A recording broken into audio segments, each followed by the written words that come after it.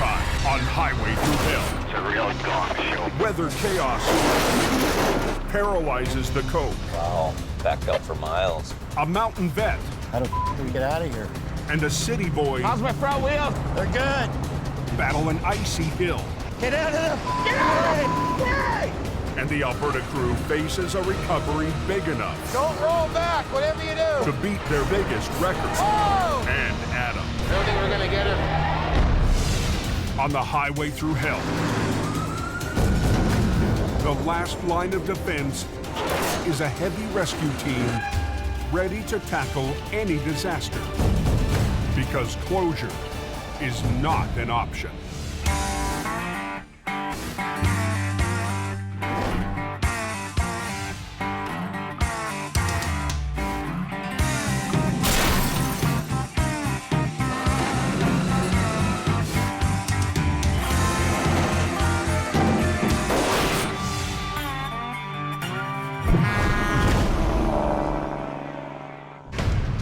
Traffic will be thick on this road today. Apparently it's a real gong show. 2 days before Christmas, a sudden storm is slamming British Columbia's Coquihalla Highway. The compact snow turns into compact ice, and they can't put enough sand down on it quick enough on this highway. Cold air hit, froze solid. We now have concrete.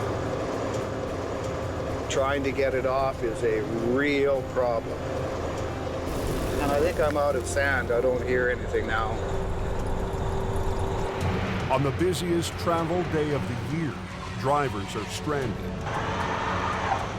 You know, it's nice and sunny down on the coast, and you get up on top of the mountain, and it's a hell zone. I passed a pickup truck, and then all hell broke loose. My husband just hit the black ice just now, and the truck spin. This road is a sheet of ice.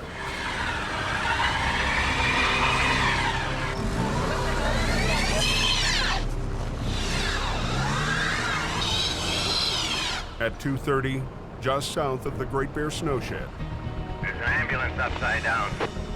the icy road claims its first casualties. They can't even get out the accident. Blocked up so bad. Just down the hill from the ambulance, two semis have tangled up in the slow lane. Nobody's gonna make it up this hill. This hill's just way too slippery. Traffic is at a full stop. What, you're not even plowing it or sanding it, doing anything? They can't get by all the trucks. So is the road closed? Yeah, it's gonna be a while.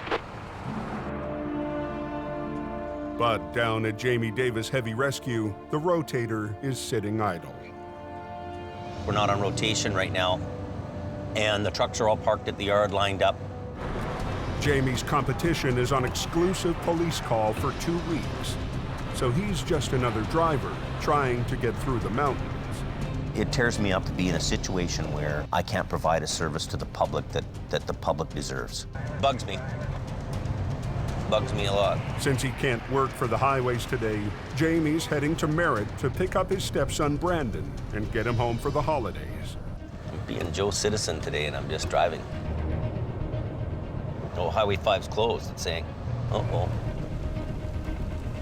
Oh, they've got it closed right down here. We may not be able to go to Merritt. Wow. Backed up for miles.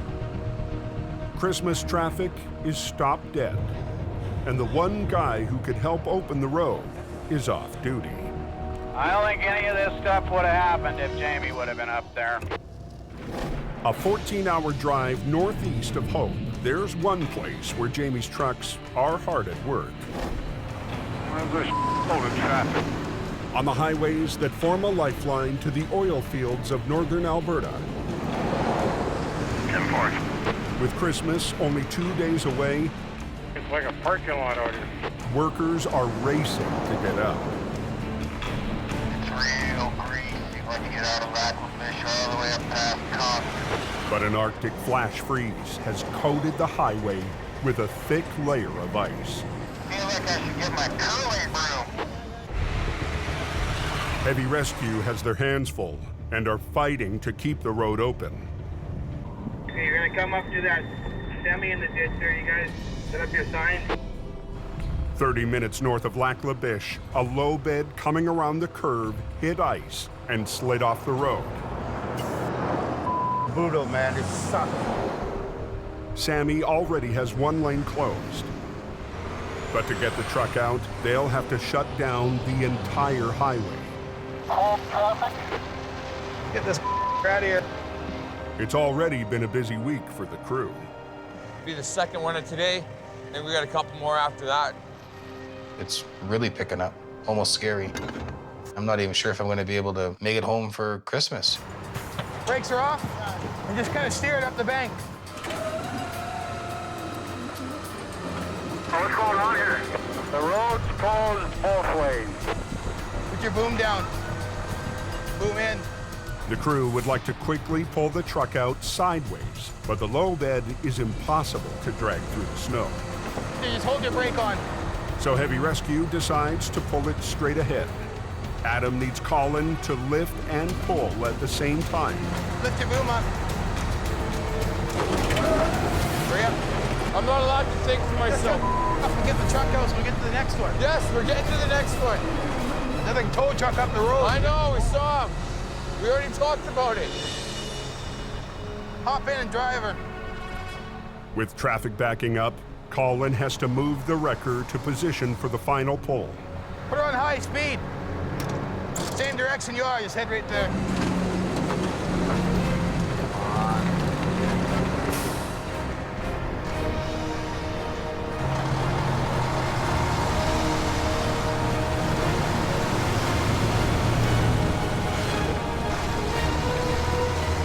That's how you do it. In just 15 minutes, Adam and Colin have cleared the wreck. Okay, Sammy, send your traffic. So we either need Visa or MasterCard or American Express. But they can't head to their next recovery until they collect payment. Okay, it's 4520. Hold on one sec. Yeah, hold on. Now they want me to wait a minute. Okay, that one's declined too. Come on. With wrecks in the ditch all the way up 881, Adam needs to get moving. We're missing one number. Is there another number after that? 4. 2 4s?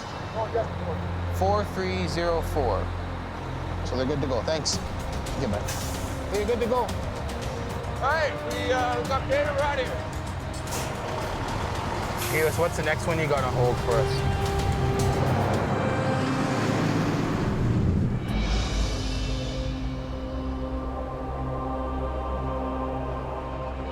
I just heard they shut the coke down. Is that right, guys?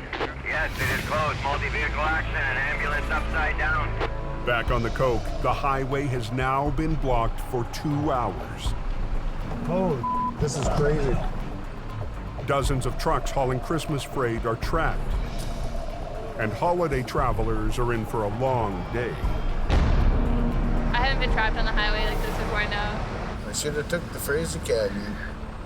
Jamie Davis is still stuck in his pickup truck at the back of the line. This is a weird experience waiting in traffic like everybody else. Jamie's competitors are on police rotation today, and getting the highway open is solely up to them. There's extreme times when things go crazy here, and you need to have a full complement of equipment and people to deal with it. This could be what I would describe as Armageddon in our world. But the competition seems to have trouble just getting started. The tow truck driver was trying to put the chains on the truck, and I'm thinking it was the wrong chain for the wheels. He started chaining up, and then I see they take it off. So I don't know if they wrong size chains or what, but he took off the chain, so he made her up somewhere. Some of the stalled truckers could drive out if they'd chain up. Full water tank, man. Highway manager Richard Enns is getting tired of waiting. When I got here, he finally started putting them on, but didn't know how, and here we go. Bit of a nightmare. And it ain't over yet. Up near Porsche, a northbound truck loses traction on the hill. I'm trying to get some chains on now, but I just don't want this guy come smashing at me. Yeah, I'm just waiting to make sure that it's safe before I get on there. Look at this, look at this. You see why I don't want to go there? I have to just keep watching my back. That's the reason why I don't want to go under my truck.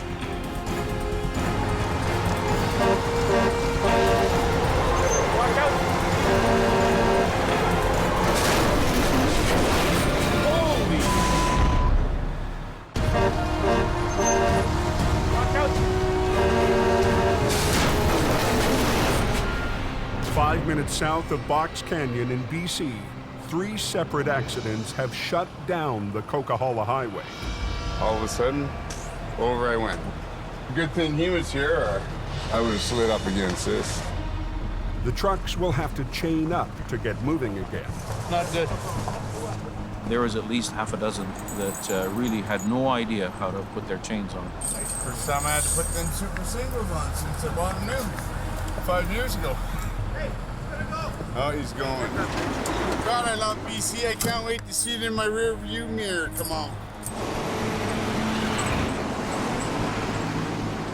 The last 2 stalled trucks are finally chained up and ready to go. 10-4, he's gonna start moving, so I need him to move up to where that yellow sign is. He's getting up right now. The sand truck gets through. Lunch is when the roads are safe. 106 to base. And at the back of the lineup, Jamie finally starts to move. Traffic's moving a little bit now, so get through a little bit, so you know that. In my mind, I'm thinking to myself that one day somebody's gonna figure out, hey, look, we need a guy like you to make sure this road's open. I'm having a real hard time to just say, hey, we're moving everything to Alberta.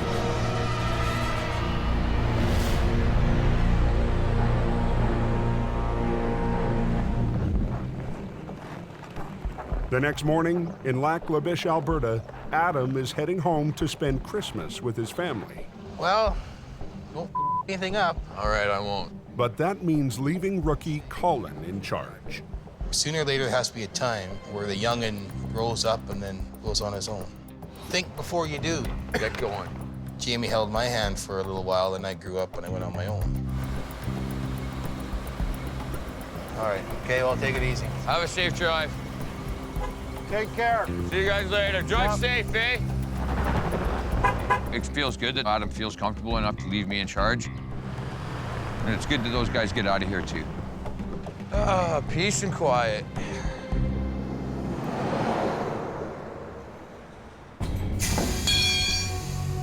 On his way out of town, Adam stops in at the local garage where wrecker HR-68 is getting a safety inspection.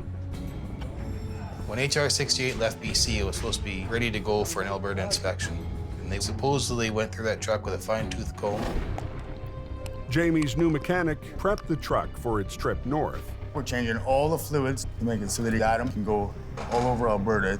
And once he gets to Alberta, I don't really give a because he's out of range. Are you guys making out with this thing? So far, we found 3 wheel seals gone. Yeah, they just done them rear ends too before we brought them up here. Is that right? Yeah. Yeah, the inside of this tire has oil on it. Okay. That indicates a wheel seal leaking inside. So we'll be pulling this one apart. The wheels are ready to fall off, axle seals were leaking, and nobody ever caught it and hope. I've told them straight out, this is going to fail. I'm a little bit pissed about the rear end stuff. It's not putting Adam in the Christmas spirit on his way home for the holidays. See, they were just done 3 weeks ago. Now my truck is going to be down for a couple of days getting that stuff fixed that should have been done in hope.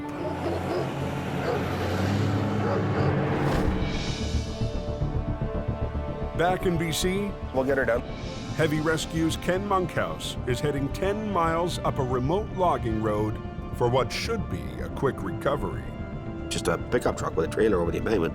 Shouldn't be that hard. With Jamie off of police rotation, every non-highway job helps. Even a small one. Don Starr's been waiting an hour for backup after his own truck failed to make it up the mountain. I just couldn't climb it, that's all. The truck's a little light in the back end. It's made for hauling trucks. Not for climbing hills like this. And Don knows these hills. With more of his crew in Alberta, Jamie hired the 20-year mountain veteran to help keep the BC operation running. I've seen pretty much all of it.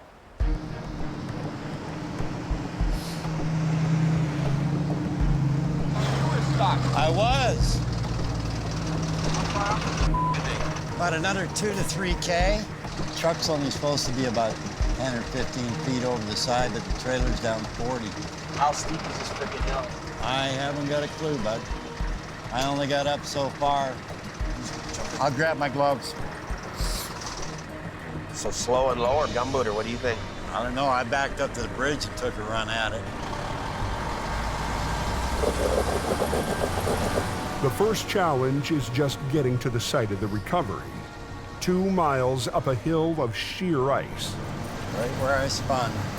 Oh, you got more weight on the back. Way more. That's the difference. The road to go in was just solid ice all the way there, and we got up to the top of the hill and we had to stop to where we were going to do the recovery.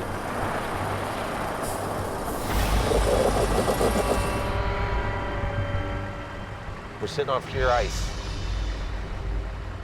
Can't go backwards, can't go forwards. We can't do anything. Helping this guy is not really an option now, because I won't be able to back up that hill. No, that's out of the question. We could never get a bigger tow truck in there to do the recovery on it, and you're not going to get a bigger truck in there anyways because the road's so bad, it's so narrow, and it's so covered in ice. But Ken and Don realize their problem is a lot bigger than not being able to recover the pickup. It's got a layer of ice right underneath. You can see where your chains were digging. How the f do we get out of here? I don't know what to do here, Don. I really don't. This is sheer ice. There's a big steep embankment over here. There's a nice big ditch over here. We can't get nothing in front of it. If I try to come back down backwards, you need to end up in the ditch or over the embankment and die.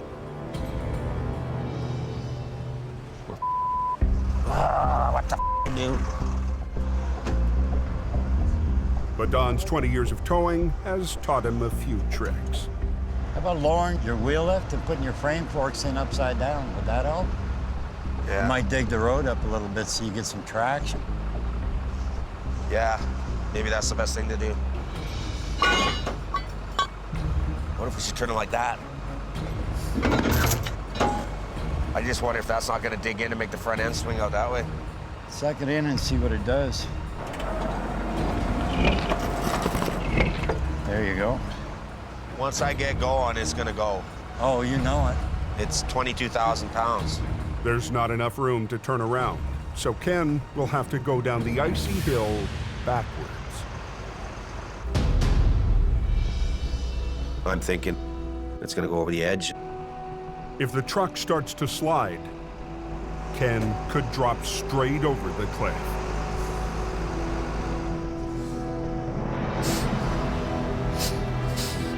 Straighten her up.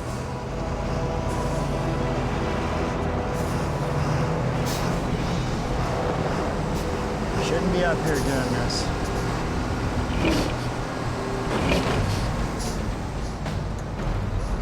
Right at that real snotty part.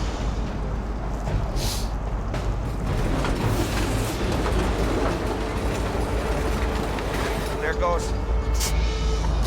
Look out, Don! Get up, get up, get up, get up! Open the door. Get out of the way. Look out! You're right at that real snotty part. An hour and a half east of Hope, Ken Monkhouse is inching down an icy logging road backwards. How's my front wheels, Don? They're good. Veteran mountain driver Don Starr is trying to guide Ken safely to the bottom. But even tire chains are no match for ice this bad. Look out, Don! Look out! There it goes. Look out, look out, look out, look out, look out, Don, look out!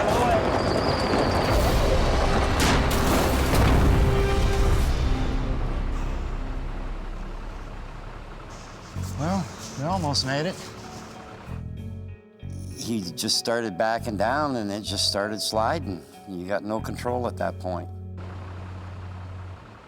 It went into the ditch side of the mountain. We were very lucky that it went in there. Well, I think we just the wheel left, to be honest with you. Buried. I thought that wheel lift had helped, but, well, it did until it got to that snotty part. Yeah. You never give up.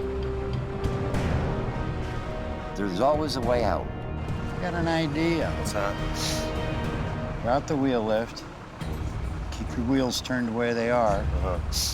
Lift the rear end up and push her out. You think that might work, or will it lift it? Try it.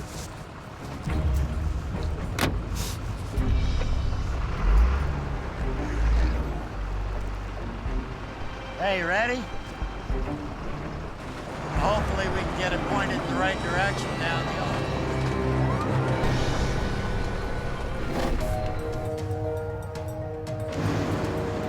Just east of Hope, Adam's on the final leg of his trip from Lac La Biche. I'm heading home to see my wife and kids, and 30 days of being away from home. But the faulty wheel seals on his Alberta wrecker are still on his mind. Front wheel was ready to fall off because the bearing was like, imagine them wheels coming off at 100 kilometers an hour. Jamie's mechanic in Hope checked out the truck before it left BC.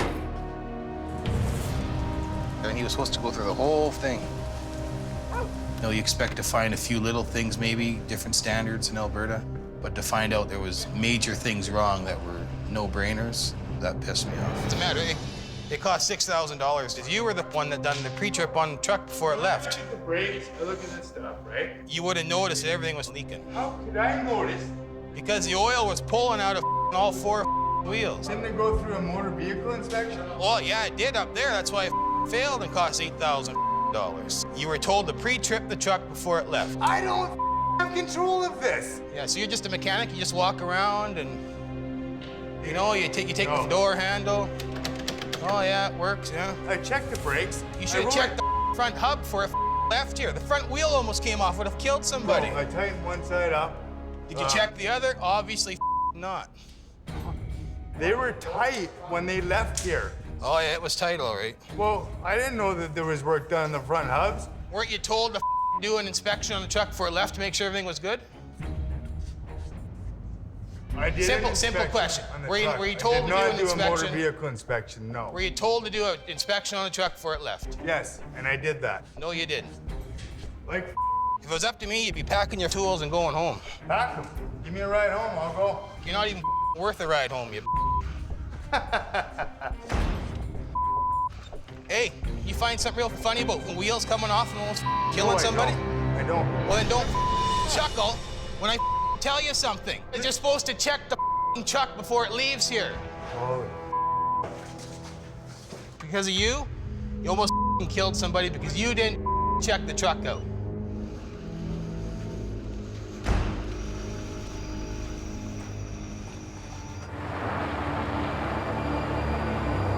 Hold her there with the brakes. Back up at Whipsaw Creek, Ken and Don are still trying to get Jamie's truck out of the ditch. Try giving her a little bit. With night falling and the temperature dropping, they're running out of time. Okay, hold it. You got it. Don't stop. Just turn your wheels this way. Straighten them out. Okay, you're headed down.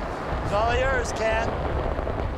I only thought that we could get the truck straight on the edge of the road, not out of the ditch. But when it came out of the ditch, we're going all the way. We're not stopping. Ken has to make it down a mile of sheer ice with a 400-foot drop at his side. Failure is not an option. If you go over the embankment, no one's gonna find you. Back in town, Adam's long day is almost over. He can finally put his work problems aside. It's gonna come home and surprise my little girl. She hasn't seen me in about a month.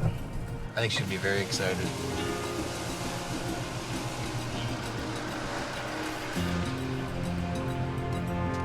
Oh. Kayla, Come here. Hey, this is why I work these long hours in these god-awful conditions, is for little moments like this. I didn't see that one. You missed me? Yes. Love you. Got you something? Yes. For this. Yes, here for the toys.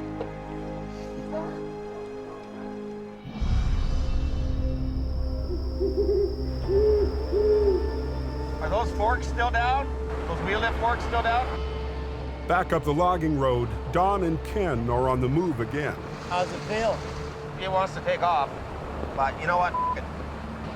They've reached the top of the steepest stretch of the icy hill. I'm thinking I'm not gonna let this truck go over the embankment after all we did to get it down to where it was. I don't like to fail, and I don't like looking stupid. Take her in low, low, and idle down. What I'm doing. City drivers, not saying that they're not good operators. You just have to watch out for them, because if you don't, somebody can get hurt or even killed. How's my front wheels, Don? They're good. Don watches for any signs of slippage. The road's so bad, it's so narrow, and it's so covered in ice. I was just thinking we're gonna die. It's pretty here. Real slick. As Ken inches down the hill, No. momentum takes over. Get out! Look out! Look out! Get out of the... Get out! How's it feel? He wants to take off. At Whipsaw Creek, Ken Monkhouse is inching down a steep stretch of an icy logging road. Take her in low, low, and idle down. What I'm doing. Just steps away from a 400-foot drop. Get out! Once again, his 5-ton starts to slide out of control.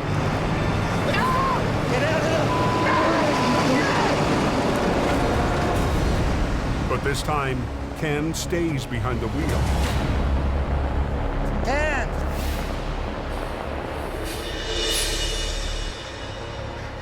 Ken managed to steer the truck just enough to keep it on the road. Buddy, I wouldn't have rode her that far. You done a hell of a job. I feel a lot better when we're back on pavement. I thought she was gone. I thought so too. Death-defying, let me tell you that right now. If Ken hadn't pulled that out, that truck would have been gone over the side. That was crazy, man. What a ride. Brave man, I wouldn't have rode her down. But he did. And he kept it under control, too. Just want to get out of here, get back on the road. 7 hours after arriving on the mountain, Ken and Don are back where they started. Nightmare. Yep. Why am I doing this? Why am I risking my life? For nothing, for no pay, not a dime. Doesn't make any sense to me. I understand, Ken, what was going through. Towers have a different perspective on mortality than other people do. We see it so much. Maybe this isn't meant to be. They didn't get the wreck, but they got away with their lives. I wouldn't have got out there if it wasn't for you, my friend, so I really respect you. I don't respect hardly anybody, but I respect you a lot. So thank you, I appreciate it. Let's get the out of here.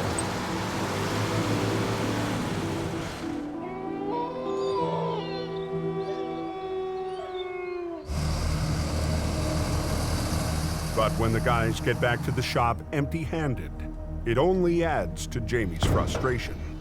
You know, the first thing I want to do when I hear all this stuff is just yell and scream. I know. Yeah, it's hard for me to be... Jamie thinks Ken and Don should have used heavier duty chains.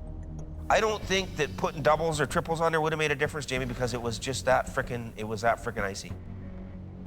I'm honestly thinking I got 2 guys up there that should know what they're doing and should be able to pull us off. Another no-money day. Yeah, there was an accident I heard on the southbound side. Yeah, it's a super beat gravel truck. At 11 p.m., 2 hours up Alberta's Highway 881, Colin heads to his first solo recovery. 40 kilometers north of Conklin, we have a gravel truck in the ditch. All by myself right now. With Adam on days off, heavy rescue needs Colin to deliver and keep the roads open over the holidays. I should be able to do it all by myself. I'm pretty confident in my abilities. I don't want to be too cocky, but I pretty much, mastered it. Don't need guys like Adam barking at me that I'm doing it wrong. Oh, yeah, he is out there, isn't he? Nice. Well, let's go take a poop. So you came in that way? Spun it around?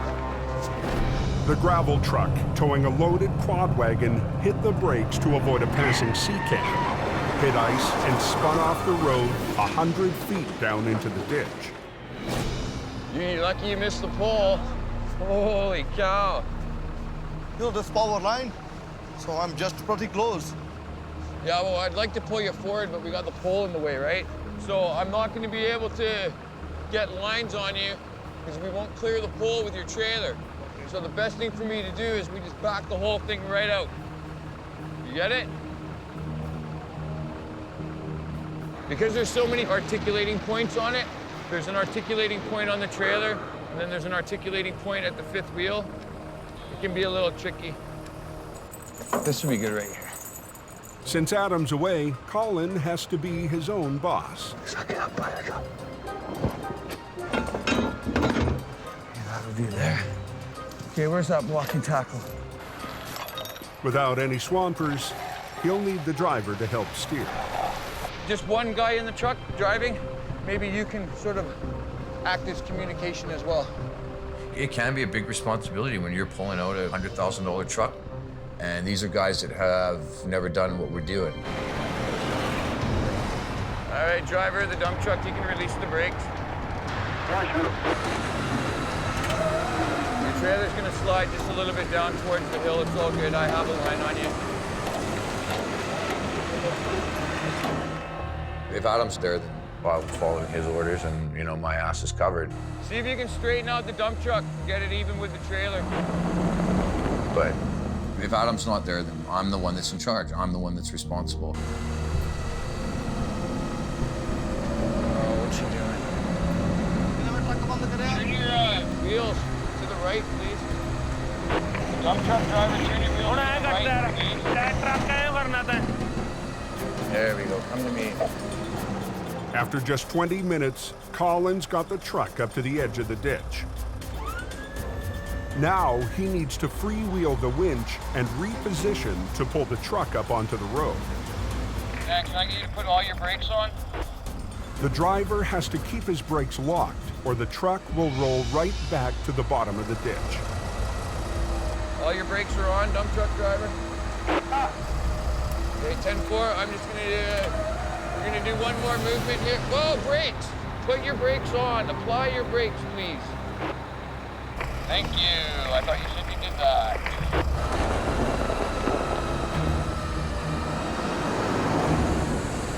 Brakes on! Brakes on! That was a good night's work. Colin's made his first recovery flying solo. Out of the ditch right now, so that's why I'm smiling.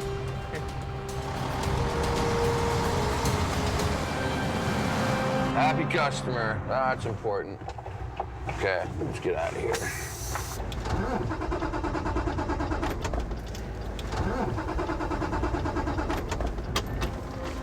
Son of a bitch. It's a 40-minute drive to the nearest settlement, and home is almost 2 hours away. Please, Mr. Towing God, please, Mr. Towing God. I thought I had enough fuel, and I didn't. On a remote patch of Alberta's Highway 881, Colin has just made his first solo recovery. Son of a bitch. Me. But a careless mistake has ruined his victory. Out of fuel, Colin has to make the tower's walk of shame. I got service here. Hey! I ran out of diesel on the 881. Yeah, so, can you bring me some diesel? Yeah, right. No, I'm serious, dude. It'll take 2 hours for Colin's friend to make the trip with the jerry can. Time that Colin can use to think about his mistake. This is what we'll get remembered for.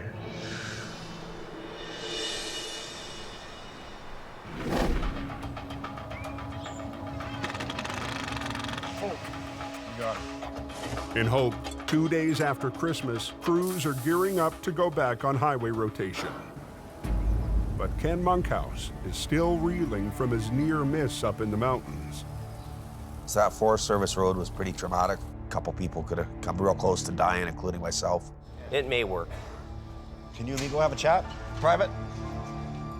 Just had nightmares about it every night. Wake up in the middle of the night, just freak right out. Go for a walk around the block, go back to bed, push play, the nightmare starts all over again. Are you gonna want to kill me if I go and work for a month in the city to help Buddy out? And I can go down there and pound a bunch of cash. If you're getting mad, and don't worry, I won't do it. Well, no, I mean... It seems like we got lots of guys and a few trucks. I tell you, this is the worst time of the day to do it.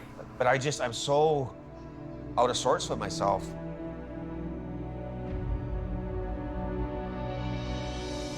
Yeah, go ahead, go ahead. Are you sure? Yep. Okay, thanks, buddy.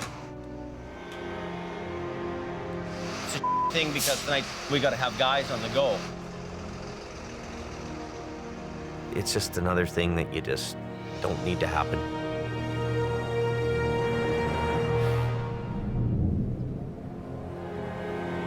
Slippery news this morning.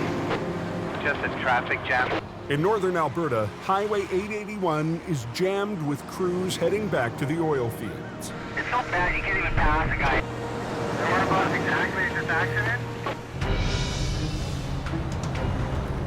Extremely slippery. 30 miles north of Lac La Biche, heavy rescue arrives at the scene of a complex wreck. A bucket truck for stringing power lines is down. Yeah, he ain't gonna be driving that home. The top-heavy truck caught a wheel in the soft snow, veered down the steep embankment, and flipped over on its side in 3 feet of snow. Holy she's deep. Adam arrived back from BC early this morning. The clients want him to recover the truck without damaging the fiberglass boom arm, worth $250,000. Thanks, Bill, Adam. Nice to meet you, Bill. You too, man. You're dealing with big dollar equipment, huge companies. You can't hold customers up. You got to get their out of the ditch. You got to move in. People want it now and now and now. But the work can't start until Colin arrives with the wrecker. Colin's probably ran out of fuel somewhere between here and there. I don't know what it is with fuel in that man. All right, well, we're here on the scene. Put together a little plan of action and get this thing out of the ditch. But Adam's not letting Colin live down last night's mistake. Why didn't you fill it up when you went to Edmonton and back? I did fill it up when I went to Edmonton. So you fill it up when you come back from Edmonton? No. Why not? Don't I always harp you about fuel? Yeah, you harp me about everything. At the end of the day, I really like the guy. I like working with him. I just kind of wish he would progress a little more. We're probably lucky to have him because he takes all the constructive criticism I give him. There you are, see? There, pumpkin. He can call me all the nicknames he wants to call me. If Adam's picking on you and being a bully, it's because he loves you. He's a big dirty, this one. We're not gonna hurt nothing going around that. That'll give us a bit more lift too, right? The thing is with a bucket truck, they're a lot heavier, they're a lot taller. Once they flop onto their side, they're a lot harder to get back onto their wheels. It's a hard pull, just because the angle we're on and... Yeah, you've got the tandem and the medium-duty wrecker when you should have 2 tandem wreckers up there. Phil will get on the front end when he gets here. Front end Phil. Flipping the top-heavy boom truck would be the perfect job for the Rotator, but all Adam has is Colin's wrecker and Phil's 5-ton, nicknamed the Army truck. Technically, we don't have the equipment to do this job properly. All we can do is work with the stuff we have. It is what it is. It's Adam's call. It's Adam's show. And what if I look like an idiot or I can't do it? That's what I worry about. To even make the attempt, Adam has to shut down one of the most important economic lifelines in the country. When you get backed up, then we'll shut the road down and we'll both get into place. Copy that. Okay, hold all traffic. They wanted to have a picnic in the center line, so they closed it. All right, if you want to start bringing that in now, bring her in, yep. Adam's first step, pull the 50,000-pound truck onto its wheel. Then Colin will pull it gradually upward along the length of the ditch and onto the highway. Pulling. Let it go on your right one.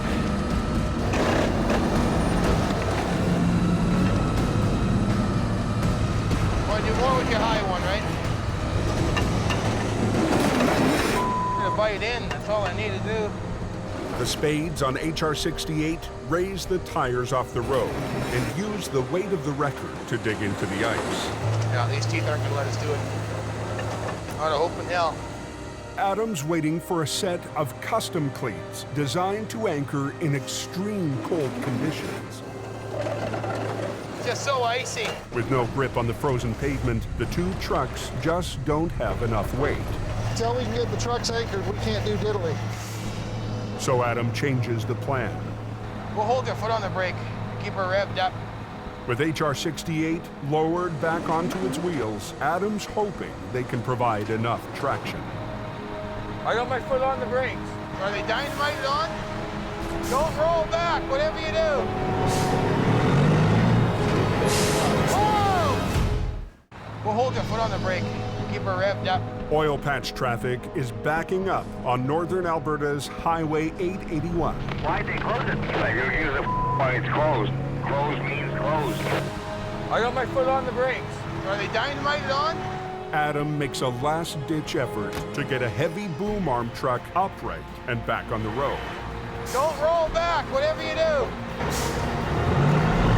Whoa! The extra weight of it, where it was down the embankment, it definitely weighed more than my truck did.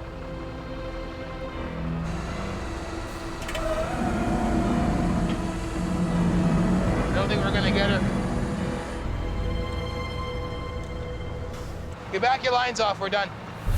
Get off the road. Completely unhooked? Yeah. For the first time in years, Adam has to abandon a job. What? I'm the tag yet, or you gotta think on this dude? She's in there. Wow. It's frozen in there. Once we get it flopped over, it's no problem, but... You can just see how disappointed he is that we didn't get the job done. Get your straps off, get back to the yard, and shut her down for the day. What are we gonna do about this? Don't worry about it, that's my job to worry about it. But Adam refuses to be beaten. He calls for the one piece of equipment that could make the difference. Yeah, this is Jimmy. We can't get her up. There just ain't no way we're gonna get this up without the rotator. Yeah, I think the rotator would be a handy piece of equipment to have on this bucket truck. It's definitely got the power to suck it up onto the road. After a slow start to the winter for Jamie and Hope, the Rotator hasn't turned a wheel in weeks.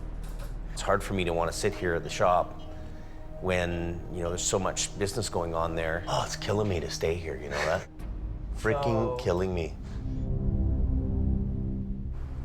I know how hard it is to work in these mountains without a rotator. You need it.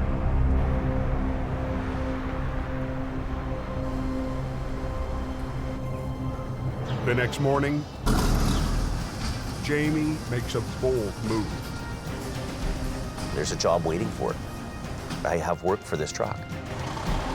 We've come to realize the responsibility that we have to keep those highways open, keep that transportation flowing on those highways. But Jamie's responsibilities in Alberta could come with a big cost on the coke. The Rotator has always been our flagship vehicle here, our best, biggest, baddest recovery machine that separated us from everybody else. Moving our flagship Rotator to Alberta, it's a hard decision for me to make because I know that I may need it here at some point in time.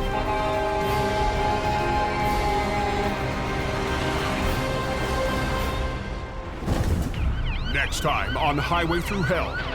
Freight all over the road. The biggest wreck of the season It's a damn tangled mess. explodes on Jamie's doorstep. Yeah, Jamie and his rotator must be all excited. But it's all up to Howie The fist of God came down on it.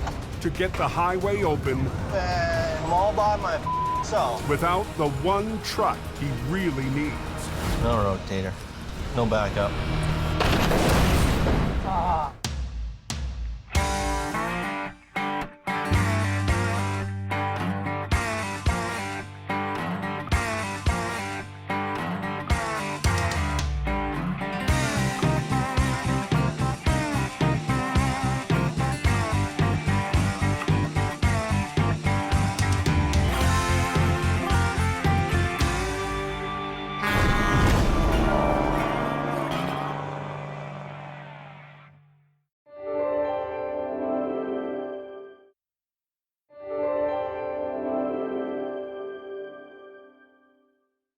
This time, on the season finale of Highway Through Hell.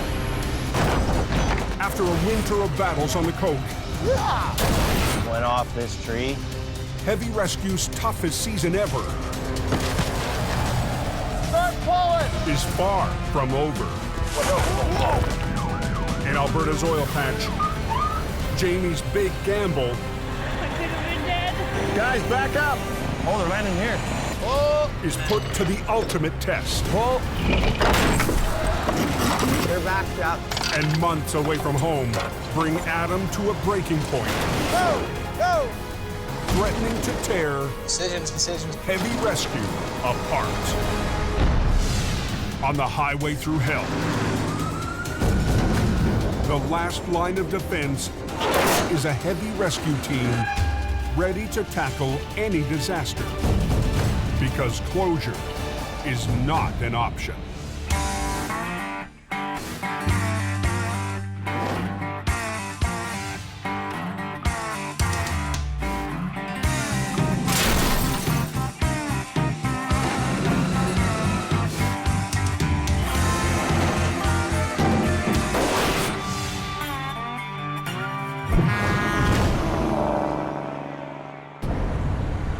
Flashing slippers. Oh, yeah, okay. That time of year. The first signs of a spring thaw have hit northern Alberta. Just real ugly mess up there. After months in a deep freeze, melting snow turns the oil patch highways into a slushy mess. It takes one bad decision to go from hero to zero. At 1 p.m., Peace Officer Larry Baker heads to a major accident. Charlie 1 from 8704. We have a call on Highway 63 for a transport truck versus a car. Injuries are unknown at this time.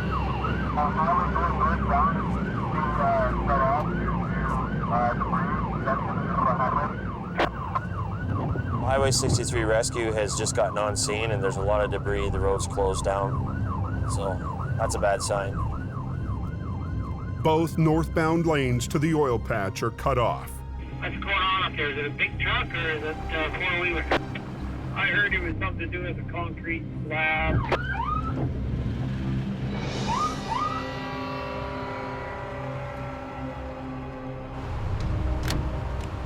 He was on the road. I think she went up the pass, or she was in that fast lane coming across. Caught some slush, and it got hit on the passenger side. A pickup truck tried to pass in the fast lane, spun out in the slush, and got T-boned by a semi-trailer loaded with 30-foot-long slabs of concrete. When the semi made that impact, it hit his brakes as hard as he could, and the whole load shifted forward. So it pushed the whole load right into the back of the truck, so the truck can't move. And so I was sleeping in the bunk. Yeah, I wake up and there's the bunk right there in my face. Oh, I could have been dead. First wreck I've ever been in. Happened so fast, nothing I could do.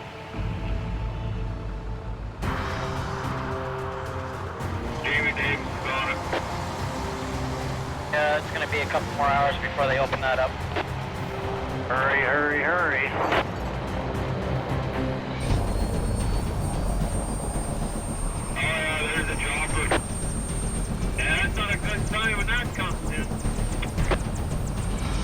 The woman driving the pickup suffered serious injuries.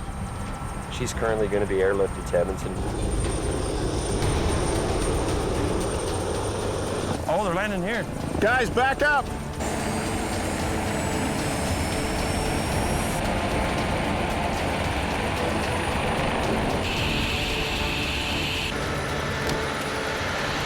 You want to go grab our yellow cone? Yeah. Out of the truck, and then we'll just start coning this off for now. Heavy rescue is on scene within 20 minutes.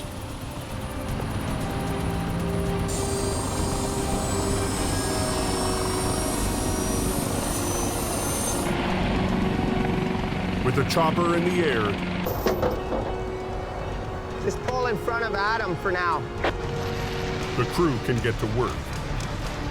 Tractor trailer smashed up and a pickup in the ditch. There was just everywhere. Ew. 3 big concrete slabs had fallen off. Dirty, dirty, dirty road. They're backed up. Pull. Pull. The priority is getting one lane open. Heavy rescue has to clear the 3,000-pound slabs. My main concern is getting the highway open, just getting the job done.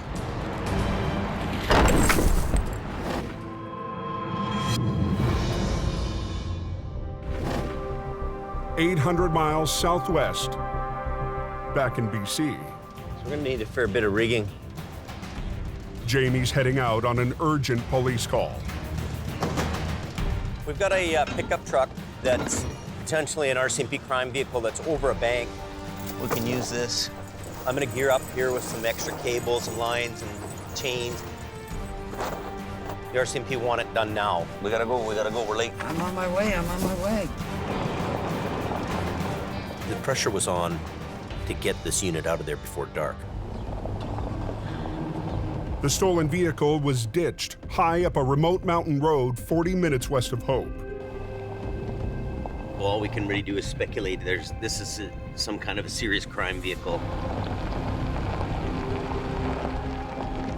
Let me know how, if I can assist or whatnot, I'll get out of the way. You know, we had quite a crew there, which was good. We had quite a few hands on deck to make sure this happened in a hurry. It's pretty far down. See the undercarriage of it. You gotta go up higher, Jamie. Go up here. Up Keep here? going. Right there? Keep I going. can see No, right keep there. going. The location of the wreck is going to make recovery difficult. See right there? So Jamie's brought along his lead BC operator, Howie Irwin. It went off this tree, and off that tree. You can see the marks. The biggest challenge, this thing had weaved itself around trees. So it wasn't just a straightforward throw the line on it and winch it up. I think it's gonna get hung up coming between these two. Maybe we have to take 2 turns, but this is the most clearest route, I think. Okay. Heavy rescue rookie Wayne will rig the pickup. Make sure that thing stays in lock, not freewheel. I'm surprised they even found this truck here. Look at it. How would you even know it's here? The pickup's position is far from stable. I mean, who knows how much further down it'll go.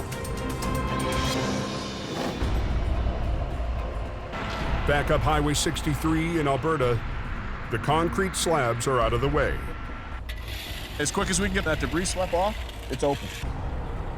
The damaged truck limps to the side of the highway. I think it's open there. I'll tell you in about 2 seconds. Yeah, okay, yeah, they're open now. Oh, there you go. Because he's got what, 1, 2. That one's ready to fall off on the other side. Yeah. Now Adam's crew can start the most critical part of the job. Just like a puzzle, right? Because if you take one piece out, all of it can fall on the ground, so. We're gonna have to unload that cement because it's butted up right against the sleeper. Well, I don't know. They need to shift back the entire load, piece by piece. Get a big strap, right? We have to make sure that none of the concrete slabs are gonna fall over off the trailer and land on anybody standing around. Well, if they start pulling, this one could come over or something. I don't know. We won't know until we start pulling it. It's dangerous. No, it's a long ways away from help.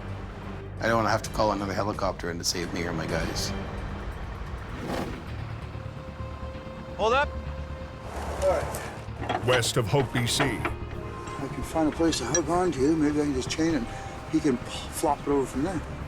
Jamie and the rest of the crew get set to flip the mangled truck onto its wheels. Start pulling! Winter up. Yeah, keep pulling. Looks good. It's coming over.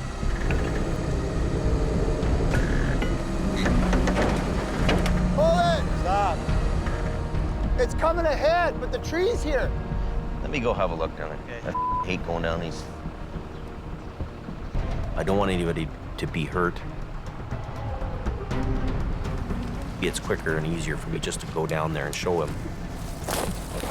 They need to redirect the line so it pulls from the side. I can use this cable, wrap it around that tree, and then go to the truck and then flop it over.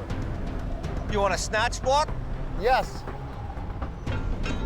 When it comes down hard. Okay, there she comes. You don't want to be in the kill zone. I'm gonna throw this right over there. You're clear? Throw it right here, Jamie. You be careful, buddy. Oh, perfect. Stop right in the tree stump.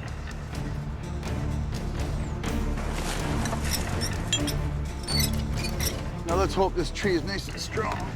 They rig a strap to another tree trunk with a snatch block, redirecting the line so they can pull the truck over. Ready? Back up.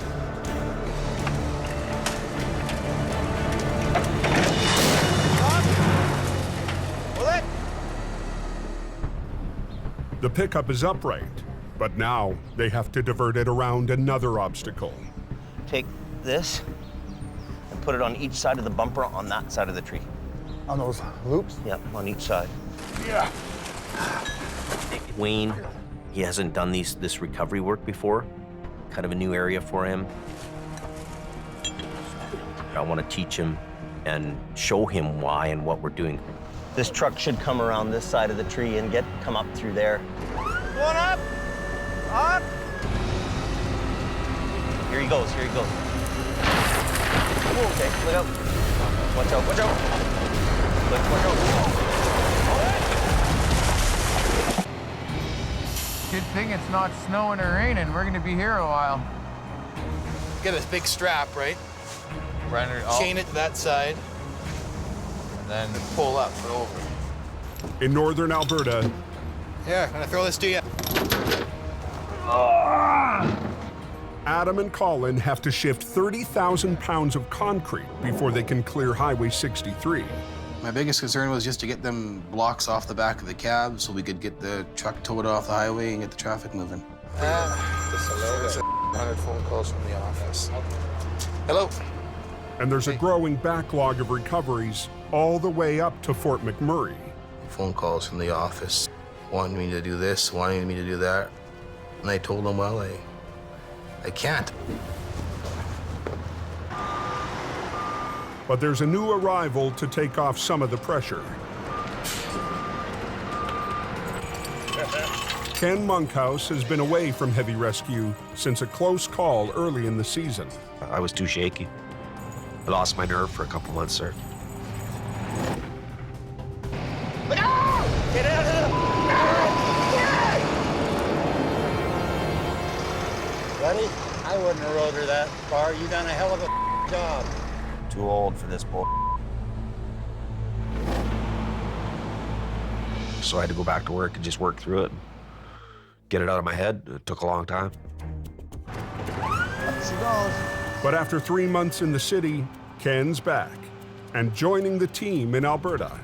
Oh, I like Ken, you know, he's got a different personality about him. I never felt like I was part of the team until I left the team. And then I kind of realized, well, yeah, you know, you were a pretty big key part of that team. So you had to come back and retake my place. I'm on my way. You bet. As Ken hauls the pickup away, Adam is tackling the B train. Good. You don't want to put a lot of pressure on these, do you? No, I don't, no. Adam will employ the rotator to lift the strapped stacks of concrete up off the trailer and then use HR-68 to slide them back into position. I want to make sure what I'm doing is right. I don't want to hurt my guys. I don't want to have a block slide into my truck. They shouldn't fall off now anyways, I don't think. It's like a big game of Jenga. You gotta be careful of what you do. There you go, there you go.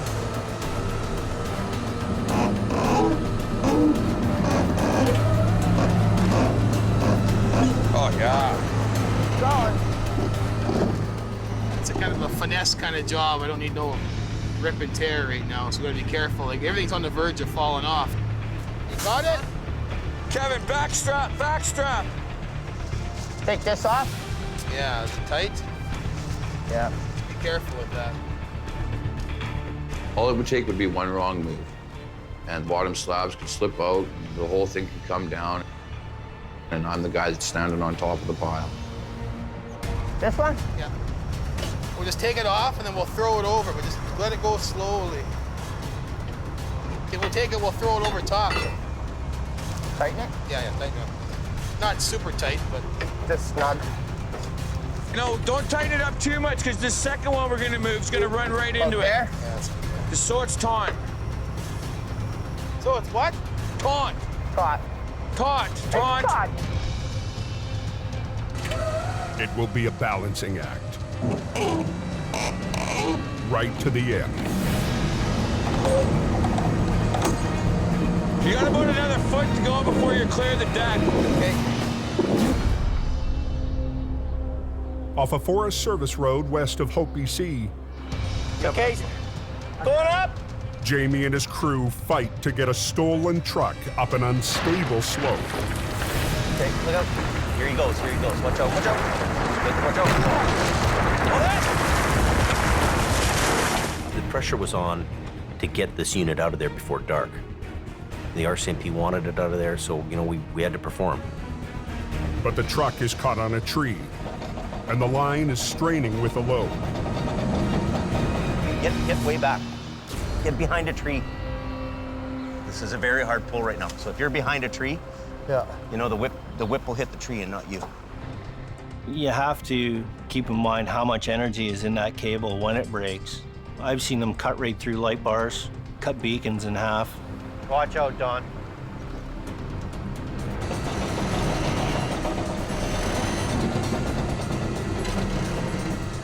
That's perfect. That's what we wanted. Keep going. Did he say keep going? I hope so, because I'm still pulling. Heavy rescue has to pull it up through 500 feet of rough, dense forest. We're going to have to weave this truck through these trees and back out, which means a lot of blocking, rigging, directional pulling in each different way.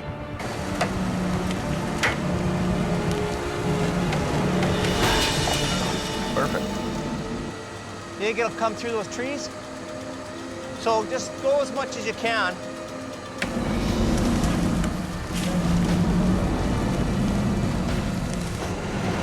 When we pulled it up, we just kind of steered it between the trees using snatch blocks, pulleys, and chains.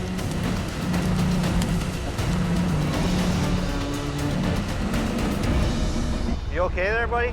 I'll get her.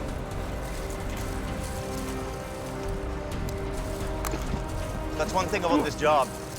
Hey man, you ain't getting up that bank without climbing, so it actually forces you to do a little exercise.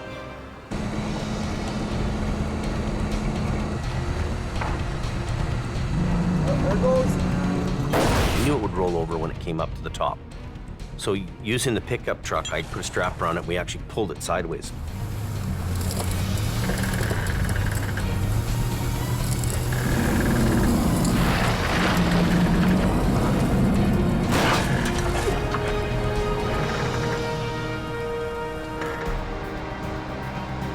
We've kept the RCMP happy in their investigation. and it's not staying over the bank one more night, you don't want to be, hanging over these cliffs in dark. You really don't. It's a daytime job for everybody's safety. Best way to do it.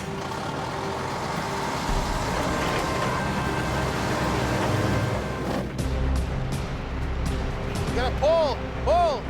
On Alberta's Highway 63, Heavy Rescue North is grappling with massive slabs of concrete. Just want to get out of here. Get off the road. We've got calls on hold and everything else.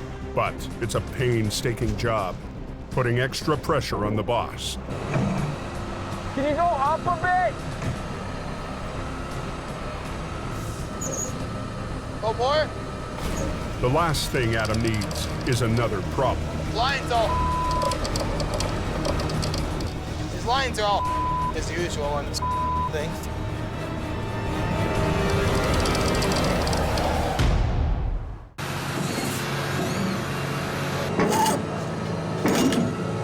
Adam Gazzola is fighting to secure a load of concrete on a wrecked B-train.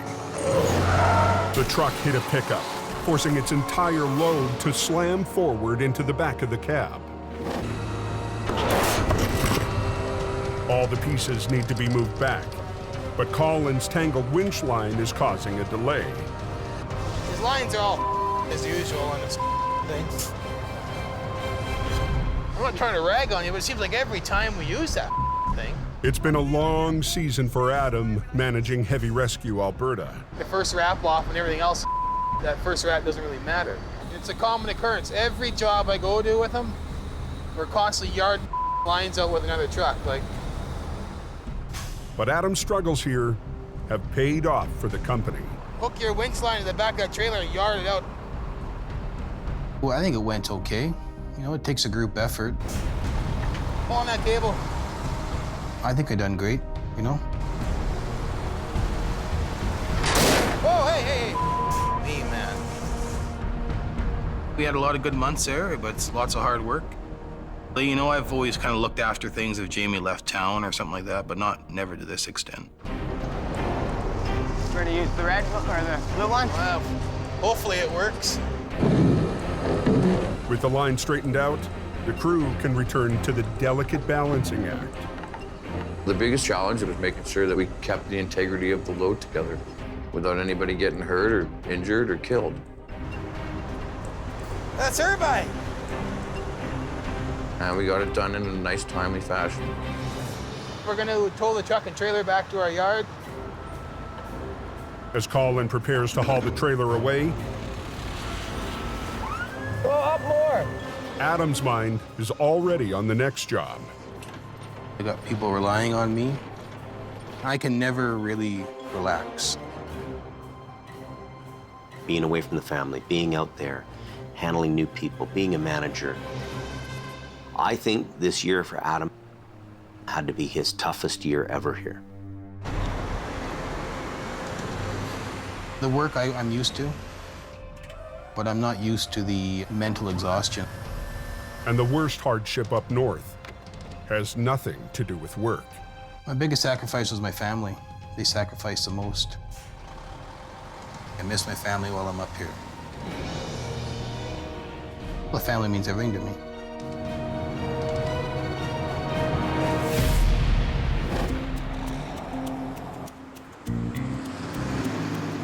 Later that day, Enjoying a nice sort of end of winter, beginning of springtime up here.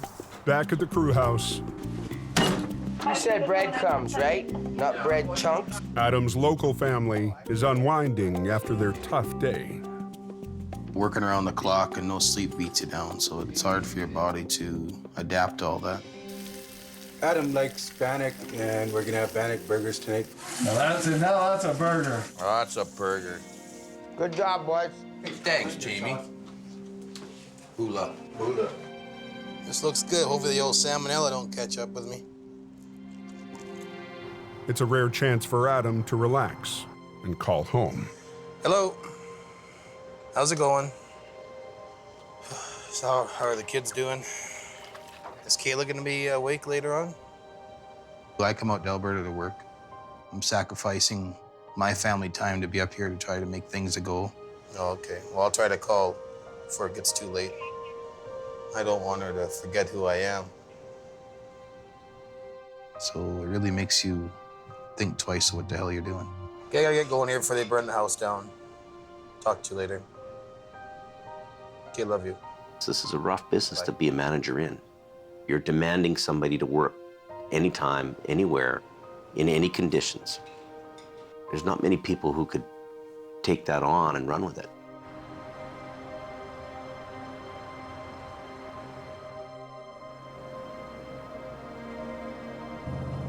The next day, Adam heads north up 881 to consider his options and visit a familiar face.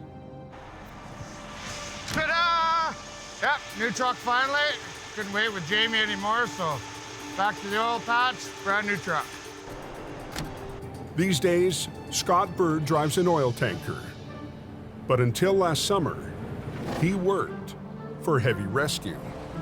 I just kind of walk around it once or twice and see if you can come up with something that sort of makes some sort of sense. Let's just give this a whirl. Okay, is everybody out of my way?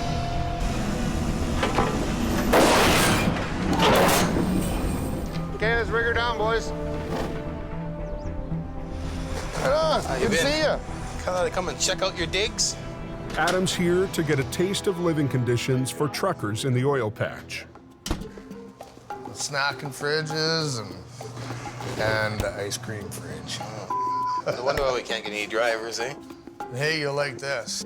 Laundry room that doesn't take any quarters. These are our digs. Nobody sleeping in the bathtub like our place? Nobody in the bathtub, man. You know? Can I borrow your quarters for laundry at home?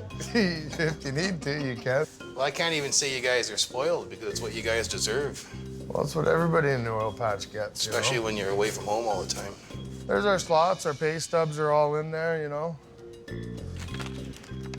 I better not show you that. You'll get you hanging off the end of the boob.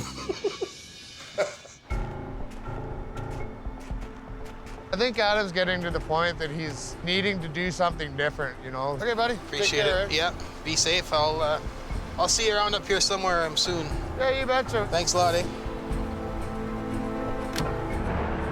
Walking through Scott's camp and then heading home to what I gotta go home to, it's like, holy yeah. Like, when you go and look at accommodations or a workplace like that, you get confused, you know? Like, are you making the right decision by doing the job you're doing? Maybe it might not be a bad idea to go work for the company Scott's working for. Decisions, decisions, decisions. Go home on my time off, run my tow truck, and be closer to my family.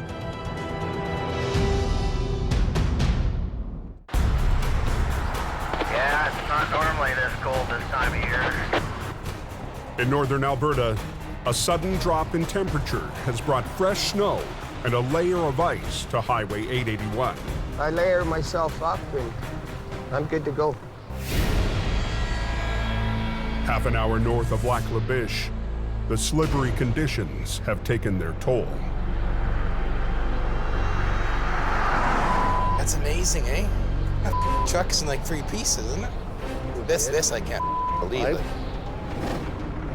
Last night, a pickup swerved to avoid a stalled tanker, lost control, and was T-boned by an oncoming semi, tearing the pickup apart.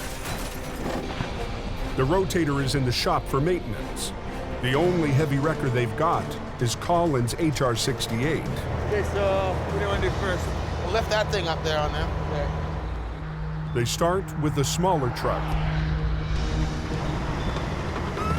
and its trailer.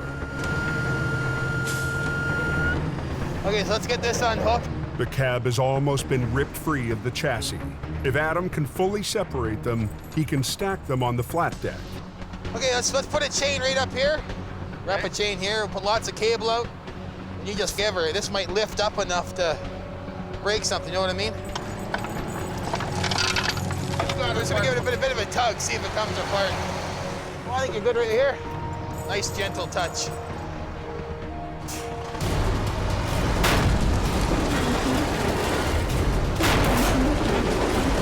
Keep going, go, go, go.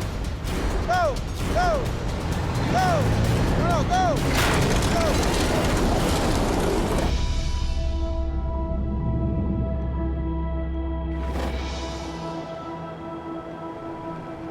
Back in BC, a late blast of winter is hitting the Coquihalla. Anybody tell me they're making it over the Coke with no chains, or they still got a chain up? They weren't having any trouble yet. It just come down, but it's still pretty good. Check the weather forecast.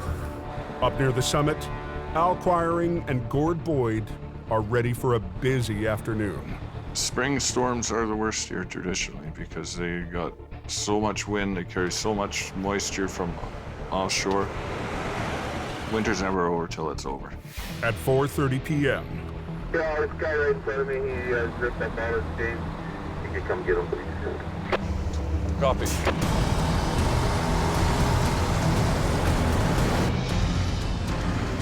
Man, we got lots of lineup back there. It's been a long, eventful winter for Al and Gord. We were just here. It's like a reoccurring nightmare. Working with Al, Now we're cooking with fire. it's a full-time job just trying to keep up with him. Whoa! Whoa! He is without a doubt the best recovery guy I've ever been with. Just like that. With Jamie's new focus on Alberta, Unbelievable. they've had to work harder to keep the Coke open. Show me your chains. I had a few chains, I put them on, but the weather is bad and the tires were spinning and they ripped them in pieces. He's used them once, it's tore up, and what it's done is left this fella stranded out in the middle of nowhere, and we've had to come and save him. You compare these chains, these are what you use up here on the Highway 5. They're a Canadian standard logger tread, tough as nails. Put it in drive, give her some throttle. Don't go too fast because if I'm gonna brake, I will go right into it. No, it will be fine. Says everything.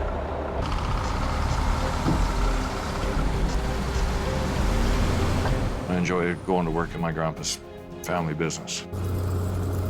Up there is a high volume of recovery work, high volume of towing, and if you enjoy that, that's probably a pretty good place to be. This might be the last blast of winter, but Al will be ready for next season. But I can spend the next 6 months fixing my truck, get ready for more action. All right, pal. Safe journey, Alec.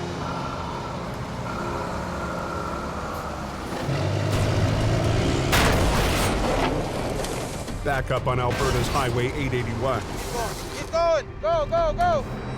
Go! The crew is still trying to rip the crumpled truck body from the chassis. You know what? Give her one more jolt.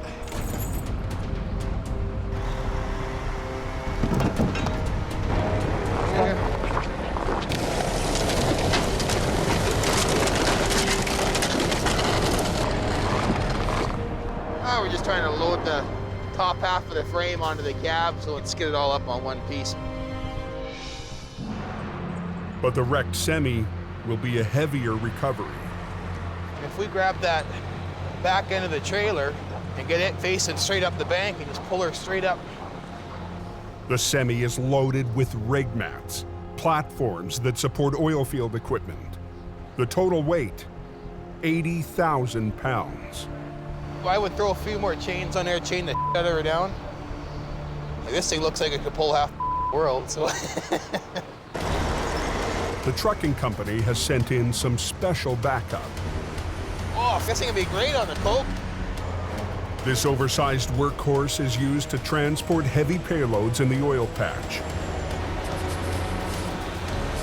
The $1 million bed truck has an 8x8 all-wheel drive, a powerful winch, and 2 steering axles. Amazing, I tell you. You'll just back down anywhere. They're banking this truck has the power and maneuverability they need.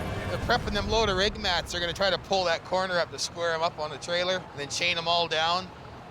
And then we're gonna hook on her and drag her the up.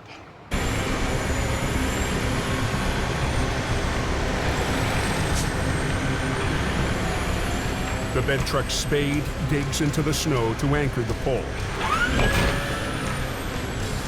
Let's Let's see what this baby can do.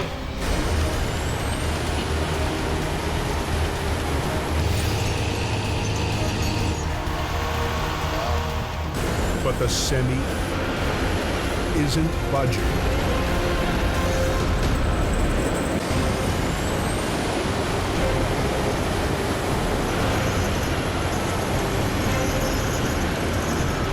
In northern Alberta, the bed truck struggles to pull a wrecked semi up an embankment. It was pretty hard to get that semi up the bank. It was quite a distance down the embankment. It was fully loaded. The whole thing probably weighed close to 80 to 90,000 pounds. It was in a pretty bad spot.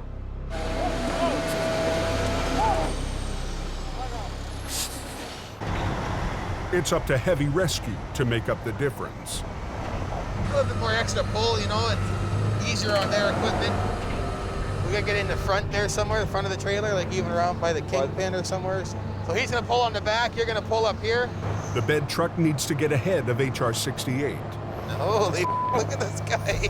But instead of navigating the narrow road, the driver takes a shortcut. To see a big truck like that driving in the ditch was pretty wild.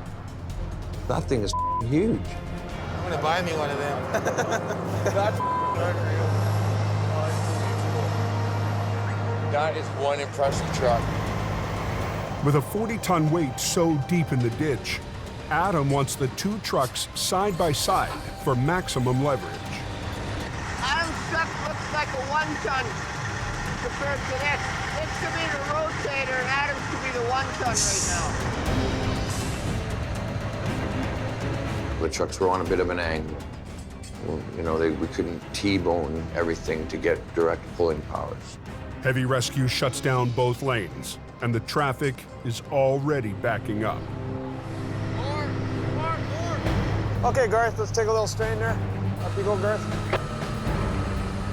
Boom in. Yeah, pull it. Both lines, keep both lines tight. Get there in high gear.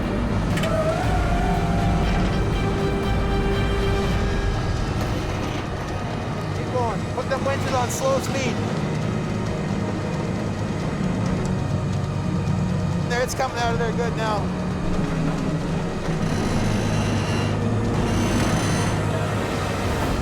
Okay, good there. All stop, all stop. They've moved the trailer as far as they can, but they've run out of road. Adam will need to re-rig. Go a few more feet, then we can grab that front end and swing it right around. But before he can even unhook, Hello. Well, there's nothing else between this one's booked to go do another one after we're done this. I work 24 hours a day. If I'm not driving a truck, I'm dealing with drivers. I'm getting phone calls from the office at 1 or 2 in the morning, so my job is never done. Okay, you bet. Off and stop. Lots of jobs. Dispatchers expect you to get them done right away, so. there's hours more work up the highway. Pull that front end of the truck around. But this job looks like it's almost at an end.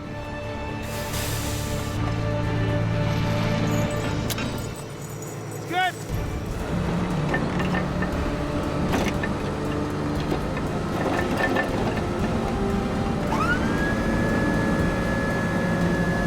Watch that front end. Watch that front end. Look at that.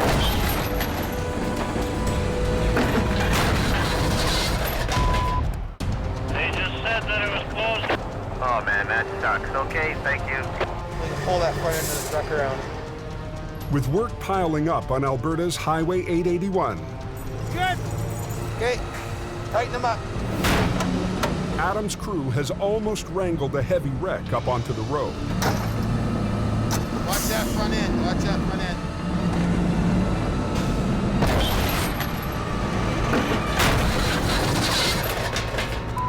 Wreck the wrecked truck.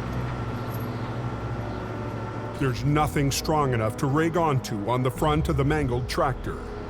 Well, maybe get that trailer out of here first, and then I'll send it back for his low boy, and then we can load it without work over here. Yeah. Adam re-rigs around the fifth wheel. Perfect.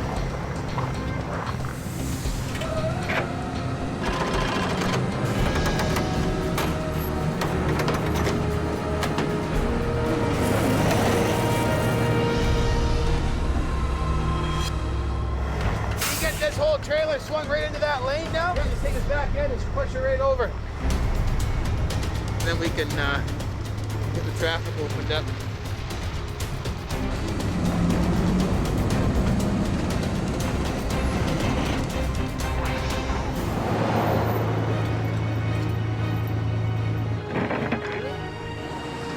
Get these guys off the road here, and you can start sending yours. What are you thinking, Adam? Drag it out of here. Now it's gonna get this thing separated. Let's give her a try. Get her out of here.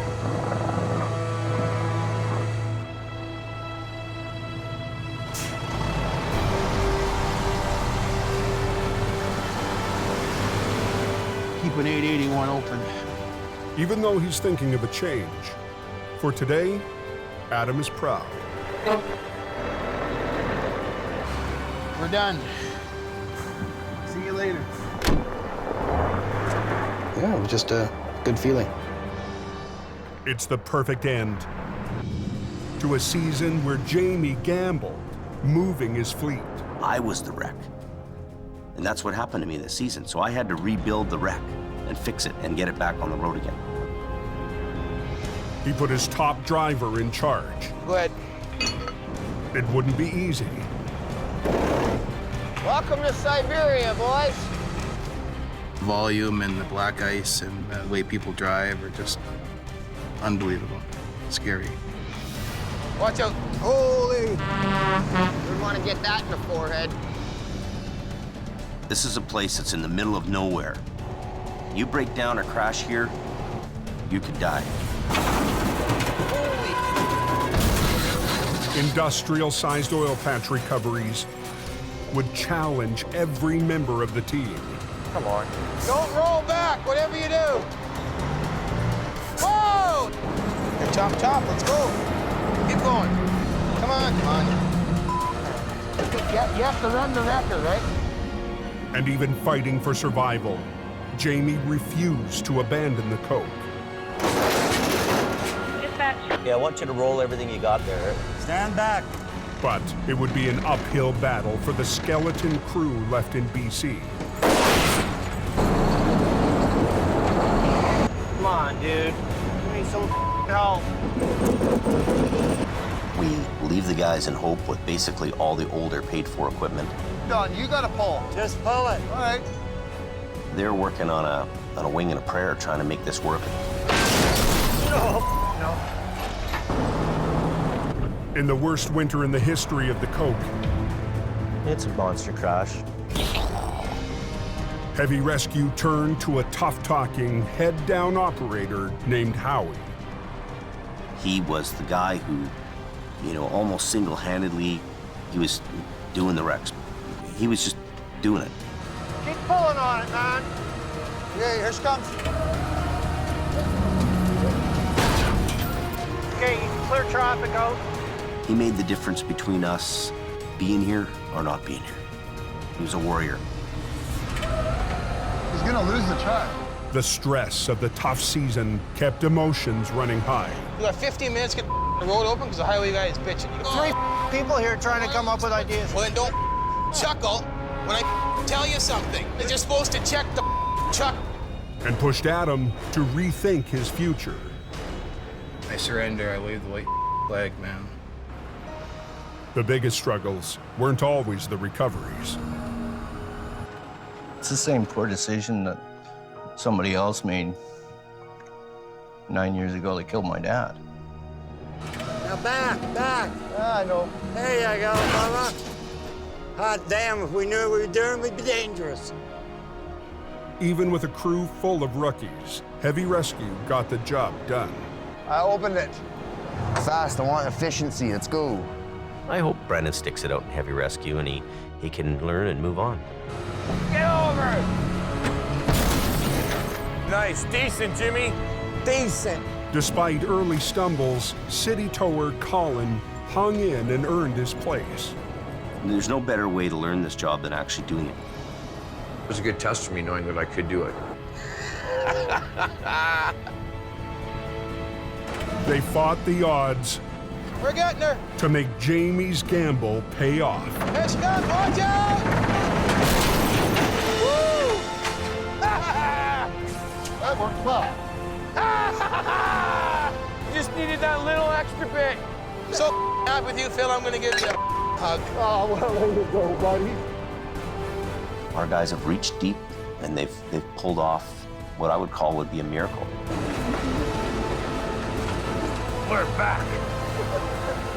I'm really proud of the fact that our guys had the courage to put up with some hard times and the commitment they had to be survivors and to go move ahead. After being pushed to the brink, Jamie's expanding his fleet for a stronger assault next season. We're getting ready to do battle on the mountains and do battle on the highways again. Hey, we got a wreck in the ditch. We gotta go. We're stronger and more powerful than we've ever been in our whole career. This thing's full steam ahead. And I'm feeling it.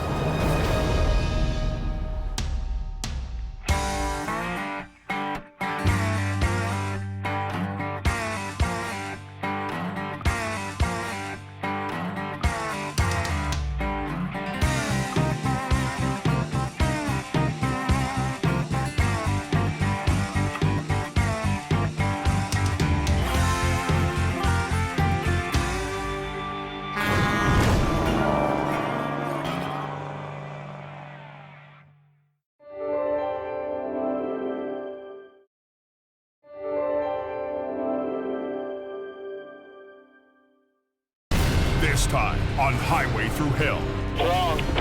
A record-setting load and a high-tech recovery Both highways are going to be shut down. We keep going. choke off the route to the north. It's gotta be enough there. What do we got here? A simple job for Colin Release all your brakes. turns into a marathon Okay, go ahead. and a loaded semi It's coming. It's gonna go here. on a narrow curve Watch yourself. cuts it close for Jamie. On the Highway Through Hell, the last line of defense is a heavy rescue team ready to tackle any disaster, because closure is not an option.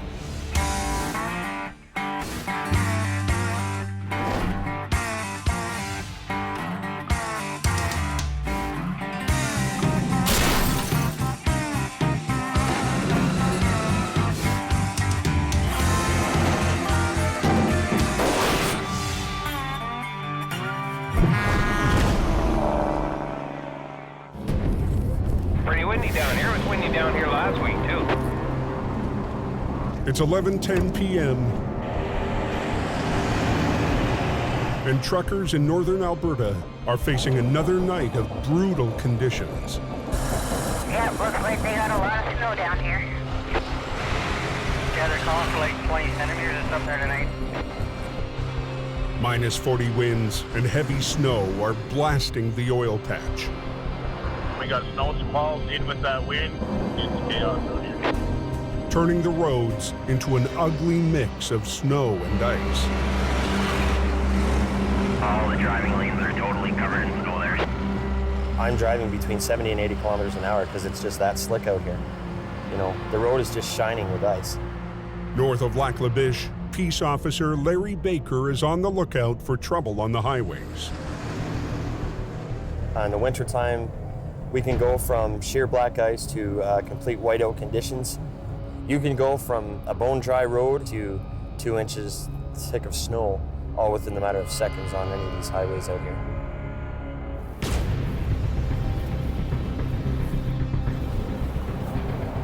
How's it going? Good. You know why I'm stopping you?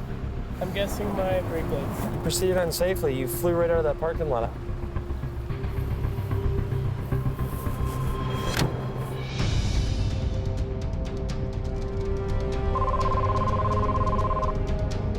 Go ahead.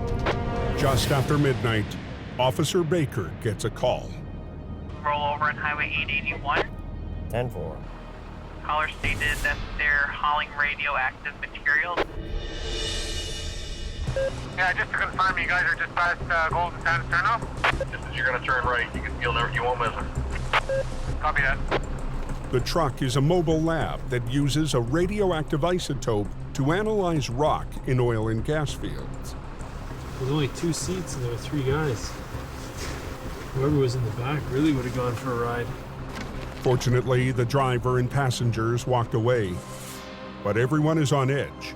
There's still a small amount of radioactive material on board. We're not too keen on that, but we'll approach cautiously and see what we got. Heavy rescue swampers Kevin Ritchie and Jamie McKelsey have never faced this kind of wreck. How close is it, Kevin? I'm not sure, but it ain't gonna turn my hair green, because I ain't gonna get that close if I don't need to be. Not a boring business by no means. We're at the junction then? Yeah, 10-4. There's always something going on and the challenges it brings. It was a heavy piece of iron that rolled 5 times. I was like, holy, I'm lucky the guy didn't kill himself. Yeah. Where did he go through? Right there. So it was definitely mangled. There was parts all over the place, just like a battle zone there. The truck missed a stop sign, made a hard left, ran off the road and slammed into the ditch, rolling 5 times. Just a heads up, tows here, and the Geiger counters arrived as well. Within minutes of the crash, a safety team is on scene to confirm there are no leaks. Big companies in Alberta take emergency response training and safety very seriously.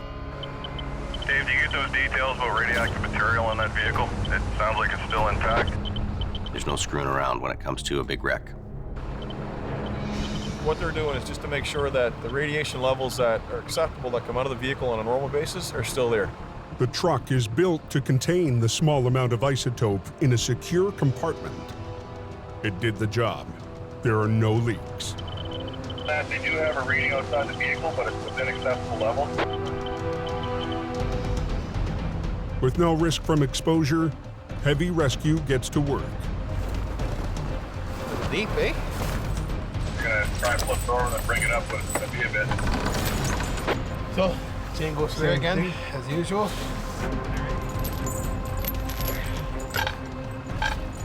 As long as it's nothing harmful at the moment, that's all I care about. That's it. Perfect. Adam needs to position at a right angle to the wreck, closing down both lanes of the highway. Did the tow company give you an idea? 1 hour, 2 hours, 8 hours?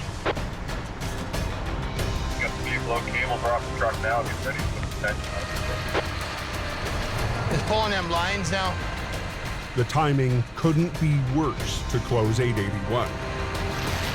Okay, 10-4. So as of like right now, then both highways are going to be shut down? Yeah, let's say right now it's officially closed. There's another major roadblock on the route to the oil and gas fields. Come on, get on that cable pull till it gets all bound up. On Highway 63, 12 miles south of Fort McMurray, a huge transport is about to get underway. 2 solvent tanks, each 4 stories high and weighing almost as much as a 747. Jilly, eh? Dan Kosowin is the field supervisor for tonight's record-setting move. To move everything steady, you're going to use about 1,600 horsepower. So that's about 3 trucks per unit. So you got 1 pull truck and 2 pushing from the rear. There we go. The convoy will travel up 63, all the way through Fort Mac, and continue on to a site 40 miles north. We're gonna start our entry onto this highway here fairly shortly. Yeah, you brakes off. You ready to roll ahead? Everybody's clear. Okay, here we go. Okay, here we go, Kevin. The tanks will create new jobs, and the transport company is ready for this challenge. If they have a mechanical breakdown or any kind of incident, you know, that's serious traffic concerns. You're not moving that kind of weight in a hurry. This has never been done this size of diameter. Good on the drive side light. Clear the drive side. Excellent. Coming around nice on the swamper side there. Should be clear right now, Elizabeth. Shutting all northbound traffic right through town, all side roads, all intersections are going to be a complete shutdown with the RCMP and our pilot cars. You can start bringing it over. You're there now. Everything's reacting smoothly there, Kev? Everything's looking good, reacting good. Keep pushing a little bit, Peter, just a little bit, come on. Okay, you mean you can't? Stop. Wrong.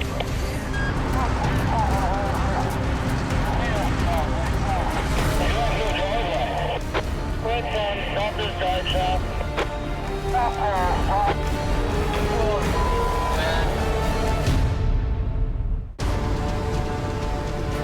You can start bringing it over, you're there now. Keep pushing a little bit, Peter, just a little bit, come on. On Highway 63 in Fort McMurray, the route north to the oil and gas fields. Stop. Wrong. The biggest wide load to ever travel this highway has ground to a halt. You have no driveway. Quick down, stop this drive shaft. The lead push truck on the first tank has lost its drive shaft. If they can't get it moving, even heavy rescue won't be able to help. You're looking for more than a guy like me to come and help. That's big issues, you know. They're in a league of their own, these guys. Pull that drive shaft out already? There's a hill just ahead. If the crew can't move the 320,000-pound load, 63 could be shut down for hours. So that fell right on the ground, so now he's got no drive support at all, so he can't do nothing.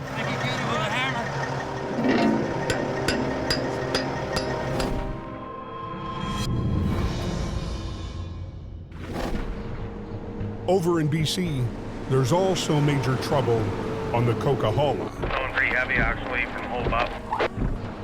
Just get up there real fast. A blast of West Coast air is dumping heavy, wet snow on the Cascade Mountains. It's slushy for the first 40 to 50K, but they're working it. Trucks are spinning out all the way up the Smasher. We need Al for this guy in the top corner.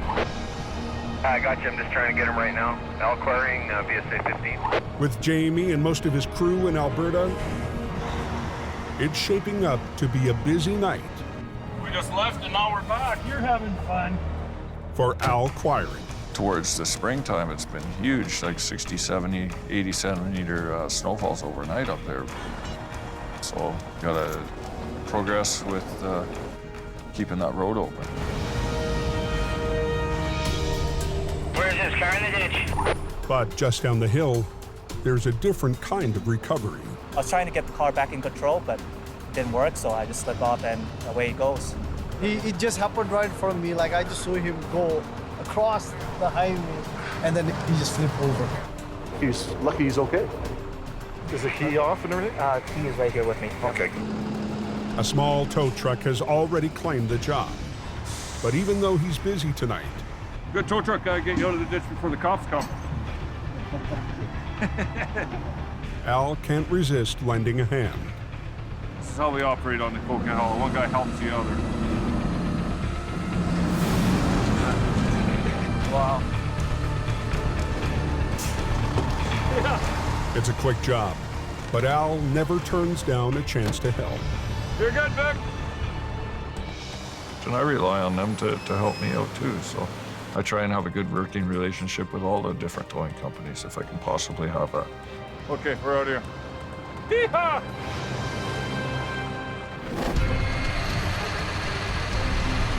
Let's go, hey! Back on Highway 881 in Alberta. We're gonna try and flip it over and bring it up, but it's gonna be a bit. Heavy rescue has shut down both lanes to get a mobile lab back on its wheels. Yeah, somebody was saying it's gonna be another couple hours and the highway's completely closed. We gotta go more. More? Okay. Come on, get on that cable pull because it gets all bound up. The race is on to reopen the road to traffic. Keep going. But hauling heavy lines through deep snow is slow work. Just wait till you get a bit, Jamie, and then it'll be easier to walk with it. Still can't go anywhere because the road's blocked. You're not alone, man. We're frustrated. Good to go? Yep. Even under pressure to open the road, Adam wants to bring the truck over as gently as he can. That's got to be enough there.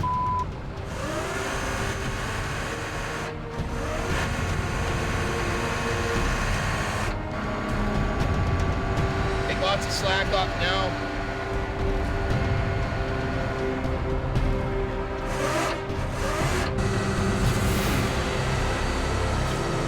Are they coming or not? I can't even see. Rolling over. Oh, yeah. It's a workout, isn't it? Now they have to get the truck up to the road, but the heavy snow is going to make it a tough pull. So we'll take them both off, and then hopefully when Phil gets here, we'll have a pin to go through the bumper. And then just suck her up. Suck her right up here. You want me back up beside me? HR-68 rolls up to help, but not with its usual operator. It's good for now. Phil Renault is filling in for Colin, who's on a rare night off. It's different. Anything you do in the towing industry is never, cut and dry, never routine. Lower your truck down a bit. Anything so I can get up there. New operator Phil has never seen a job like this one. You just do whatever it is you have to do to get the job done. Jamie, you want to grab that line? Just keep going with her lots out. Easier to do it up here than down there.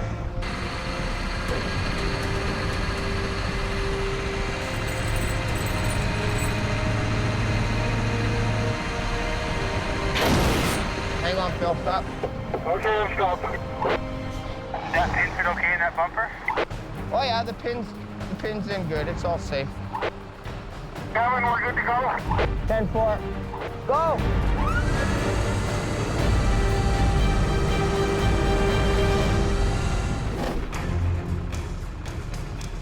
So that fell right on the ground. So now he's got no drive support at all, so he can't do nothing, push. Back up in Fort McMurray, Field Supervisor Dan Kossowin and the transport crew are racing to unhook a broken push truck from their convoy.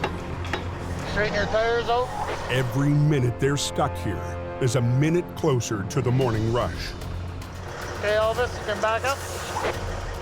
So now what we're gonna have to do is just rearrange a couple trucks and then have a secondary pull truck out front of the first load now. The convoy is facing a steep incline up ahead.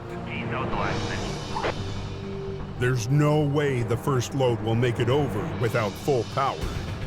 Cameron, unhook your rear push truck and then send them around. Dan's only solution, move one of the push trucks from the second load. He's gonna back up, tie on to Linden. Yeah. Once we get over top, then Elvis can go out in front.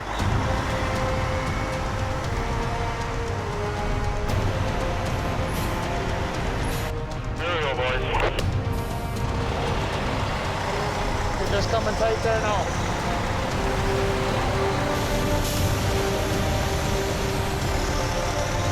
Okay, here we go. We got clean harbors and one more coming here, and that should be it. Copy there, Tanner. But the breakdown has cost the crew too much time. The tanks won't reach the refinery tonight. Tomorrow night? Yeah, tomorrow night we're gonna do it again. So we're just gonna get through town and park, and then carry on tomorrow. They'll park in a pullout north of town and make their delivery tomorrow night.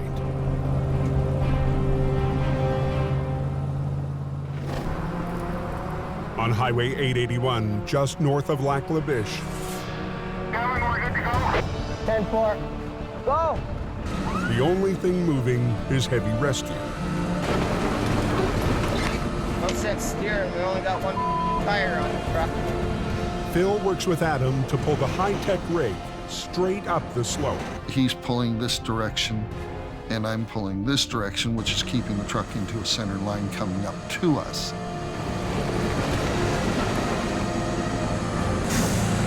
Now we're planting some potatoes. She's looking like she's coming out. We keep going. Go.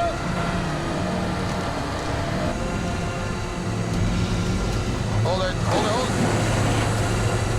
Too much. Yeah. But once they get the truck up the hill, The whole rear end's on that thing. The back axles on the truck were damaged. The front axles on the truck were damaged. The truck was not towable. This thing is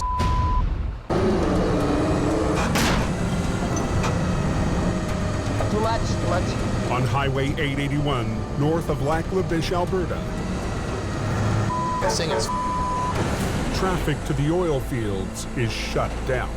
Well, The axles on the truck were damaged. The truck was not towable. Adam has to find another way to move the truck out fast. We're gonna try to lasso that trailer, I guess. Sitting outside his gate there. You want me to go get it? Adam and Kevin have gone to get the flatbed because bent axles and flat tires, and there's no way that I'm going to tow it in with the way it is. Morning rush is just 2 hours away. No, you can't go anywhere. You're pretty much stuck just like everybody else, buddy. Now that the truck is upright and on the road, the crew can safely access and remove the cylinder holding the isotope. They were told it could not be left there, so let's get it out. Kevin arrives with the flat deck so they can finish the job. Don't stop. Whoa! Make that hook up short, eh?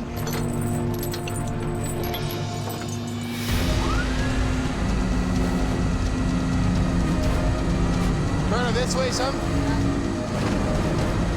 A unique recovery for heavy rescue More if you can. There you are. comes to an end. Yes, good job. Everything went pretty well. We all worked well as a team. Everybody tightened it up, and away you went.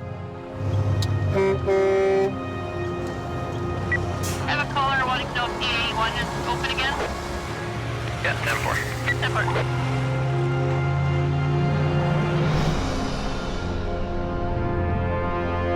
The next morning, 800 miles away in BC, Jamie gets set for a comeback 3 months in the making.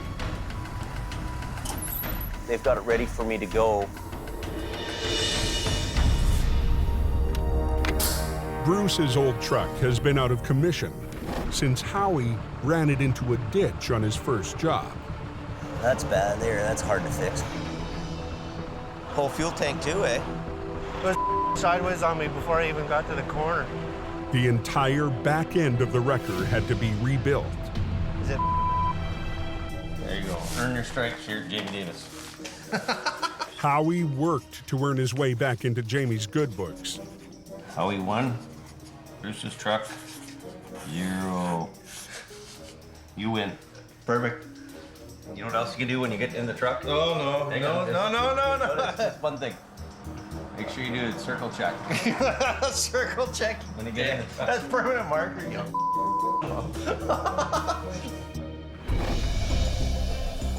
And today, Oh, you put a new window on it too? Cool. the truck will finally get back on the road. We need the thing to work. It works, and it's all fixed up now.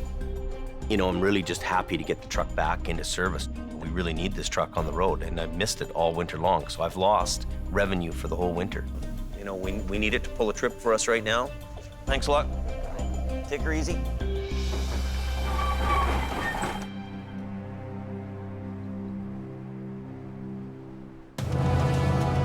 Just before dawn, the old Peterbilt heads to its first call. With a new driver behind the wheel, We're headed up to Sunday Summit for a rollover. Phil raced home from Alberta when he heard there was a chance to operate a tandem wrecker. I don't want to wreck his truck or hurt anybody either. It's the same winding stretch of Highway 3 where it crashed 3 months ago. This truck and this road apparently don't get along with each other. That's it.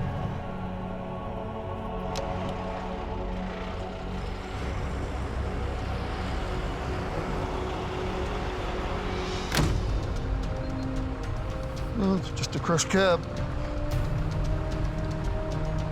He just came around the corner a little too quick. When the grocery truck hit a sharp bend, it lost control, flipped on its side, and skidded to the foot of a rock bluff.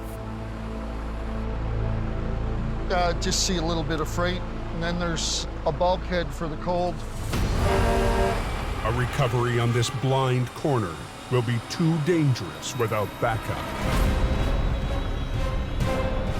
I'm definitely gonna need help.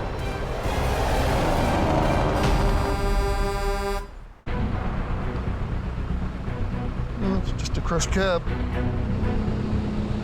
Near Sunday Summit on BC's Highway 3, Well, let me grab my vis vest. We'll go take a look. Yep.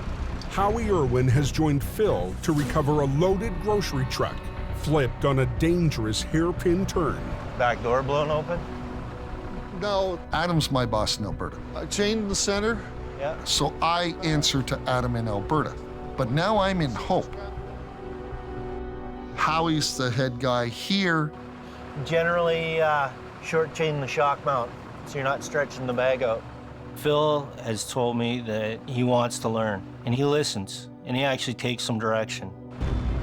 Well, what I would do is I'm gonna put me on this end. That's what I pointing off this way. That's what I figured. I'll grab this, and we'll, just like you said, go over at a 45, down, back around, and back up to here. Yeah.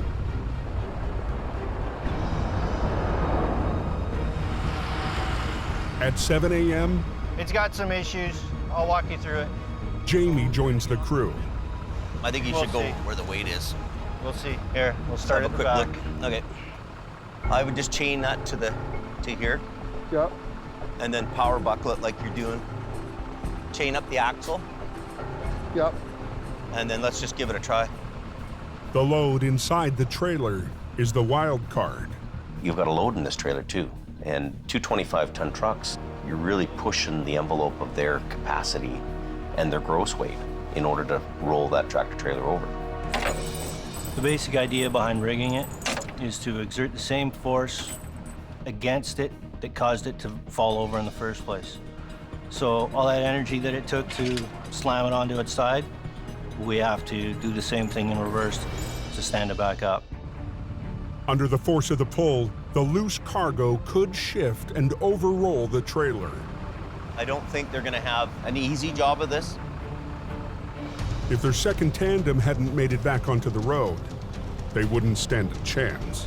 Hey, Howie, because you got the boom, you should do the trailer. Want me to do the back? Yeah, you know, you could use a high line on the strap and a low line on the bottom. And we'll put him on the tractor.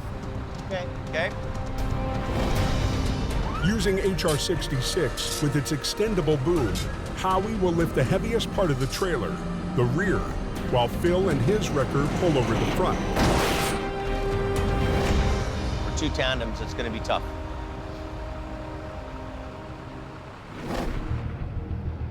Anybody know if they got any white stuff up on the Coachella? A 2-hour drive to the northwest. It could be a bit snotty. I mean, you know, every couple of miles, I mean, the temperature could change 10 degrees. Right now, there's not a lot of snow up here. It's just enough to make it dangerous. Constable Steve Martin is patrolling the Coquihalla on the lookout for stranded motorists. It gets cold fast as you're going up the hill. People don't expect the change in temperature as they're going up the mountain. Just the conditions to trigger an accident. Haven't seen any yet today.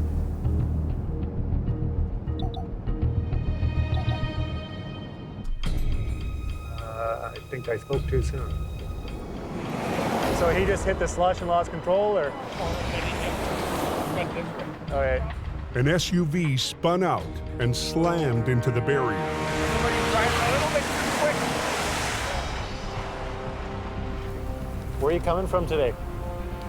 You coming from Kelowna? The driver's in a rush to get towed away. He might have a reason. How come it smells like marijuana in here?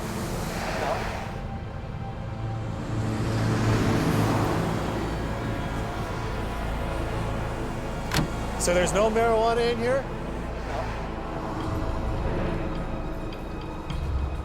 It smells like marijuana in the vehicle, and I'm just making sure there isn't any. I could smell it as soon as I walked up to the vehicle, and that's my grounds for searching the vehicle.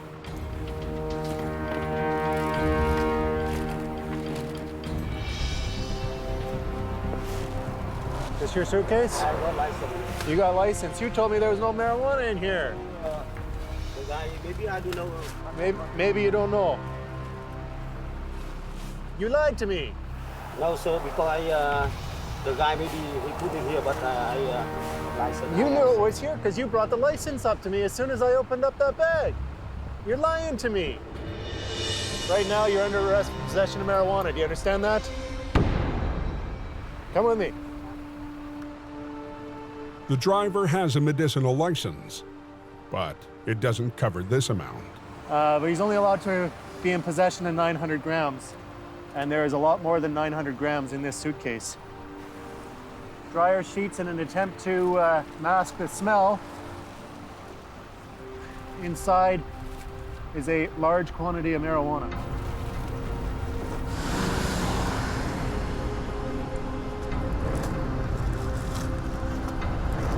$10, $11, $12, $13, $22. One of Jamie's competitors will haul away the car, but the driver's travel plans just went up in smoke. We will be putting forward charges for possession of marijuana for the purpose of trafficking. Typical for this job. It goes from not a lot going on to everything going on.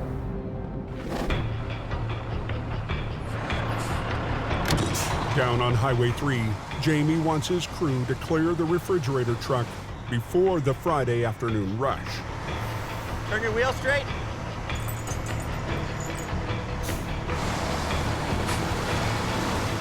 Try to get some lift on that boom, eh? Yeah.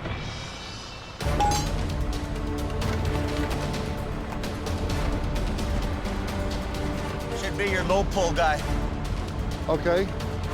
Look at these junk little hooks. Put this low to your rear end. Howie and Phil really have never been together on jobs. And when you're doing these big jobs with these big trucks. Can't get her? Got it.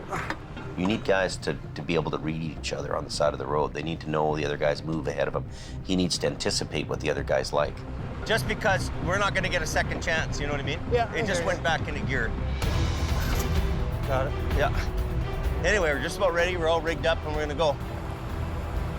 Don't rely on the top first. Do your bottom end first. They're a little rough around the edges on this job, and Phil, you know, good hard worker, gonna get out there and do the job, but he doesn't really know how to make the 750 sing. But, okay, I'm gonna show you something right now. So what I'm doing here is I'm coaching these guys with the equipment they have to make this wreck happen. You just keep doing this till your truck slides back. See how it slides? Okay, sliding back, next one. Do a little bit, right? Okay. Then stop, next one. All right. Okay? Just keep doing it that way. Okay, go ahead. It's coming, it's gonna go here. It's gonna bounce, right? Oh, it's gonna go all up. And as the rig starts to move, Jamie sees that the new team has made a critical mistake in the rigging. Just. You know what's gonna happen here, eh? Snatch block's gonna be under the tire. Howie needs a block of wood to prop up the tire. Stand back. Just try to throw it under there. But the positioning Pulling it right down. Keep pulling her, buddy. is off. Watch out. Get out of there. Watch yourself, David! Anybody heard an update on Highway 3? Still closed.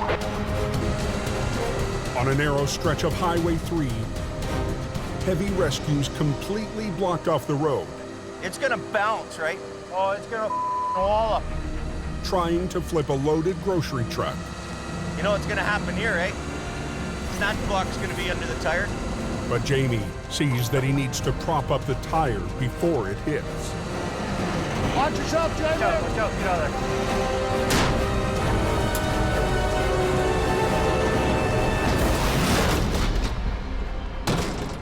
Perfect. Oh yeah, baby! That's what they do in a James Davis. Look at that. You did her. Success.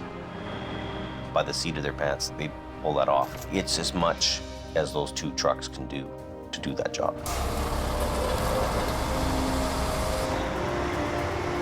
Okay, so as soon as he gets off the road, I'm gonna do single lane, okay? Okay. You know, that wasn't very long closure for a, this is a loaded tractor trailer, so, instead of unloading it, we were able to bring it up with the load in it.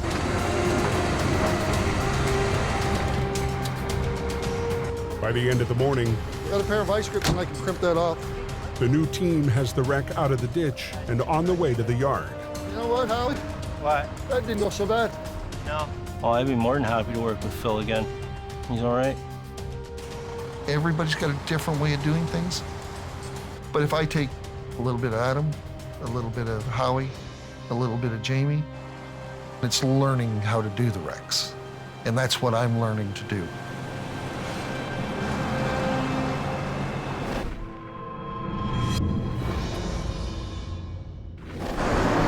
Just glad I got good chains and new snow tires. I'm ready for this now. Another Arctic front hammers Lac La Biche, Alberta, turning the highways to ice. Pretty icy and pretty slippery. Overnight, a fresh layer of snow covers the icy roads. At 7:30 a.m., it's Colin McLean's turn to be put to the test.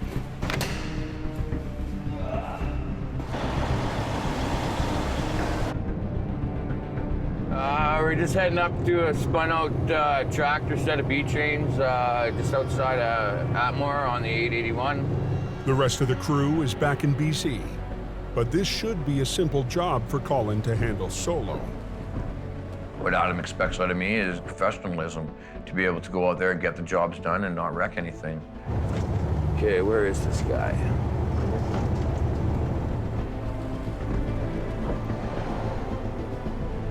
Let's light her up. See what we got, boys and girls. It's showtime. What do we got here? We've had something else go on here. Colin discovers there are other drivers in need of help.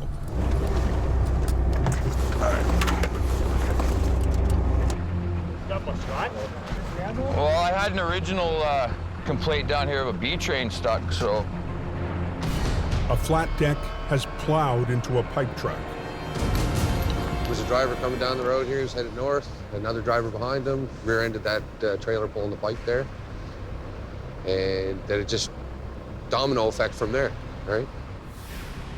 The chain reaction has created a mile-long stretch of 9 stuck and spun-out vehicles. The highway was shut down. No traffic was getting through. You know, you had trucks that were northbound, you had trucks that were southbound. Yeah, it was pretty crazy. Wow, just wow. Chaining up is definitely going to give us the advantage over most of the other trucks here in the area right now. If the tow truck's stuck in the ditch, well then that would have been really bad.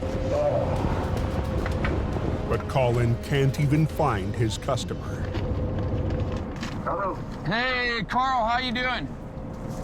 Did you see are you here? Yeah, I'm on the other side of the ambulance. Is that you on the other side there? Yeah, I'm in, there's 4 of us here, so you're gonna be busy. Colin will have to clear a path through the carnage. But before he can even get started, Oh! That's okay. Tow truck's here.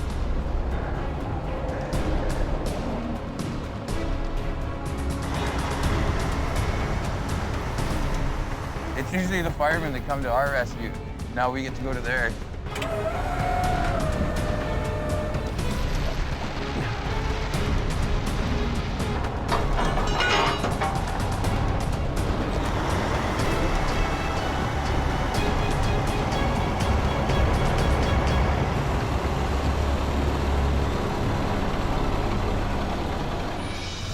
Hey, not a problem. With a fire truck back on the road, Colin can start to clear the highway.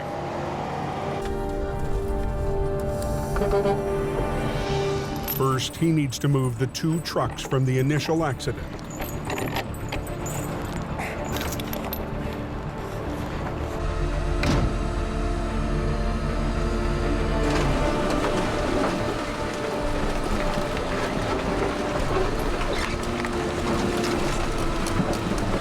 Can I get a truck through there now?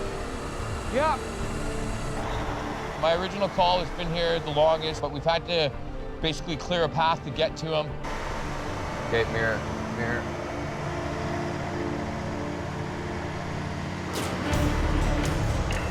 The tanker swerved to avoid the accident and ran into the ditch.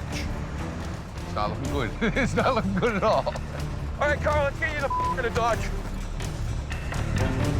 No, there's no pins on my front bumper. Colin has to find a secure rigging point to hook on to the 70-ton B-train. You guys still can't go anywhere because the road's blocked. The moose bumper, I don't know. Wouldn't hook onto the moose bumper. That front axle running low line. Okay. Yeah, I got this.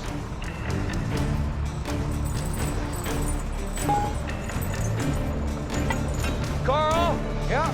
You turn the wheel all the way to the right? Yeah. Good. Colin chains up to the front axle, near the wheel that's off the road. Turn the wheels to the left. Left.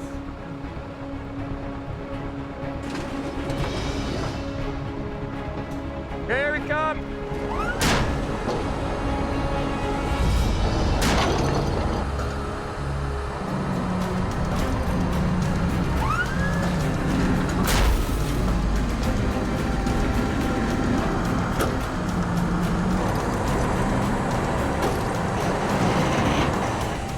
The tractor's on solid ground. Now the tough part, getting the 2 trailers to follow. You release, keep foot pedal, right? Don't release both brakes. Release all your brakes. Brakes are on, so I'm ready to roll whenever you are, buddy. Okay, here we go.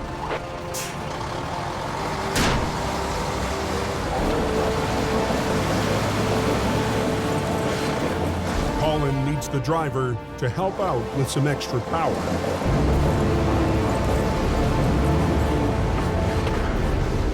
Hang on. One more little tuck here. Work with me.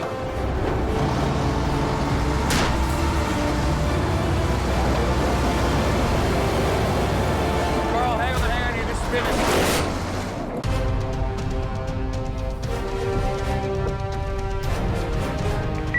What's the post?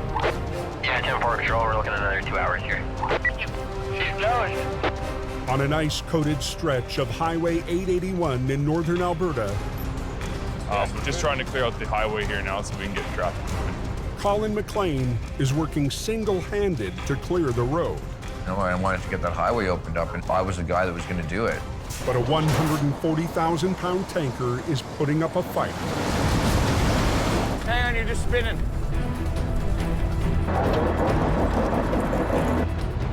I'm just worried about that bridge going down into the shoulder there, because that's a lot of weight.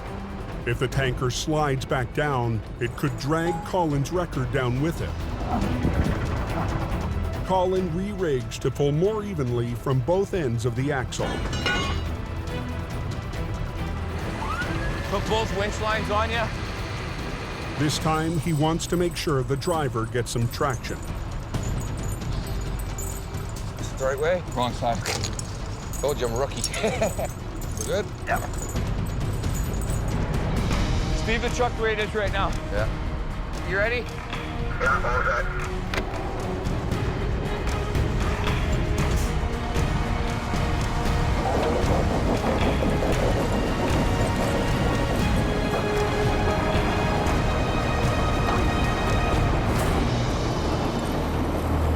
should be pretty good here by yourself, eh? I'm gonna try, yeah.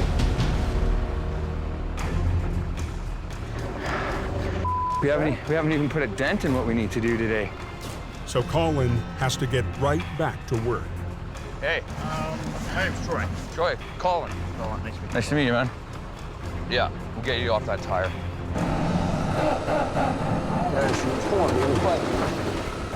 We're getting it. Plugging away. After 8 hours on the scene, You're up again. Colin will make 9 recoveries In neutral, off the brake. Don't touch anything. and open the highway. It was a good test for me knowing that I could do it. You know, that I accomplished that in that day by myself. There's a few new guys to heavy rescue this year. They're new to the trade. There's no better way to learn this job than actually doing it. 1 year from now, he'll be a totally different guy. I'm just one man.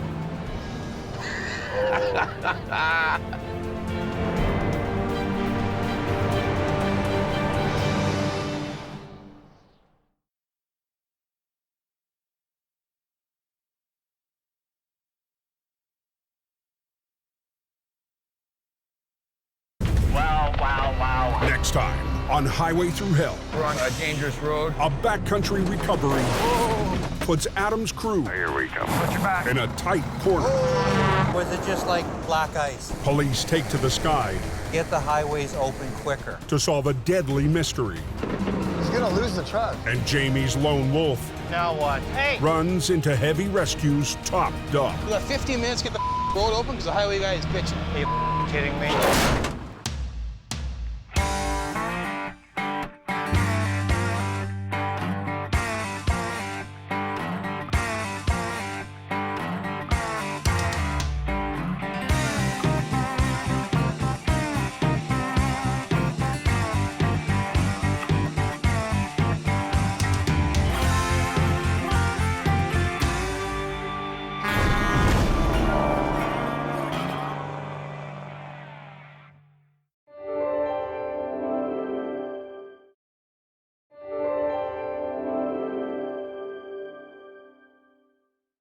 This time on Highway Through Hell, Good to go? Here's your one chance, Fancy. Don't let me down. Heavy Rescue's toughest oil patch wreck Hold it.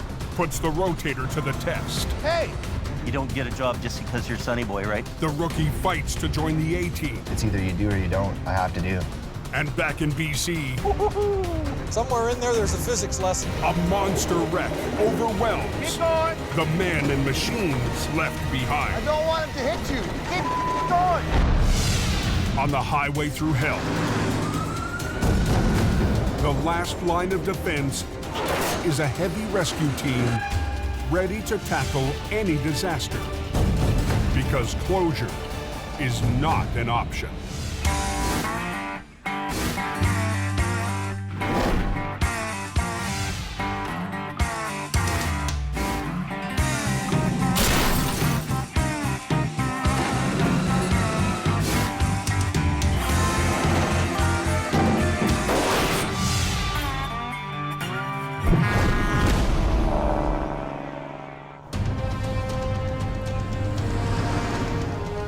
It's 4 a.m. Shoot and quad my way up.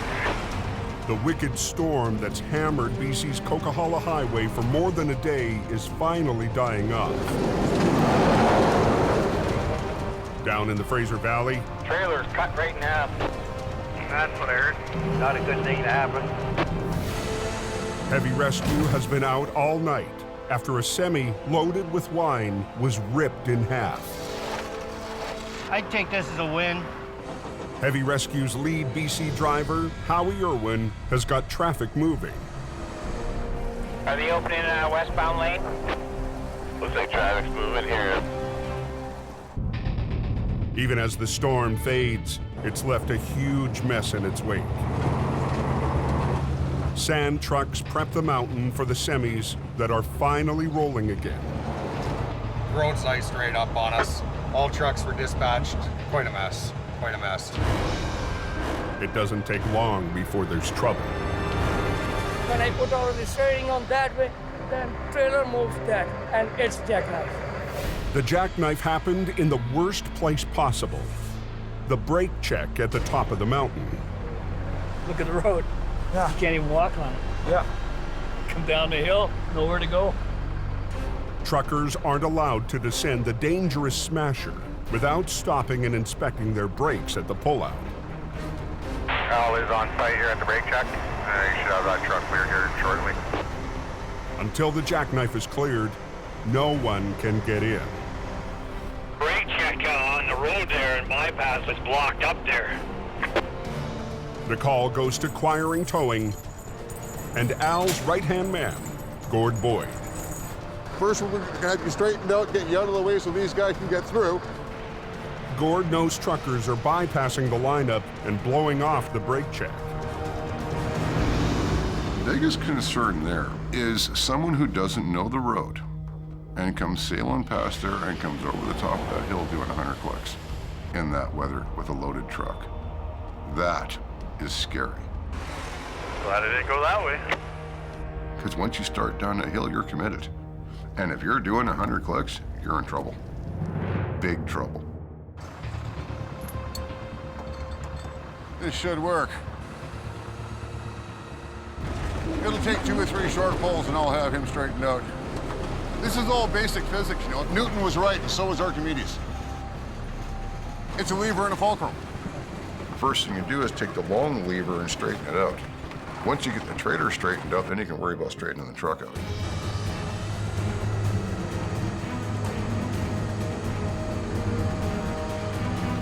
This truck is not drivable. I'm gonna hook him up and take him home. A successful fishing trip. Looks like it's opening up then.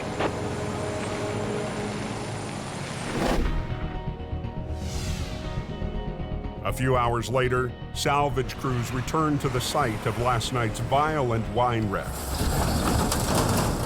The highway is open, but there's still work to do for Jamie Davis Heavy Rescue.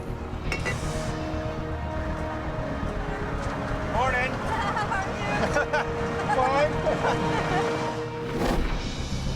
Last night, a semi crossed the median into the oncoming lane, right into the path of another truck. One trailer was sliced in half, the other semi totaled. With Jamie following his rotator to Alberta, Howie cleared most of the wreck with just one 25-ton wrecker. All that's left now is the gnarled back half of the wine trailer. Well, I'd like to grab the carriage somewhere.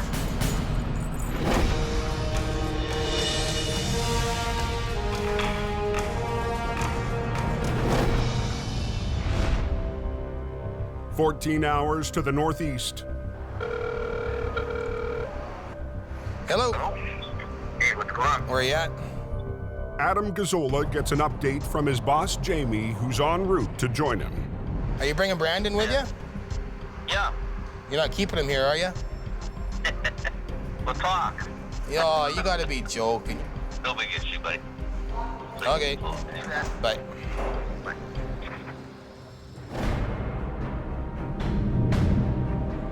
Back in BC,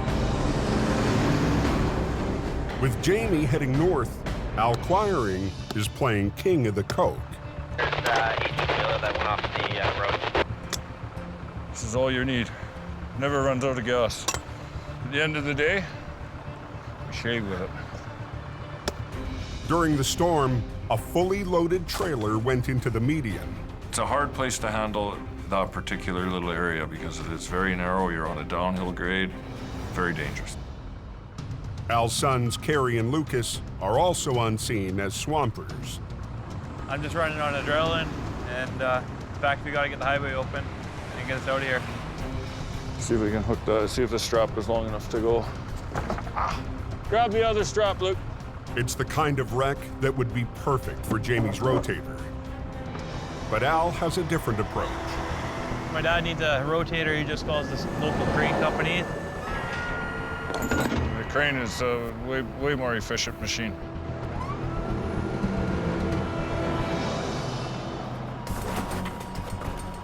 Start getting these pieces of Out of here. Start a line up and just start passing them up. That load was a whole 53-foot trailer full of these 1,000-pound crates, 2 feet by 2 feet by probably 8 or 10 feet. You know, pull a couple crates out, move some cardboard, and just kind of keep working your way into the trailer like that. Al wants the trailer empty before he tries to get it back on the road. We grab the pipe and take them both? Grab the pipe. It'll take both of them. But the job is fighting him. Watch out behind you, Al. Up on the coke, Al Quiring is fighting with a heavy load of cargo after a trailer rolled over. There were some really hard things to handle in there, and because the trailer's floor is very slippery and on an angle, you know, you're worried about injuries. Watch out behind you, Al. It's moving.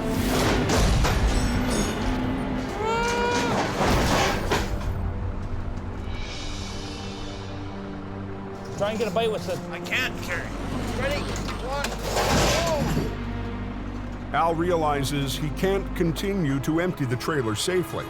Pulling out now. You gotta be very conscientious of your working environment. He'll take a chance and pull with the remaining cargo inside. Down. And that's a big risk. As we're dragging it up, that freight is kind of sitting on the roof. Hopefully it's not gonna blow a hole through it. Down, down, down. 40 minutes southwest, just outside of Hope, Heavy Rescue's Howie Irwin is struggling with another mess. Hey, help? Howie? No. No, you're okay? Give me a minute. Okay. He needs to release the brakes so he can remove the final piece from last night's massive wreck. Air. I need some hair. But the air lines are severed, so the air brakes are locked. Ugh. Howie needs to feed in a supply of air. Pretty much just hack and slash those hoses off, jam a fitting in it, and go for broke.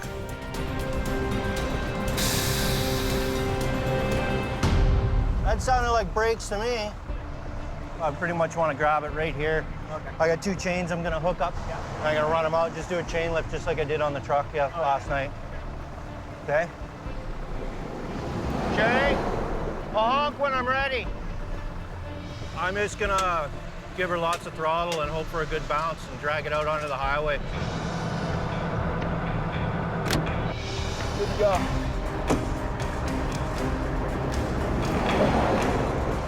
As Howie clears the last of it away, All day long. the biggest recovery of the season is officially over. I would call it a pretty good success. I made lemonade out of a lemon.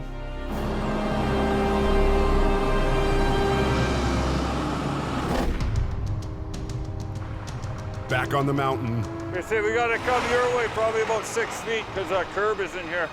Al Quiring is gambling, pulling the trailer up the steep slope with cargo still inside. I need 2 half-inch undecking chains. Don't throw them. 3 tons of freight could rip right through the trailer. That freight is resting against the roof. The last thing you want to do is create more damage than there already is. They rig to the bottom of the trailer to make the tough pull through heavy snow. That thing, remember, is frozen in the ground. Until you break it free, fighting frozen resistance. Good. Jacks up, pull ahead, just get your ass end over a little bit.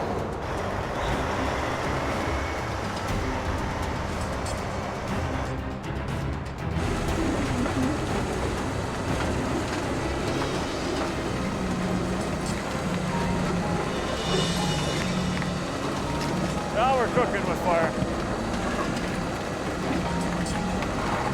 It's the floor of the trailer that's actually doing the pushing of the snow. So you pull it up till you get it just to the edge and you bring it up and set it on top of it.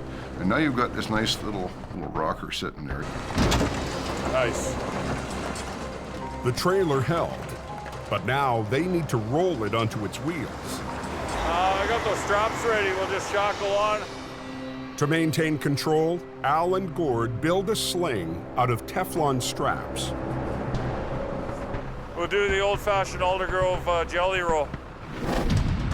To rotate the trailer upright, each end will be rigged with 2 lines. One set will lift the trailer off its side, while the other set controls the drop.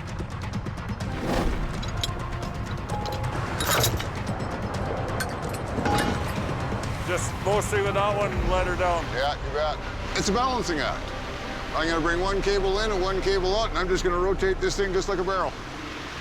Let the pendulum effect come into play. Once it settles down in the straight line behind me, then I'm gonna pull that bottom one up and bring this one down, and it's just gonna rotate.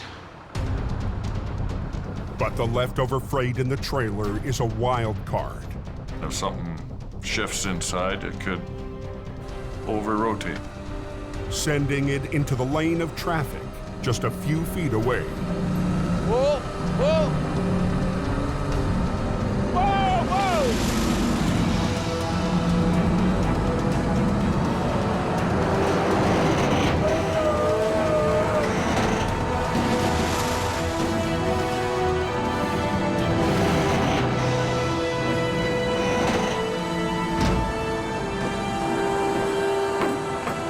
Just like that.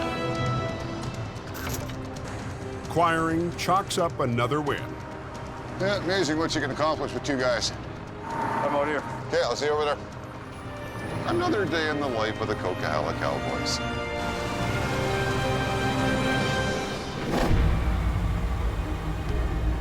In Alberta, Jamie is bringing his stepson with him. Adam Gazzola is heading to conduct a job interview. I didn't even know he was coming. I was kind of shocked, actually. Brandon has been pushing for a chance to work up north. I'm like, man, what's he gonna do out here in minus 48?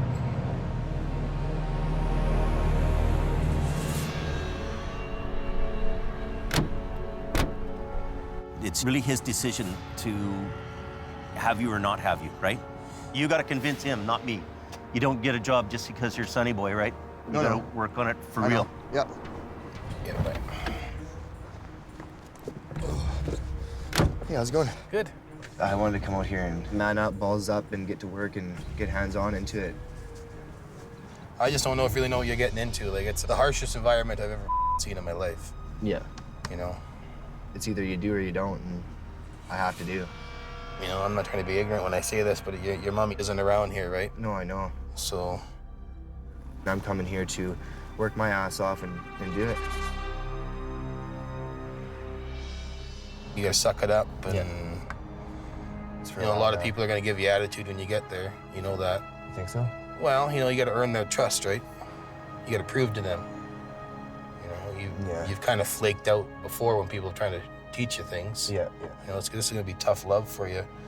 So whatever the you gotta do, right? So. Oh yeah, I'm down in anything. That's when things will work out and everyone will become a team, when everyone's working and everyone's helping each other out.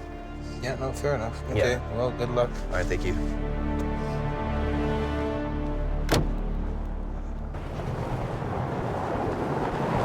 Brandon heads to his first day on the job. The hell are you doing here? You come to work? Or Yeah, I came to work. Pretty. Brandon's coming to do training with you guys. Hope you brought some warm clothes, boy.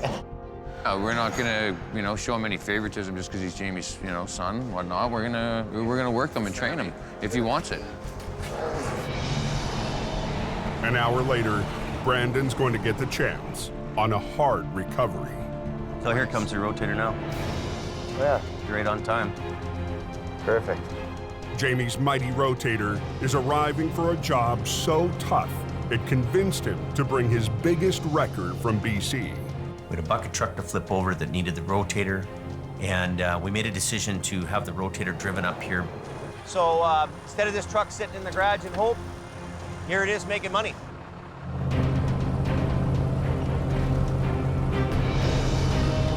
Today is our second attempt at going up and getting a crane truck that rolled over down an embankment. HR 68 and the Army truck met their match against the top-heavy bucket truck. On a Hope in hell. I don't think we're gonna get her. It's a hard pull. Get back your lines off, we're done. Get off the road.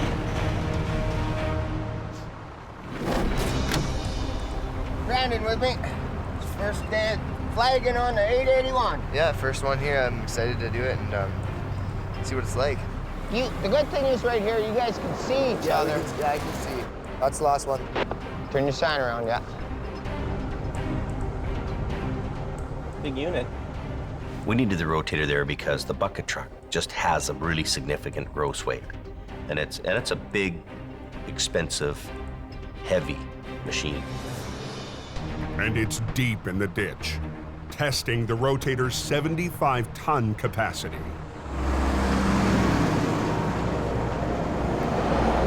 They've got the traffic control going now. I think what we'll do is we'll take this lane, I'll back up. Yeah. You back up in the front, right? Yeah. And then we'll get our rigging down to the machine. Yeah. And we'll swing out together at once. Okay. And then do it. They'll rig 2 lines from Collins' wrecker to the front axle of the bucket truck, and 2 more lines from the rotator to the rear.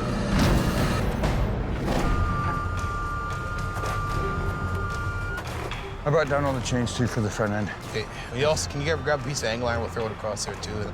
The bucket truck carries a $250,000 boom arm. The crew needs to take extra care with their rigging. And then we just tied it in, chained it and everything back to the brace. You right up in here. And then we just in and around both of these pieces here. Jamie gambled big bringing the rotator to Alberta. Looks pretty good on the base. He's about to find out if it'll pay off. So you want to block the road first, then run the lines down? What do you want to do? Well, you do the road lines first? We ran the lines down and then, yeah, because we're pretty much... Okay, good decision. We'll do that. You want to do that? Okay.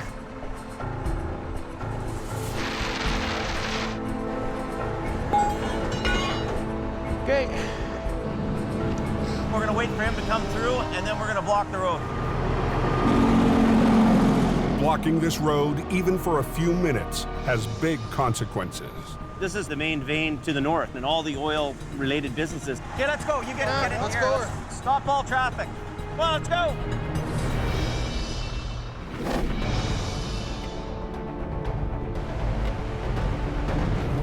Back in BC. All I know is it's a lumber truck blocking 3 or 4 lanes, so obviously he came screaming into a corner, lost control. Splash. It's all over the place. Heavy Rescue's Howie Irwin heads to a wreck on the notoriously windy Highway 3. I got 135 kilometers to go to get there, and I got a truck that does 90K an hour. Howie's usual ride, HR66, I'll just feed this up to the mess you got right there. is down and under the care of shop manager Robin MacArthur. Yeah, that one melted wire almost scares me.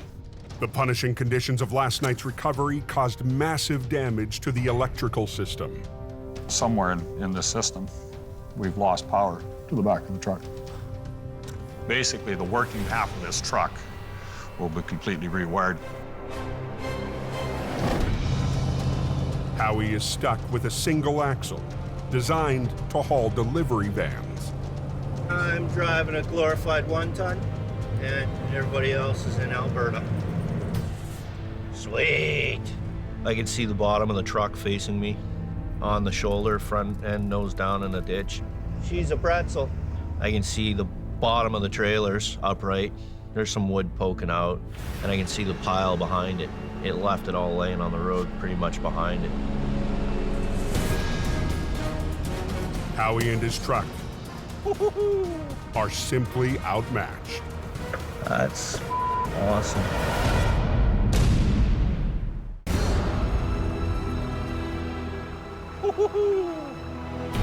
That's awesome.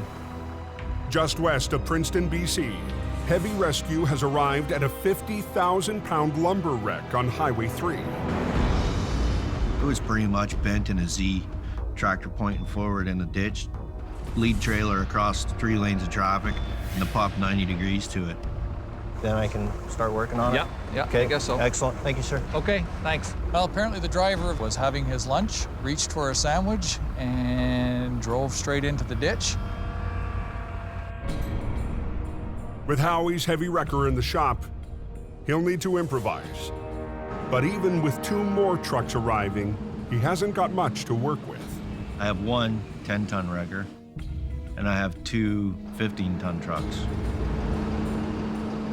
The road has been blocked for more than 3 hours. Yeah. Load of toothpicks. So Howie doesn't waste any time working out his plan. As soon as he's got most of the load gone, pretty much plan on straightening this thing out. Pulling her that way. Pulling it that way, get the twist out of it. Yeah. Then we'll have to roll it over and then suck the tractor out.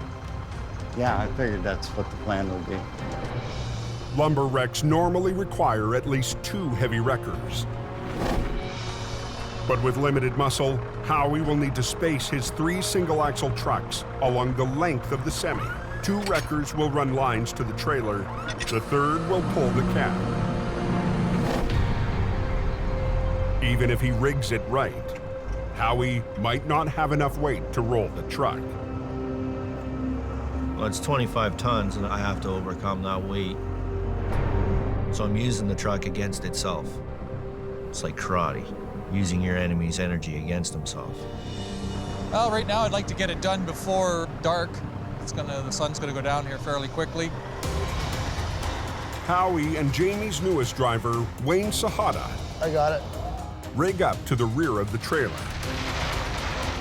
Hook both chains to it. I'm knowledgeable. I know what I'm doing. Oh, hang on. Wayne just moved to Hope to help Jamie keep the coke operation running while more men and machines head for Alberta. I already know about the problems, and I wanted to try to help be part of the solution and fix it, or, you know, not make it worse. Okay, watch out. With the trailers rigged, Howie's first job, drag the wreck straight.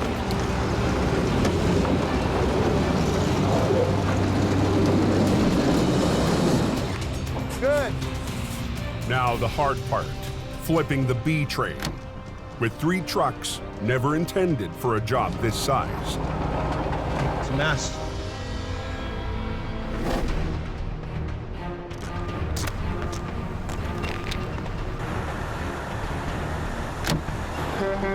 This machine's probably, I'm gonna say, $500,000.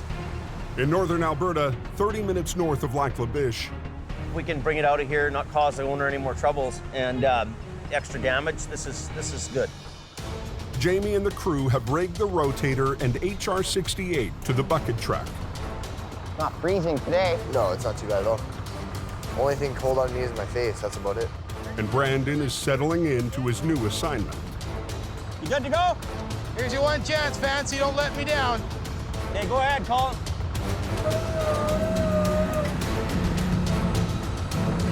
It's a gamble sending our flagship out there. That cannot be a fail. It's got to be a win. Okay, keep going, call it. Right, yeah.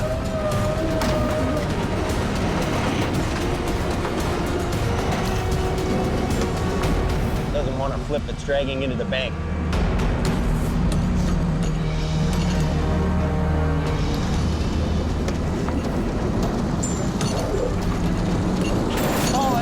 Hold it. Is this snatch block gonna get caught under the tire? Gotta check his line here. Take the one line off. Well, that's kind of a bit of a mistake there. So they should have had a little more chain there to make it so when the thing comes down, it doesn't come down on your chain, right? They'll have no way to unhook and re-rig for the pull to the highway. There. Okay, good. Good enough. Okay, so let's flip it. Okay, ready? Ready?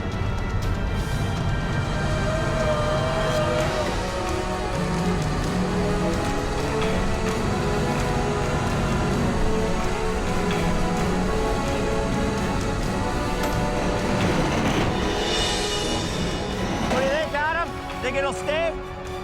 Oh, yeah, he'll be good. Hey, Sammy, let him go. Sending. The crew must now drag the 25-ton truck through the deep snow. You get on the front end and we'll both pull. And you pull straight ahead. I'll pull it up and then you just kind of hold it, make sure she doesn't. Yeah, and I'll keep on the boom section. Okay. We're not going to try to tear this up sideways up the bank. We're just gonna give it a nice long, sweeping pull out, up on a nice angle. As he pulls ahead, I'm gonna kind of give him a hand and I'm gonna follow his, radius. So he's gonna come out like that. It'll be the easiest on his equipment and easy on our equipment. We're gonna start her up. Jamie will swing the rotator's boom, keeping the truck from tipping while Colin pulls it forward. After that bar, Brad, and then you can tell him he can send. There's one more truck coming up here. I'm gonna send him. Because we can't block the road, this traffic's moving. So I also use the rotator boom on the side to winch it up as well. So we're both actually winching together. I'm gonna guess that truck is about 50,000, maybe 60,000 pounds. Pretty heavy.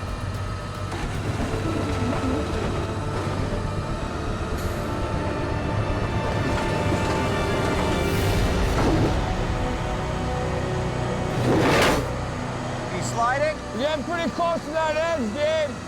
I had a pretty good lean on it. She was dragging. Yeah, Jamie, that's got me right down. It was getting closer and closer to that ditch. Heavy Rescue is still waiting for custom ice cleats that can dig into the frozen northern highway. I was a little concerned, and I looked over at Jamie, and he said, keep going. I don't really care if you suck this thing into the gravel, right? Let it find its happy spot. I can always pull you out, right? Okay, I'm just checking. That's what don't be afraid to winch on something, right? All right. His truck, he says, winch her into the ditch, and I'll pull you out. All right, boss. It's okay to drag that truck. He needs to drag it so that it can anchor down, right? Get tension on the line. We're getting there. There we go.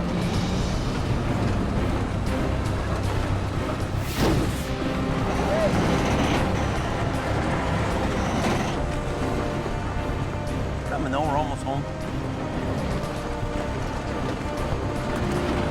Almost there.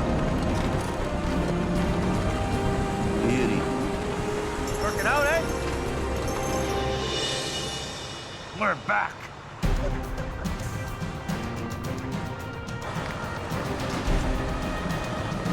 The team is firing on all cylinders. Most importantly, I'm back in the saddle doing what I really love. Last pickup truck last. Copy that? For Brandon, it's not a bad first day on the job. It went well. I'm in for the long haul here. I'll be staying here for good. From a few months ago to where we are now, we're going to the moon, Alice.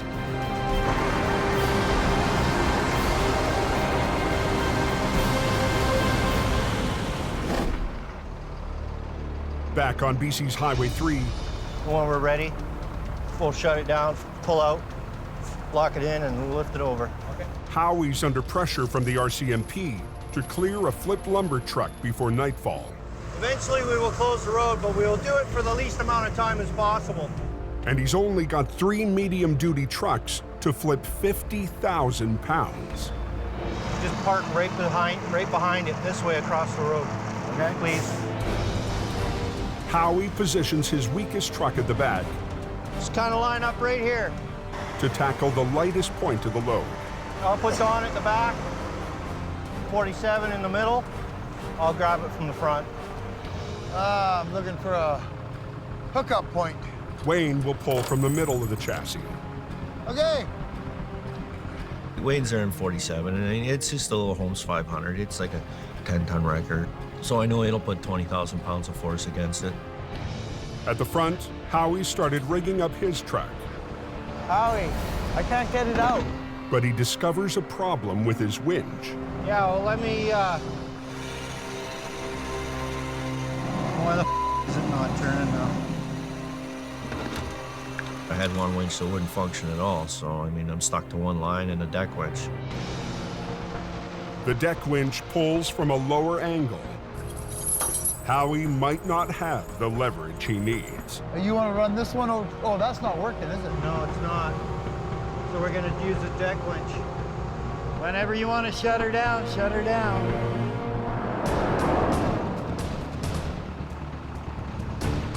Okay. You think it's gonna go, buddy? Yep. All right. Honestly, I do. You all set? I'm ready to roll, yeah.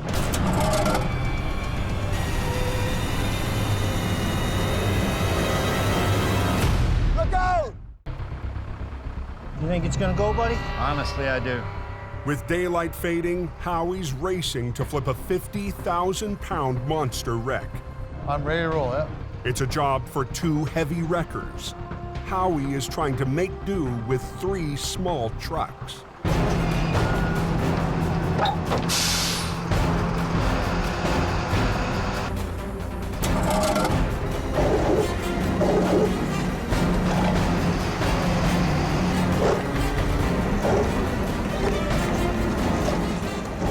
Come on, dude.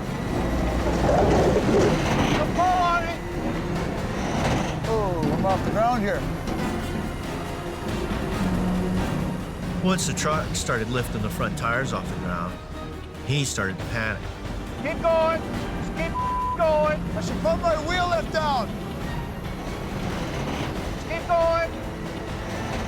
I'm gonna put my wheel lift down. Keep going. Keep pulling on it, man. Howie was like, just keep pulling, keep pulling. I'm like, Howie, it's not doing nothing. It's just pulling my truck in the air. I don't like this.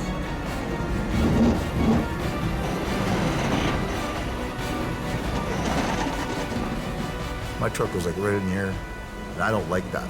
If your truck's this far off the ground and the cable snaps, it just goes kaboom. If your truck's this high off the ground and the cable snaps, it goes kaboom.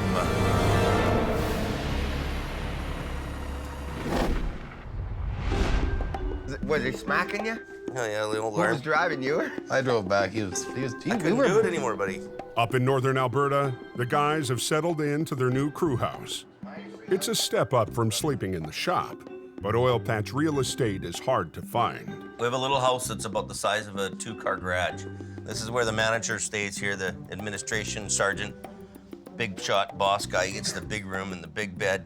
This is our driver's lounge right here. So we all kind of stay right in this little area here. That's Adam's king chair there. Lee sleeps right here in his fold-out bed. Rented out chair. And this is rented out. Whoa, look at that. Yeah. And how much is that a month? 3. 300 a month for that Well here. worth it. So that's what the oil field does to you. You get $300 for a couch here, buddy. Well worth it. $15 for going to the washroom and $15 for a shower. Then we got Phil here. He's got a big fold-out bed here. Yeah, Phil, you know, you've kind of got the biggest bed here, and we've had a few applicants looking, so I'm gonna have to rent out the other side of the hide of bed. So We've got 1, 2, 3, 4, 5 guys here, and we got a potential 6th renter coming here. it's like going to a trailer park. You know, if you want 2 pads, you got to pay for 2 pads.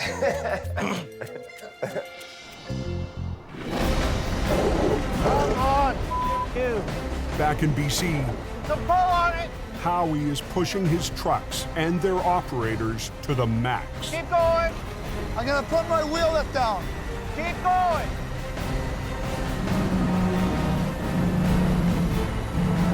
I don't like this. He wanted to stop. Well, I pushed him out of the way and grabbed the levers and blocked them in. I'm not going to let the truck go over backwards. I'm going to stop long before that happens. And as long as things are moving forward, keep pulling. Wayne lowers his wheel lift to brace the back end of his truck. Yeah, put that down once you get your wheels about that high in the air. You gotta get some pull on it.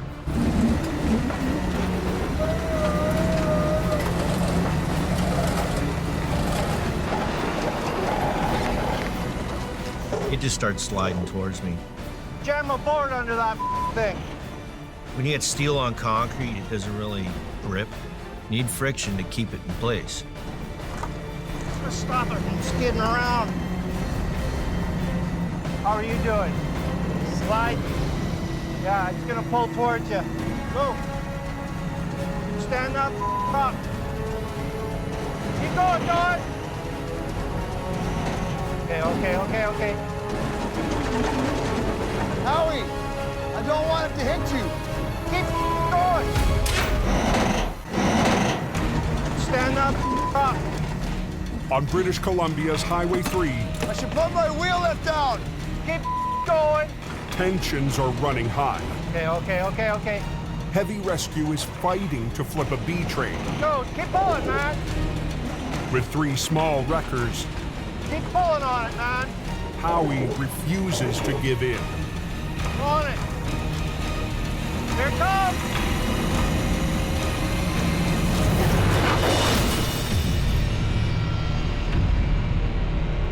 tractor is back on its wheels, but the trailer refuses to cooperate. Howie scrambles to move a line for better leverage. Get going. Okay, here she comes. Get out of the way! Look out! Get out of there. Textbook.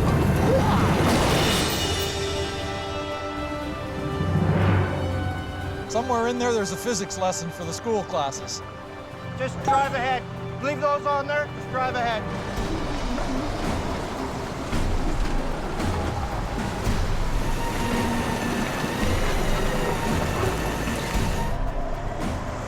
Come on. Okay, you can clear traffic out. I want to make sure they got a full open lane. Traffic is moving, but 3 lanes are still blocked. Happy that it's on its wheels. Till I get it completely out of the way, they're not going to be completely happy. Grab that big hook. Ready? Yep. Run. Run. Howie, that's good. Howie hooks up to the tractor's toe pin and uses his deck winch to pull the truck back onto the road.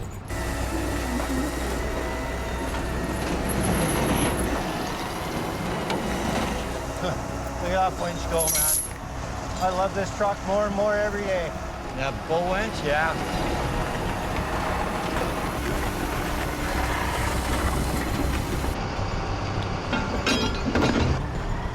Now Howie lines up to haul the rig away. Here, right here, right here. Right in the front.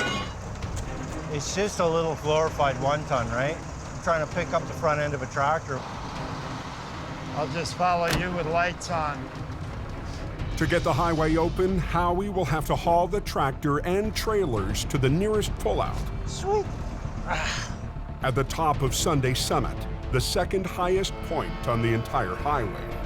The concern is that the truck and the trailers weigh 3 times as much as the truck I'm driving. Okay, let's go. Let's try this.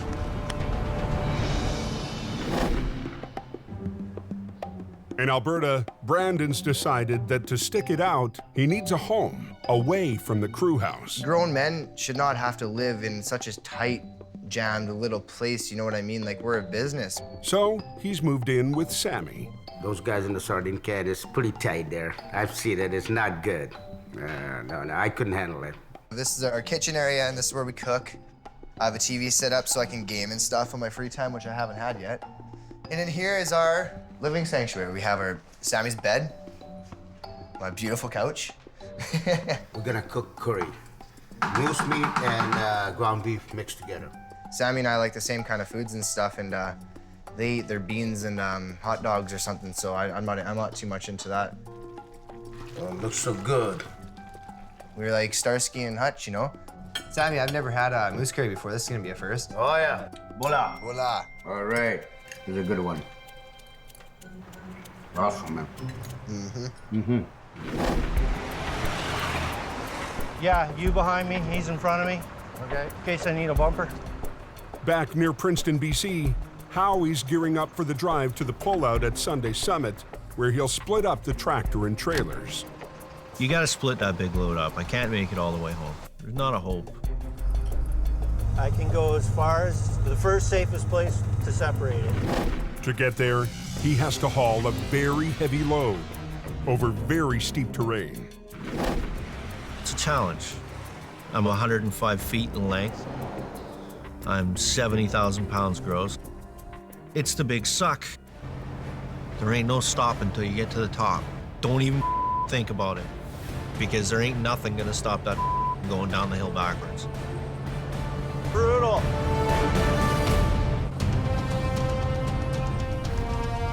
Brutal. It's a white-knuckle ride for Howie, hauling the wrecked lumber truck up a steep mountain pass. Probably 35,000 kilograms gross right now, which is pretty close to 70,000 pounds. If he loses momentum, the load could pull him back down the hill. Don't be stupid. Don't let it stall. The key is, don't stop. Not one bit is this ideal. Howie's aiming for the closest brake check where he can safely separate the tractor from the trailers.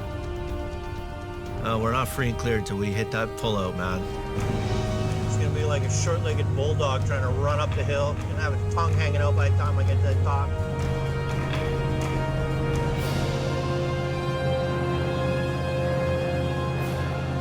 I'm at the top. I am the top. I didn't start breathing again until I had that thing parked and I was out of the truck. That's the moment when I could release my sphincter. Howie gets to work separating the tractor, which he'll haul back to Hope. But towing the heavy tractor for the long journey home is still a big concern. Well, you saw how I was struggling to lift the front because it's got so much weight on the nose. If I can deflate the air ride, chain the back axle up tight, re-inflate the air ride and get this axle to hang in the air, it's an extra 1,600 kilograms off my drive. It's always handy to take a little bit of stress off an overworked truck. I've created a fulcrum point off this axle. When you put a fulcrum in the middle of a big plank that has weight on either end of it, it makes it a teeter-totter. Everything behind this point, this center line of this tire, everything behind it has now become counterweight to the front of the tractor. Instant counterweight. Just after 8 p.m., Jamie's brother Kelly arrives with a tractor to haul away the damaged trailers. I don't think it'll be too much of a problem. We'll actually back into it and try to pin it first. It's a long day. We're 12 hours into one job. It's time to get it done. And the end is finally in sight. All I can hope for is that I'm an asset to the company and that I can make them some money so that I can make some money. I'm amazed we even got this accomplished.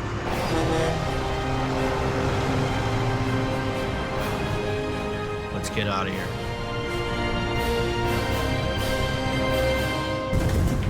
Next time on Highway Through Hell. Holy! A violent wreck. It's minus cold. Tests the new arrivals in Alberta. Get over! Back in BC. Massive carnage. Chokes off 2 highways. See what we can do. Keep it going! And a pair of lone wolves Hang on a sec, Al. have to pull off the impossible. That was nasty.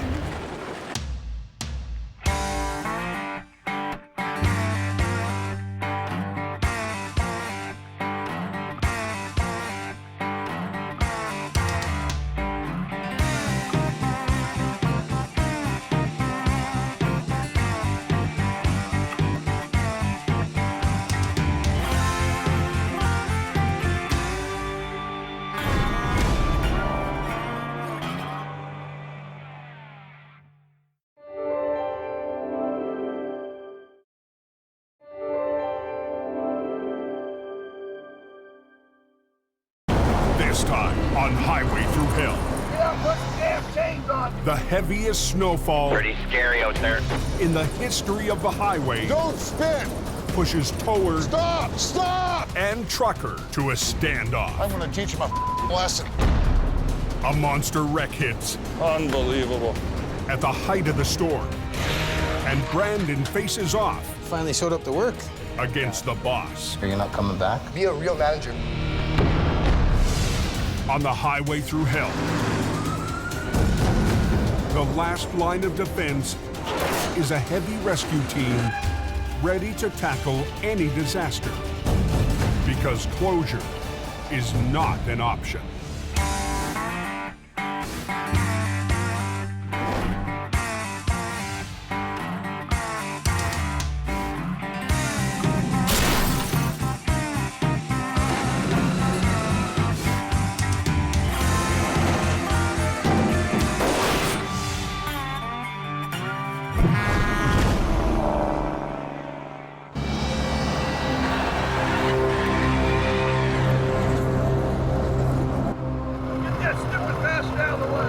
It's 2 a.m., and for drivers all along BC's Coquihalla Highway, nerves are frayed and tempers are flaring. Get out and put some damn chains on. I need to get on this low side. This is where I get traction at. A series of fierce storms has been whipping the Cascade Mountains for 5 days. Driving conditions have gone from bad to brutal. What's the word on the coke? Is it a mess up there? Everybody's spinning out, getting stuck. And the overhead sign just went chain up heavy snowfall. The heavy, wet snow has pushed avalanche danger to the highest level of the season. These cars stopped. You can see how quickly that would back up into the avalanche area. And that's what we can't have. Over 70 avalanche paths threaten the Coquihalla, one of the worst stretches on the continent. The storm has left dozens of truckers stranded in the avalanche zone. Yeah, someone said they're supposed to get like 2 feet up there tonight. Yeah, I hear it coming.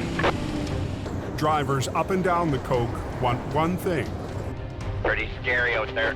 to get off this road before things get any worse.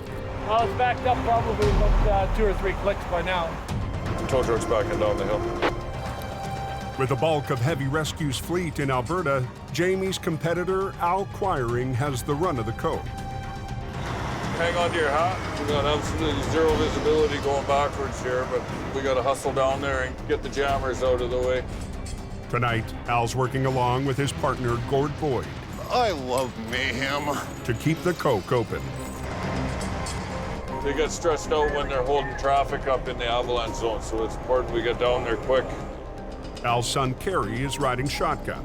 I got a student with me here tonight. Father-son bonding moment. We're gonna grab hold of this guy. Kerry's getting his first taste of tow-ups on the Coke. Learning how to pull trucks up the hill and learn from the best.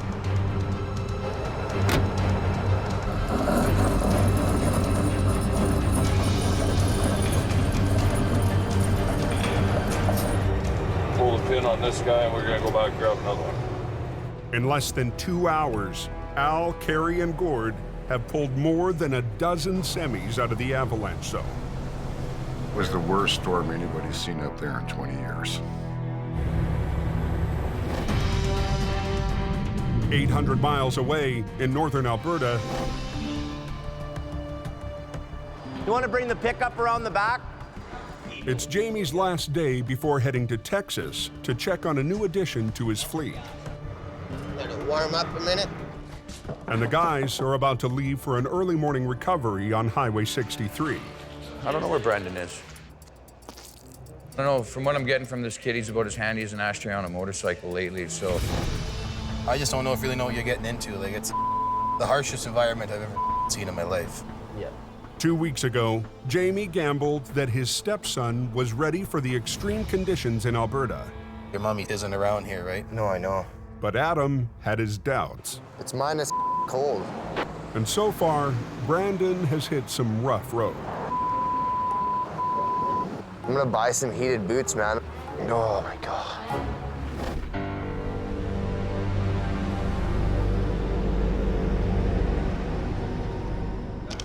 Still sleeping. Figures he doesn't have to come in today. Jamie's trying to give the kid a chance, but this isn't the place for him. He should be learning and hope. They're expecting a storm here pretty quick. They're expecting another 5 to 10. That might be very unpleasant. Jamie and his crew have no time to wait for Brandon. It's icy, eh? I can feel some ice. See that? It's very icy right here. Our risk on this highway is somewhat more than being on the Coquihalla. You know, all it takes is for one second, a split second, for something to happen. It looks like we're coming up on it here. The truck's in the ditch upright, but there's something in front of him here. Oh, I think it's his trailer. Wow. The semi, loaded with plate glass windows, hit ice, spun 360 degrees, snapped the trailer hitch, and crashed into the snowbank. That must have been one hell of a ride, eh? Hard enough to break the hitch on. Got one tray of glass on it. Do you think that skid of glass will stay on? It's still strapped on there. Jamie needs to recover the tractor and trailer without breaking any more glass. You gonna grab the trailer first or the truck? I'm gonna pull this guy out. We're gonna winch the tractor out here, the glass truck first. And they have to work quickly because some huge loads are headed their way. See how big this load is coming? See it.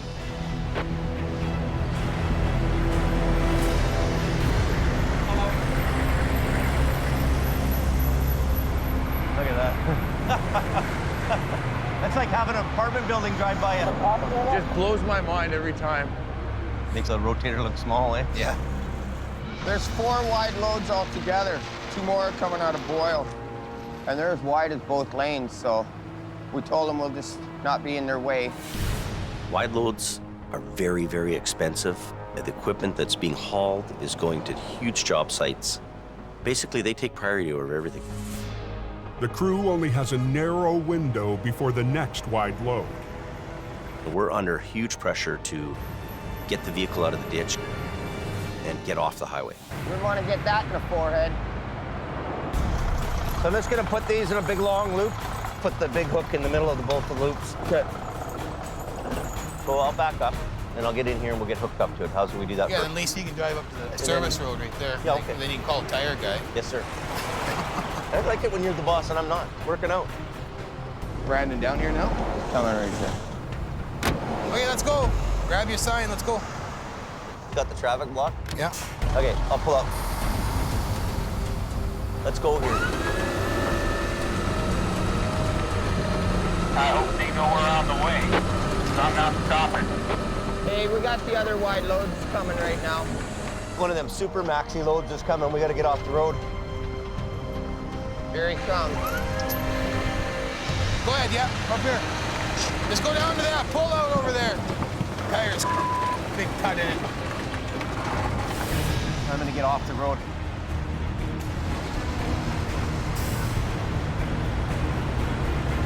They're huge, eh?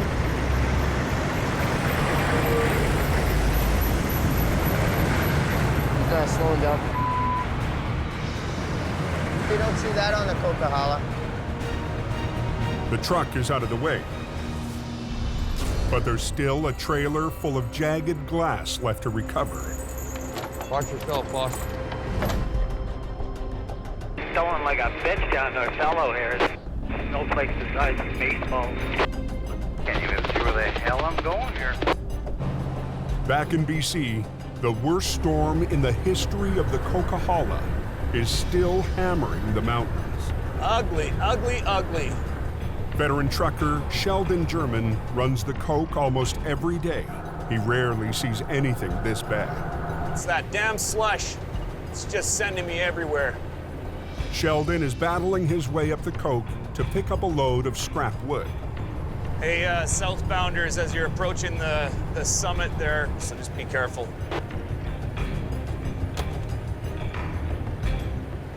The four-wheelers are doing the Indy 500 southbound. They're just rushing to the pileup party. CVSE, Box Canyon, Coderton. Road manager Richard Enns has his maintenance crews working overtime. Around noon, it's supposed to ramp up considerably into the heavy. His biggest concern, a heavy layer of wet snow growing deeper by the hour, increasing the risk of avalanche. We had that prolonged dry, cold spell there, so we got significant icy crust, and then all this fresh snow sitting on top of it. The storm is going to persist. At the Coke summit, Al and Gord are catching their breath after a long night of tow-ups. But it isn't long before duty calls again. This time, 2 spun-out semis blocking a snowplow. One of the stuck drivers is claiming that he doesn't need a tow. Okay, I'm gonna send Al or Gord down there and motivate him. Sounds like we got a problem on the hill. Within a minute, Gord's backing down the smasher. It's all about keeping the highway clear. That is our main priority here.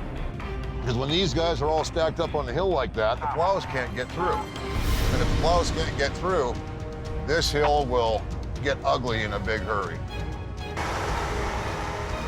I'm here at the request of the government to keep this highway open.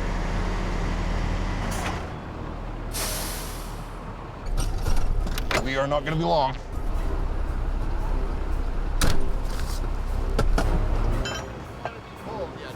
What do you mean he doesn't want to be pulled?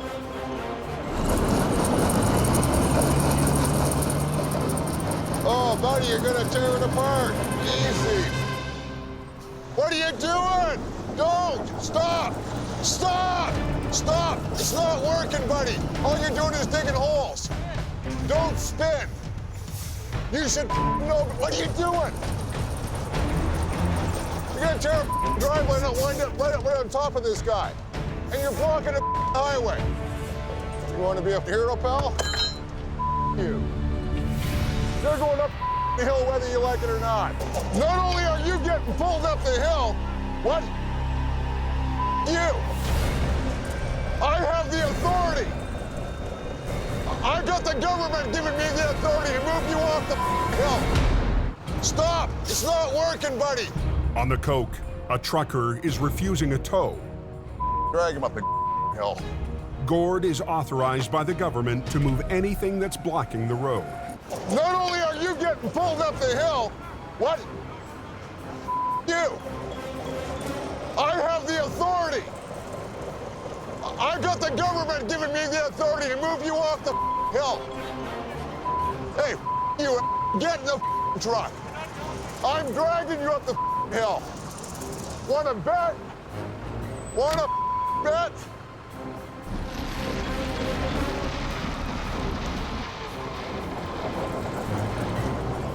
What are you, stupid? What, are you a complete moron? You can help or not, but you're going up the hill. You're blocking. I don't care about the money. Shut up. Get in the truck. I gotta get you off the hill. Yes, I do. Is money the only thing you worry about, you head? I'm gonna teach him a lesson. Okay, let's get pulling. Yeah. This thing will literally pull like a freight train. He's gonna go up the hill whether he likes it or not.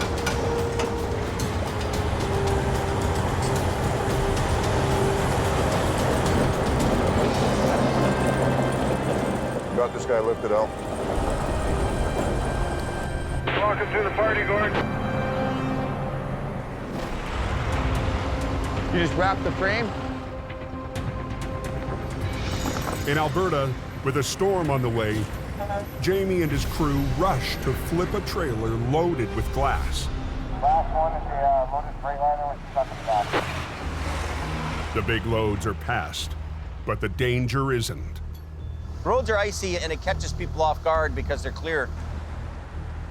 You know, we've had more near misses on 881 and 63 than we've ever had in BC. And then, Brandon, after that truck goes by around the corner there, hold yours, okay? This is a whole new world for Brandon. I'm just scared of the potential of him getting hit by a semi. I don't want him getting killed on this highway.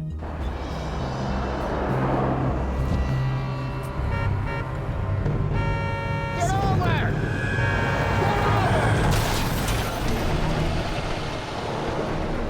Hit the pickup. Did he hit it?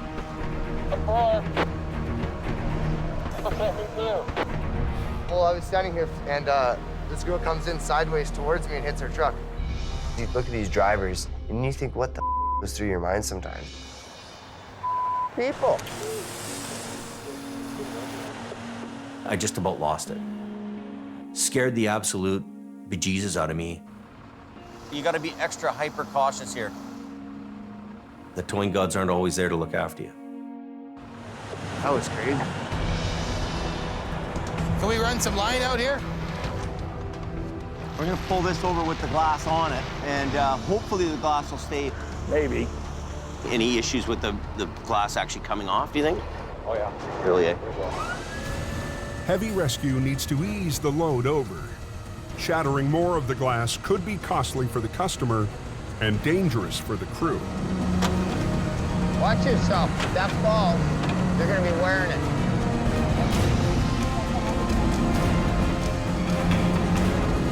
There we go. Right on the hook. Nice. some broken. Not very much. By the time they get the trailer back on the road, the storm front hits. Visibility's bad. It's turned into a whiteout conditions here. There's blowing snow and you have ice on the road.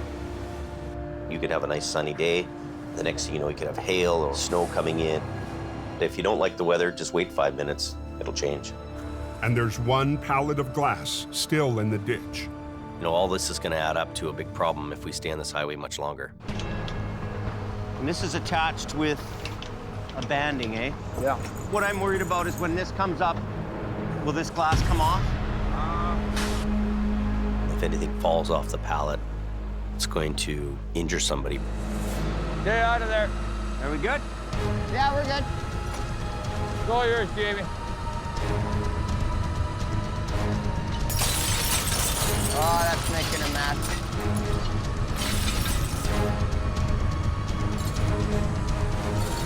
I don't want my hand in there. I don't want to lose it. Just stand back in case. 2 feet, 2 feet, 1 foot. Stop. Coming down. We're good. Hold so calling can go through. Let's go.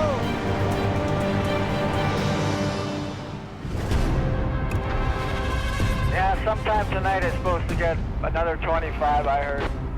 Back in BC, snow is still slamming the coast. Snowing pretty heavy. You can't see the roof. It doesn't take long in the mountains to accumulate a couple of feet of snow. After a nerve-wracking day on the roads, Sheldon is faced with a white-knuckle return trip home. We were starting to get into the Avalanche areas here, and look at where the plows have been piling it up. It's almost as high as my truck. I had my eyes open the whole way down. For the past 5 days, Al's been running flat out to keep the avalanche areas clear of spun-out semis. Running into some reduced visibility down to nothing with the blowing snow. The last thing he or anyone needs is a major wreck. It compounds, and once things start compounding, boy, woo, this place becomes trouble. Just before midnight. Yeah, there's a bad accident just seen here westbound on the Coquihalla. You for a rough night. Unbelievable. In the middle of record-breaking snow on the Coke, Unbelievable. Al Quiring is first on scene at a massive wreck. Coming out here, it was down to like 30 feet visibility, and then right down to 0 visibility.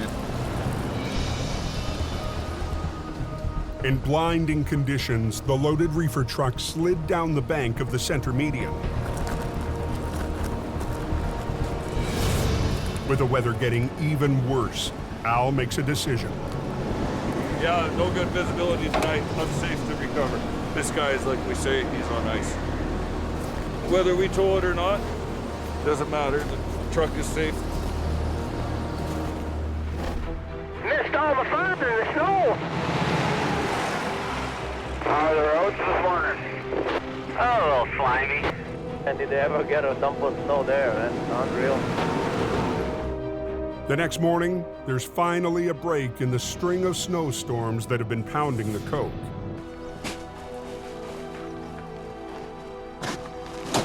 It's the chance avalanche technicians have been waiting for. This is our only window. By about 11 or 12 today, there'll be no flying for probably another 4 days. We're almost done priming the first wave, and then we'll go over the plan with you. Their plan is to use explosives to shake loose the highly unstable layer of snow threatening the highway. We have a known weak layer. We have 100 centimeters of snow on top of that, which is quite a bit. And there's forecasts for upwards of another 100 for the end of the week. Okay, you want me to shut them down? Yeah. Okay. Close traffic, please. Paul, if you copy this radio, the switch are done. They get the all clear to launch their air attack. Okay, copy that. Ready for some bombs. To trigger the biggest slide, they're targeting a cornice, a massive wedge of snow looming over the ridgeline. So you want on top of the corner? Yeah, right where the cliff would imaginarily come through it. Okay. Fuse lit. Bomb away.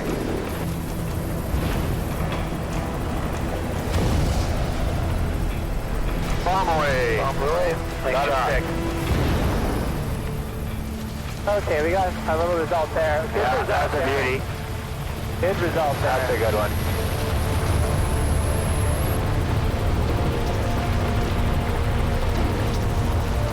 That whole side came off, eh? Yeah. That was a very good result, guys. Right on. So we're looking for. With only a few minutes of road closure left, the heli bombers head for the summit. This is a pretty big corner. This is a big corner, too. Fuse lit. Bump away. Oh, this goes good. Oh, but the bump's stuck. Go away. Oh, come on. I don't think we're going to be moving now with these little shots, Paul.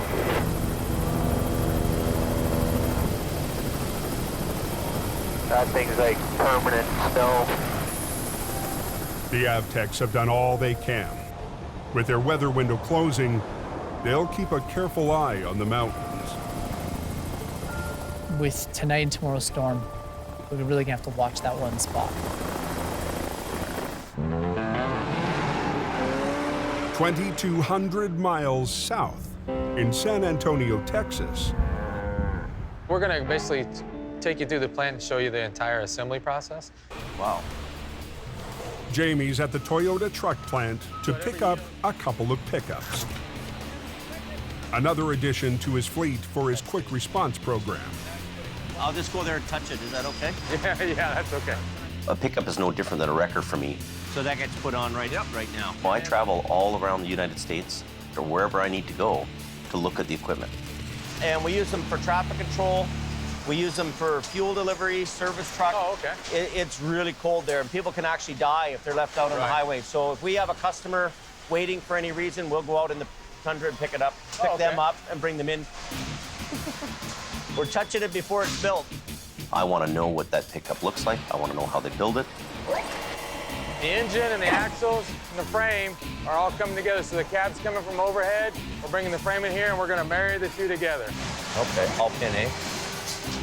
Yep, yeah, here you go. Wow. In a matter of seconds, you know, a frame becomes a truck. Beautiful. There you go. So is our red one coming soon? Pretty freaking cool. Back in BC, the wreck that Al discovered last night is still in the ditch. The tractor and trailer is flipped right over. But Al's too busy with pull-ups to tackle a tough wreck. Doesn't bother me in the least. I'm not taking it on. I'm okay with that. It's a perfect recovery for Jamie. And even though he's away, the wreck is still going to a Davis. He's gone. He's in Texas, isn't he? My brother Jason is a hardworking guy. He's very attentive to detail. You know, not as good looking as I am, but he's a great guy. It's not very often that we get an opportunity to upshow Jamie in his own territory. Probably would have scooped us on this one anyway if he was it. Jamie and Jason ran a heavy recovery operation just outside Vancouver before Jamie moved to Hope. That's your cousin. With her matching rotators, Jamie and Jason have tackled some difficult jobs together. Okay, pretty soon I'm gonna have to boom out, Jamie. Hold on. But Jason isn't used to jobs like this one. The wreck is not on the roadside, but down a steep, snowy bank. Wow, it's in there. The severity of wrecks that happen up here isn't an everyday thing for us down on the coast. You gotta make sure that you take enough equipment, enough personnel. What kind of staff am I taking out? Jason has brought along some extra family firepower. We want that one at the back of the trailer. My daughter Mattia is 16 years old. She drags all the heavy gear, chains, because she wants to be one of the guys. We're going from somewhere around these bogies. Okay. I was always a tomboy, jumping off things, getting hurt, cracking heads open, breaking collarbones. I just can't imagine not having it in my life. 50,000-pound pick. Wow. The heavy load has shifted onto the thin trailer wall. If it's gonna be too much, it's gonna start crumpling. Jason would like to unload the trailer's cargo of frozen food, but the client has a different idea. The customer is adamant on us bringing it up with its load intact. But that comes with a big risk of wrecking the trailer. He's just too far away from the road. He calls on his big brother for some advice. It's got a 15 to 18% grade here. It's almost vertical, the ditch on the side, eh? If I pull, it's going right, pulling right through the trailer wall. It's not that strong, and that's going to expose everything that's there. There's a 70% chance it doesn't work. So after that discussion with Jamie, that the only way we're going to get this vehicle out was with the crane. A 75-ton crane with a massive 130-foot boom. Even a rotator and a tow truck, you would not be able to get that vehicle upright and out of the ditch. Where do you want the crane? Where do you want me to pick? Jason and the crane operator have to find the best position for the lift. You're going to pretty much be taking the whole lane. But space will be tight. Highways will only let Jason close one of the two lanes. With the avalanche threat, it's too risky to have heavy daytime traffic backing up on the mountain. Do you have to stick your outriggers out that side? I can go halfway out that side. You got a semi coming through soon. They have just enough room for the crane's outriggers, but there's a problem. His swing out to the side, too. The crane's counterweight sticks out more than 13 feet behind the cab. If he's 90 degrees, we're shutting down that whole other lane. So you're not going to get that lane. Well, let's see what we can do here. They need the crane to reach the wreck without swinging the ballast into the second lane.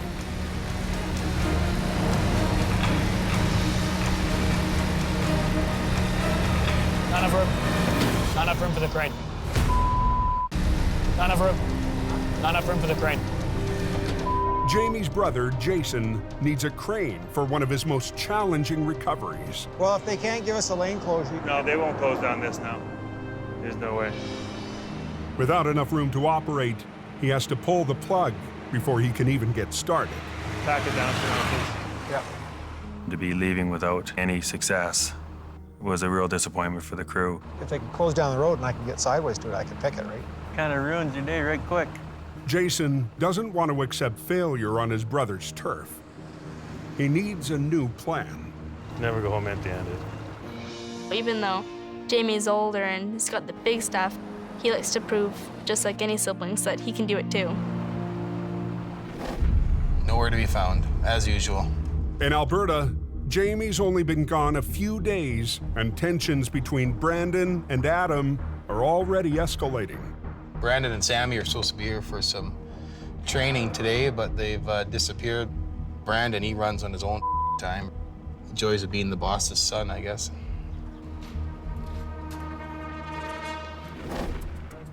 It's freezing, holy. The flagging crew hasn't had much downtime. First time for a long time I'm going in the ice. It's been a while. Brandon's trying to enjoy any break he can get.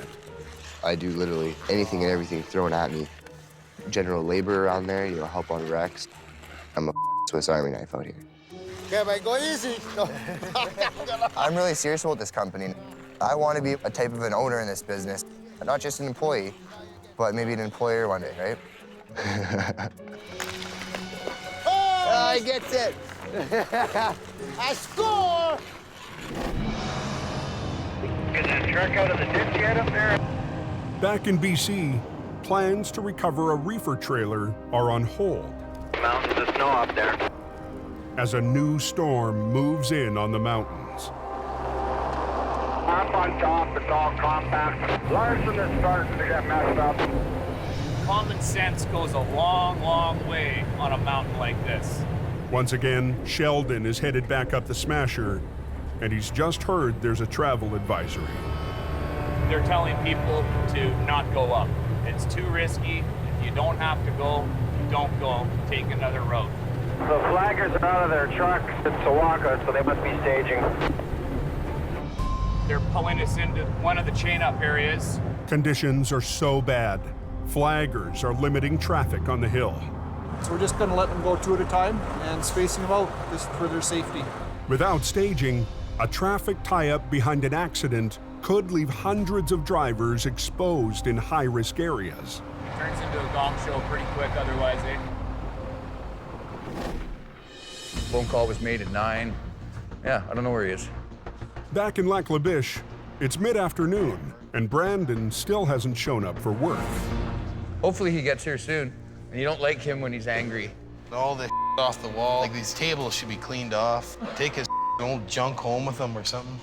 Kelly Davis, another of Jamie's brothers, is a long-haul trucker passing through town. He understands Adam's stress. He just wants people to do their jobs and be professional about it, and it's a hard go for him. I shouldn't have to constantly phone Brandon and chase him around. What are you doing? You know, the guy sleeps in till 11 o'clock every day, and I brought him up here, gave it a try. It's not working out, so he can go back to Hope.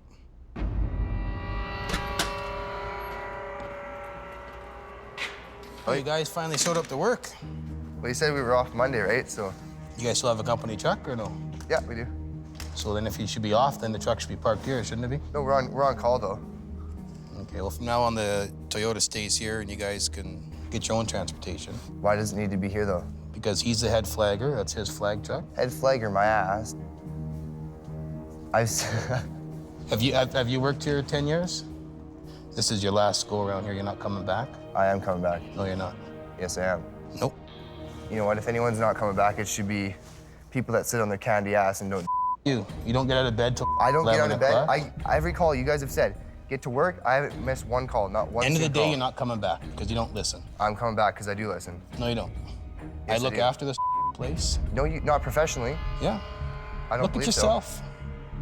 Right? You don't get out of bed till 11 o'clock in the afternoon. What's you how don't am I not listen. I listen you all don't the time. want to come here and learn how to tow or do anything else. Ask anyone you want. I've You're impressed supposed to be here everyone at 10 around o'clock in the morning. You weren't here. here. You never gave me a time. You were told last night when to be here. So you're not coming back. This is your last go around. I am coming back. No, you're not. Absolutely not. Thank you. I walk in and you say, you're late. What the am I late for if you don't give me a time? How can you be late with no given time? This is unreal. I've done really It well is, here. yeah, You it can is. ask anyone, ask anyone. Yeah, I know. I've done really well out here. Oh, I know you have. You've done really good. Man, you need to learn, if you want to be a manager in real life, be a real manager. Listen here. Hey. You're supposed to be here at Around 10 here. o'clock in the morning. You weren't here. You never gave me a time. You were told last night when to be here. You're not coming back. This is your last go around. I am coming back. In Alberta, tension between Brandon and Adam has boiled over. I walk in and you say, you're late. What the am I late for if you don't give me a time? If you want to be a manager in real life, be a real manager. Listen here, Hey. Come on, that's enough. Out of here. Don't be pushing me around. Don't. Lay a hand on me. Well, don't guys, lay a stop hand on it. anybody else. You get the in my face. I'm making sure nobody gets hurt. That's not right. Not right at all. That's the bottom line. All right, let's just go.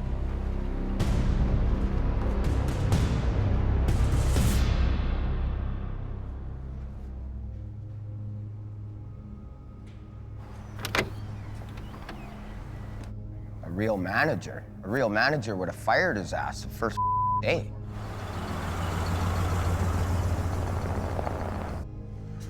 Hey, I didn't mean anything by that, eh? I just want to shake your hand. I didn't mean it. Yeah. Okay. Thanks a lot. Thanks.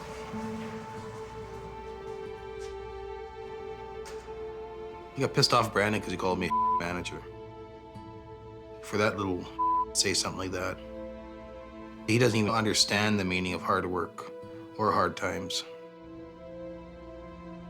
You try and help the little and he just disses you at every turn. I surrender. I wave the white flag, man. I'll go to work for somebody else.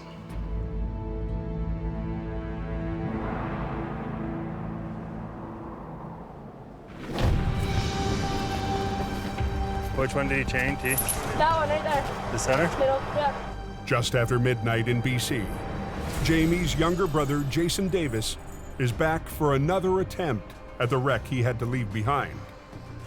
Recovery was being done at night just in order for us to achieve the time that we needed. We have a lane closure today, which will allow us to stop traffic so that the crane can get enough working space. After yesterday's failure, Jason will take whatever he can get. I had to talk to Jason on the phone that night about that job, and he was pretty depressed, pretty down, and he was, almost second-guessing himself about how he handled it. I don't got much time, man. With more heavy snow expected, Jason and his daughter Mattia get right to work. I can get up over there and walk across. Where? Over there at the front. Oh, go ahead. Just be careful, it's greasy. Yeah. It's quite a trooper, the young lady. I'm 5 feet tall and the snow is up to my head, but get used to it. Okay, you can pull it tight. As long as it stays in the hook, you're okay. Yeah, I'm just making sure it does. Okay, make your way. Jason gives a careful test pull with his rotator and sees a problem right away. This will bite into the trailer like that. That'll bite that trailer and cause a kink in it and weaken the trailer. It's only aluminum, it's very thin. And so you'll pull that strap right through that trailer and cut it in half. I would unload it. Customer doesn't want it done that way. So, basically we have to tell the customer, look, your success rate here is very minimal. Jason plans to use a crane hooked to a series of straps to help spread the load. The crane will then lift from the top, while the rotator pulls from the side. That's what we need him to do, is do the lift, and then we pull. The strap's got to go underneath and come up the roof, and then this way in order to create it to roll. This sucks. This portion of it sucks. Dig your hand right through to try and get to the bottom. You want to get to the bottom of the trailer. Yeah, I'm on compact snow and it's on my face. You'll live. Snowshoes applicable. Holy. At 12:30, the rest of Jason's crew rolls up. I'll give it a little yank and then see if we can get it enough to get another strap on that bottom. With his rotator, Jason pulls just enough to make space between the trailer and the snowbank. Okay, the sooner the better, guys, eh? We're trying. Can't really see. Tyler and Wayne bringing them down. Okay, we're ready for a crane back here. Something's coming up the road. That'll be our crane. At 1 a.m., the machine arrives that will make or break this recovery. By the way, Tate. So now what we're gonna do is get the crane to come in behind me, throw some more straps to support the load. Yeah, fold it. There you go, there you go. Now their straps are almost in the center, eh? That's where you want me to be? That's where the load is. So how far out do you want me to pick? I want you to go right in the middle if you can. I'll get my boom out there and I'll tell you exactly what I can have. That's a long ways out. Like that's probably, what, 60 feet. The farther the crane boom extends, the less weight it can lift. So I'm gonna put a stop on traffic, okay? I'll stop. Go time. Okay, Ralph, we're shut down, buddy. Swing over.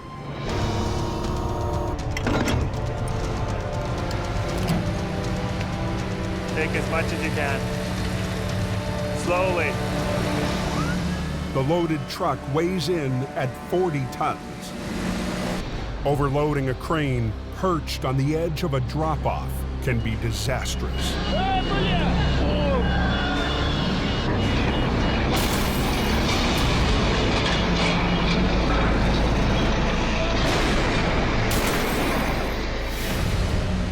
Nice and easy, Ralph, nice and easy. Keep going. Hold it! If I create too much of a horizontal pull on the crane, it's going to skid. In BC, it's 1:30 a.m. For Jamie Davis's brother, Jason, time is running out to recover a fully loaded semi. Nice and easy, Ralph, nice and easy. Hold it, hold it, hold it. So are you loaded out right now? That's 27. I'm good for 22. The crane operator has extended his boom so far, he can only use a fraction of his lifting power. Hold it! Or risk pulling himself over the bank. It's his job. It has all the ingredients to go sideways. You've got a loaded trailer, a customer wants it uploaded, but the Davis boys don't give up. With a crane maxed out, Jason has to come up with a new plan. Stand back, guys. Using his rotator, he inches the wreck closer to the crane. We had to be over top of it in order to create the lift. With a boom shorter, the crane can lift more. We good? All stop. What do you see? Starting to buckle the top. Where I am? Yeah, both. Front and back? Yeah. If those straps were used in the wrong place and pulled on the wrong angle, that trailer could easily just break in half. That one's pulling down. That's where all the weight is. There's so much pressure building on it. The trailer wall is buckling around the straps. Jason needs to redistribute the weight. I'll send somebody with an angle iron for me.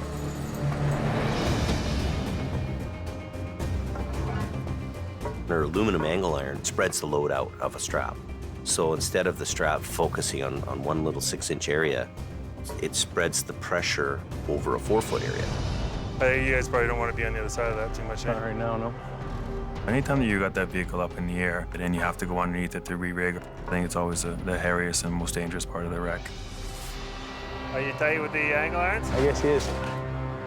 Okay, slow on the cable. Slow on the cable? Or? Okay, you got her. We're gonna crawl out of here before you lift too much more. Okay, let's do it. That's coming over a long way. Yeah. Keep going. Okay.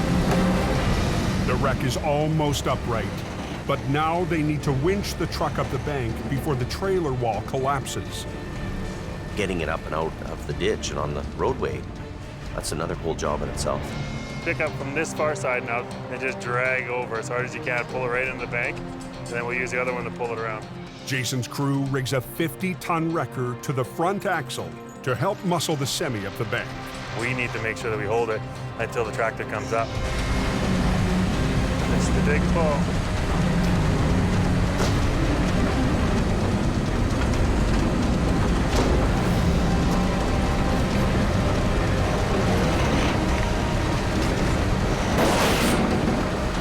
They probably want us out of here soon too, eh?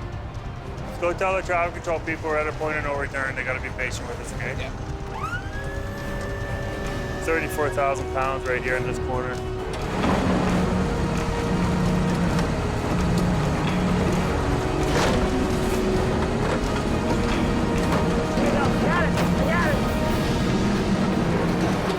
Yeah, she's out. Now we're at the home run. We gotta unhook and get this traffic through. That was quite an accomplishment, man. Send them through. Thanks, eh? Sorry to keep you waiting. Well, I've done that type of wreck. It was not easy. I should say that I was missing that job, but it wasn't a job that you missed. Sorry, brother. Didn't break a wall, and we don't have the cargo spilled all over the ditch, so yeah, we did good. That went pretty darn good. I felt proud because I know he can do it, but you don't need your brother. What Jamie say now? It's beer o'clock? Yeah. Jason was under huge pressure, given all the conditions he was trying to work within. And Davis boys, we don't quit. We hunker down, we get her done.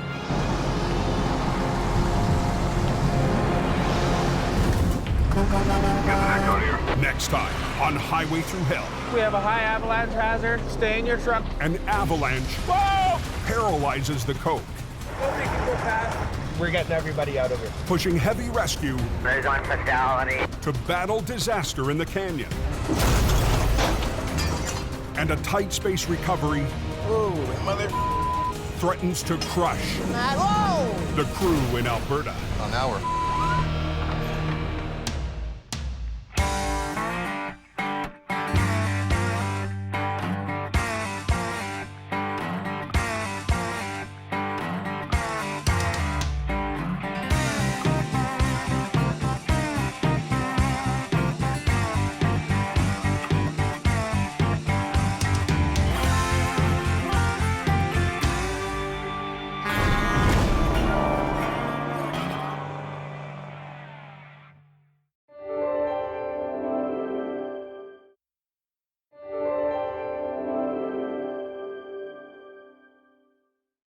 This time on Highway Through Hell. Holy! A violent wreck It's minus cold. tests the new arrivals in Alberta. Get over! Back in BC, massive carnage. There you go. Chokes off 2 highways. See what we can do. Keep it going. And a pair of lone wolves have to pull off the impossible. That is nasty. On the highway through hell, the last line of defense is a heavy rescue team ready to tackle any disaster. Because closure is not an option.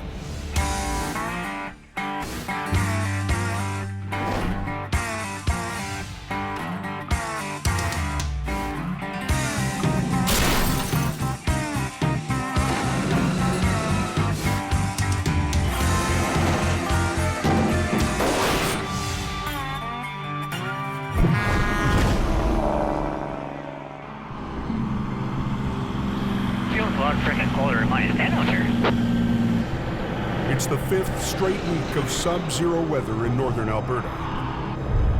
Both go down to -20, so. The deep freeze has turned Highway 831 to ice. That's a nasty little road. Death grip on that steering wheel. At 1:28 p.m., a semi loses control. Call 911. Yeah. What's gonna happen? There's a truck in the upside down there. Can you flop it over? You betcha. Just drove it right into the ditch. I think like a best control reporting on rollover. Jamie Davis en route. Last week, Jamie Davis brought up Heavy Rescue's powerful Rotator to battle the industrial-sized wrecks that litter the highways to the oil patch. I have to send in the muscle to make sure those jobs are getting done.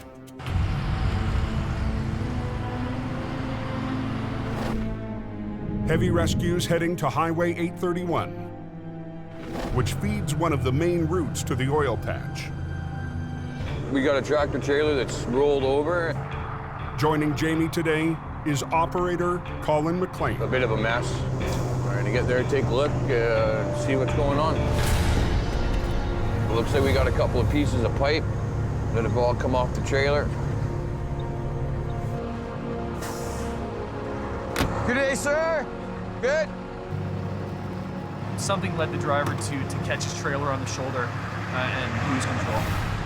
The driver survived, but the crash sent his load of industrial pipe hurtling down the highway. These are pipeline pipes, very, very thick, heavy. They rolled down the highway almost like rolling pins. If that would have hit a car, serious injuries would probably be the best case scenario. Let's do a flip on the trailer and then get hooked up. Jamie plans to do a single lane inversion. Flipping something over in the lane that you're working in. What that does is it allows traffic to flow on the other side. But that leaves them working up against a moving lane. Look at the traffic here. Amazing. You have highways that are handling traffic volumes that are going to all these oil field sites because the traffic buildup is crazy. The pressure on us to get that job done quickly is huge. Fast, I want efficiency, let's go. Controlling that heavy traffic is up to Jamie's stepson, Brandon, who's flagging along with Sammy. It's minus cold. Brandon's new to the Alberta operation and the brutal climate. The weather's extreme. That ice and the wind mixed together. I'm wearing these too and I can't feel my fingers. It's on a kind of a weird angle. Kind of in a bad spot here to flip over. Where's my glove here? Adding to the challenge is the twist in the wreck. That truck is wound up like a giant spring. There's energy there. That energy is something to worry about. I think I should put a low line in this thing. Let's put a couple of snatch blocks down. Well, yeah, one for that. Yeah, at least to pull that down. That way we're not monkeying around at all. If I start pulling this over on my end and I don't let him catch up on the back end, that trailer's gonna come down so hard Something's gonna break off. It could hurt somebody. We want that unit to come up evenly. I'm just thinking where I should be with the truck parked here, so. I think I gotta be in the other lane. What, you think you're too close to it? Yeah. Like where I'm at there, I'm too close. I know at that point that this is gonna flip over into the lane. So I can't have the wrecker there and flip it. It's gonna land on the wrecker. But moving the rotator forward won't give Jamie the leverage he needs to flip the tractor. I need to block that road for a minute. I have to move the rotator in the other lane. There's just no other room. Let the last traffic go and then unblock the whole thing for a bit. Brandon, shut everything. I'm shutting it down. 1-4, pickup. Good turn forward, good buddy. I'm gonna go ahead if you can grab the cable.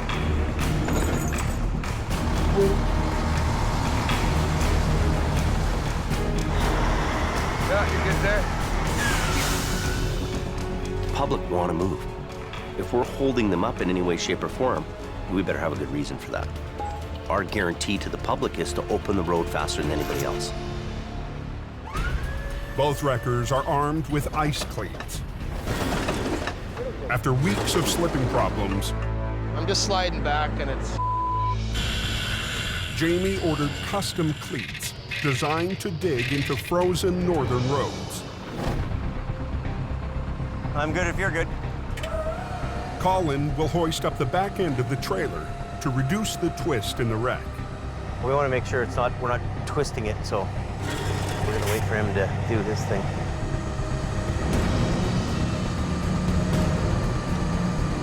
I'm waiting for the perfect moment that he's in line with me, and then we go together. Boom.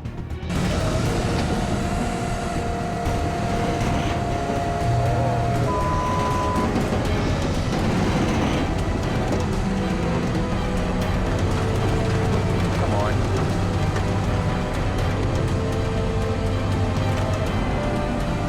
Get over!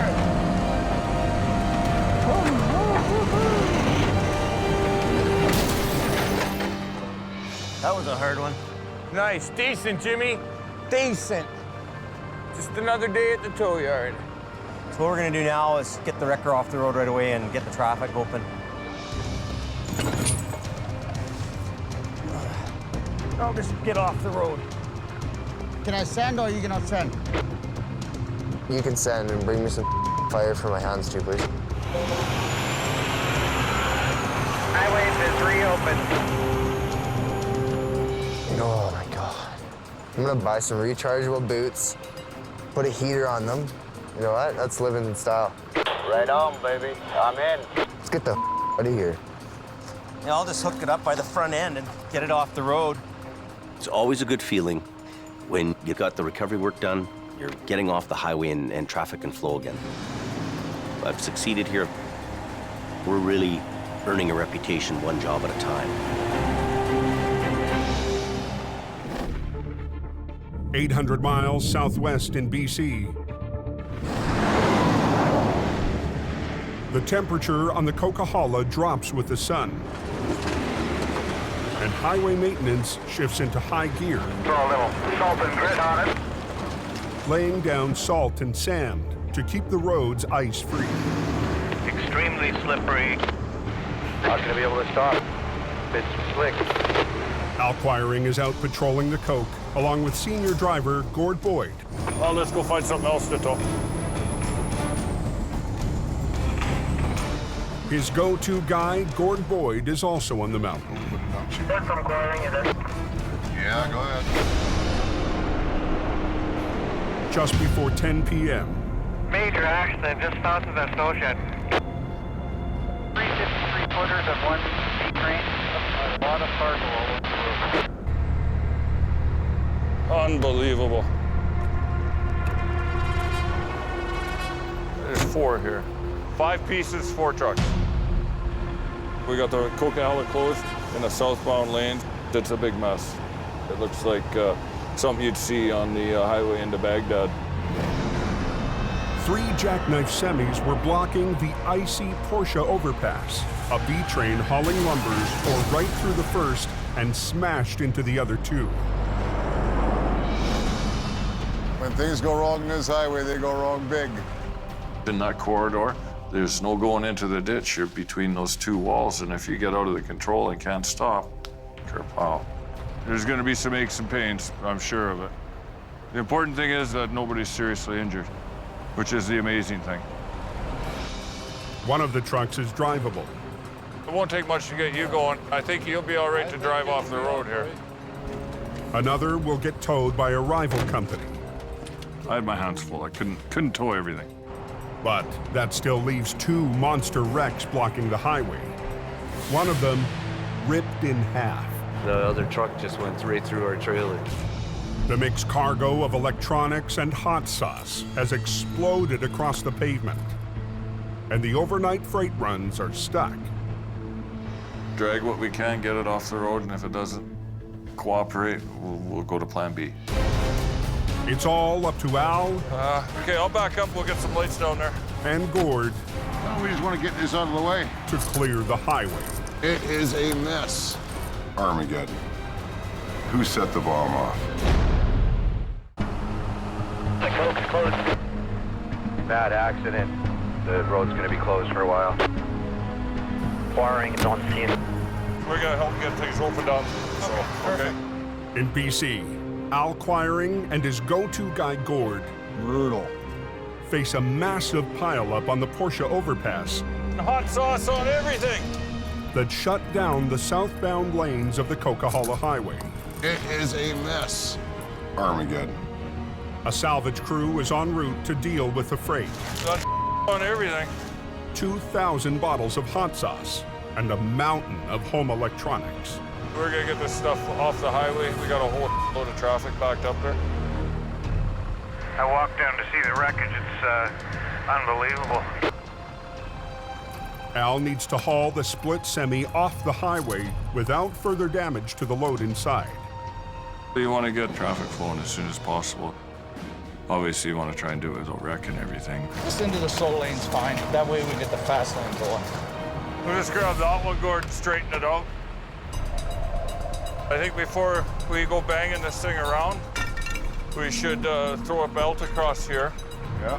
And we'll stack these pallets up to hold it together. Yep.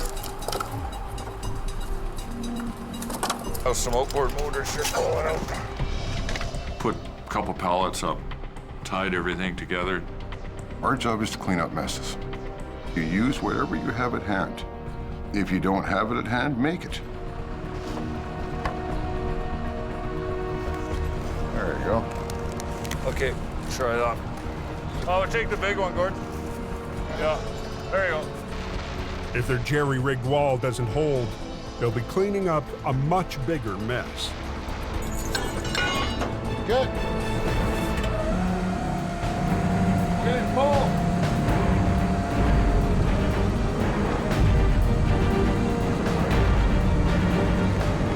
Hang on a sec, Al. 2 hours northwest. I think I'm going to do Highway 1. I don't want to get caught up there. If in doubt, go to the canyon. That's what I'm doing. With the coke closed, traffic surges on Highway 1, the alternate route to the coast. There's a lot of traffic over here on Highway 1. Hammer down, and if you know the road, you can make good time. But the twisting, narrow highway can't handle the same high speed. 18-wheeler. At 1:23 a.m., just north of the town of Lytton. Half his tires are touching the ground, the other half are right up in the air. She's right on her side there. Now we got a truck rolled over. Apparently it's laying in the middle of the road, got pipe on a trailer. I'm going to assume it's ugly. With most of heavy rescue in Alberta, Howie Irwin tackles this job solo. I know that he's going to be on some of these jobs trying to pull off the impossible.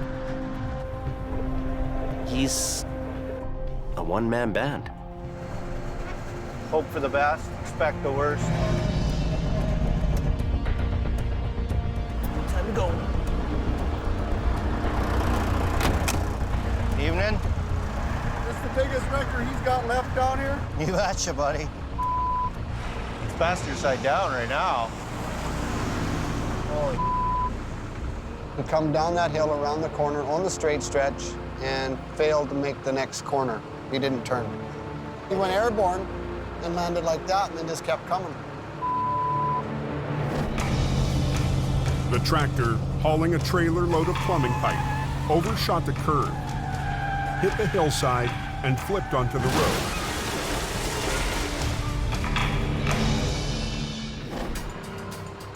I want to grab it right about behind that toolbox. And then at the same time, I'm going to pull down off the tractor. With just 2 winch lines to flip the 40,000-pound rig, Howie's got his work cut out for him. Yeah, they're all coming apart.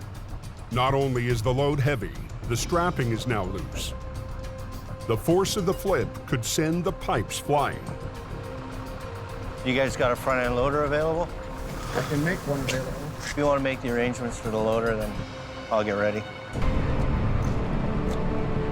I'm gonna untie the load up a bit. The load is nowhere near intact. There's no point in trying to make it stay intact.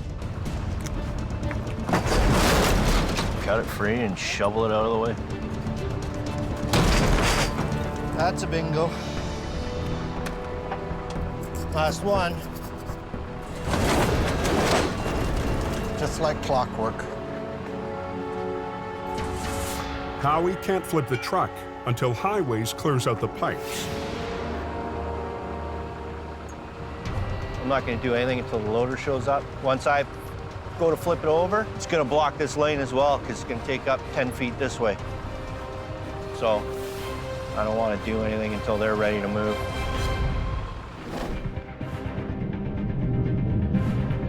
Over on the Coke, What's going on at Portia Creek? They got a wreck southbound. Al's makeshift wall is holding. Hey, Zach, now I'll pull the brakes off. You want to steer it? Sure. But now that it's straight, they need to get the wreck off the highway. Got air. Got air? Yeah. Okay, release the truck and then I'll just drive ahead and you head straight for the gas signs there. You got it. 10-4.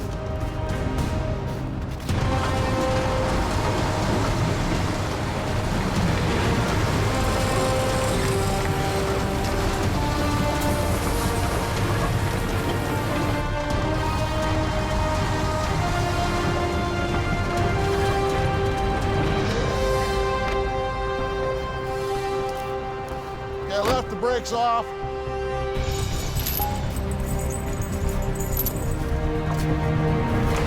The back half of the trailer is also full of cargo, and it's off its wheels. Semi-attached. Just want to try and protect what isn't wrecked already. Try not to make the situation worse. Big green's gonna come in and put the hook on. We're gonna get these boys rolling here as quick as we can. Keep an eye out, Gord. Just try and be conscientious about what's going on down there. Dragging the trailer is slow work. We're gonna move this crap out of the road. There we go. Oh man, that is nasty. They've still got a second wreck to clear, and the road to the coast Turn around, you ain't gonna get past up here anyway. is at a standstill. 4, Fragley's all over the road, man. Turn around, you ain't gonna get past up here anyway. Definitely got a big mess. On the Porsche overpass in BC, 4, Fragley's all over the road, man. It's ridiculous. I've been sitting here forever. Oh my God. the southbound Coquihalla has been strangled for over an hour. Keep an eye out, Gord. Al Quiring's using his winch line to drag the remains of a mangled trailer out of the fast lane. Oh man, that is nasty. Just give her a little shot of low gear here and drag it over, see if we get it over the white line. But Al risks a little more speed.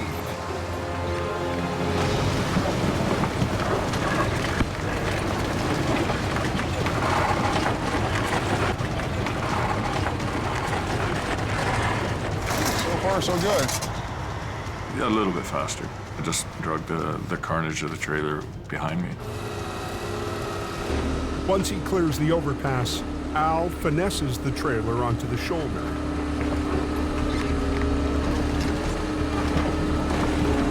There we go. That's out of the way. So far, so good. We almost got a lane open. Okay, let's go have a look here, see where we're at. But there's still no traffic flowing. We're gonna go after the lumber truck. And they're staring down the toughest wreck of all.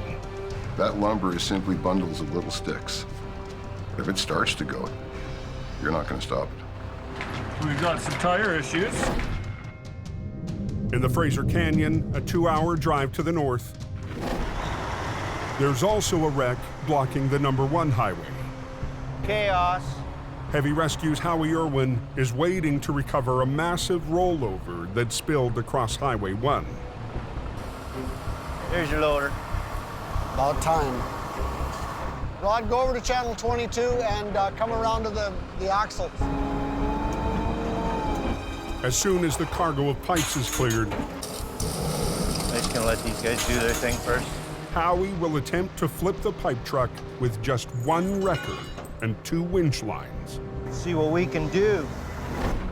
1 line will run from HR 66 to the heaviest part of what's left of the tractor. The other will run all the way to the back end of the B-train. The one for the trailer was at a sharper angle because I was reaching out further for it. The more angle you put on it, the less amount of pull you can exert against it. The second line might not have enough power to flip the rear of the trailer. It's going to want to pull the truck sideways. With no other wrecker, Howie finds an alternative. The loader that's clearing pipes. Every piece of equipment that's here is useful. Might get him on the other side on that top corner. Just give it a push. Howie wants the loader to push from the opposite side to help tip the trailer upright. Square up to it right here.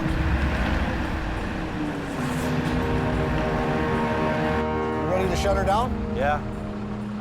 The 1 lane still open to traffic needs to close to make room for the semi to land. Let's hold your traffic. Check, we're holding traffic. Yeah. 1 is closed. Now, both Highway 1 and the Coquihalla are choked off. Millions of dollars in freight is stuck. You add the traffic from the larger highway to a highway that's small. You close the small highway down, it goes from bad to worst. Let's get the highway open as quick as possible. Get it off the road.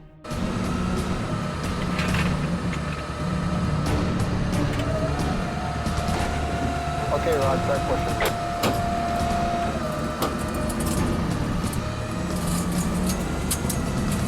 Nice and slow. Losing traction. The loader can't get a grip on the icy road. Oh.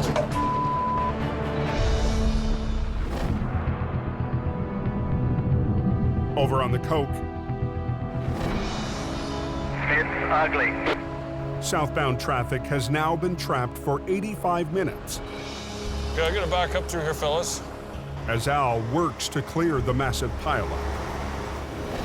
3 jackknife semis were stopped on the icy Porsche overpass when a lumber B-train ripped right through the first, careened off a second, and pushed the third down the highway. That's the one that did all the hitting. He must have been motoring. All that remains is the lumber truck.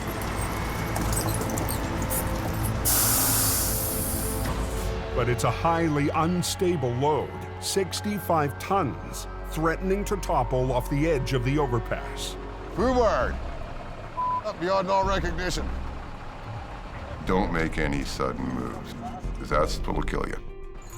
Well, there's definite tipping hazard there. Don't give it a chance to get away from me is the critical thing. You tow the whole thing out? Do the usual half-inch grabber under the axle? Yeah, I'm thinking so. Yep. She ain't gonna be pretty, but it wasn't pretty to start with. This truck doesn't look very old, Gord. No, it looks fairly new. I don't think there's a warranty coverage for this type of abuse. No, probably not. I don't want to move this thing too much. Getting down to the wide spot down here past the entrance anyways.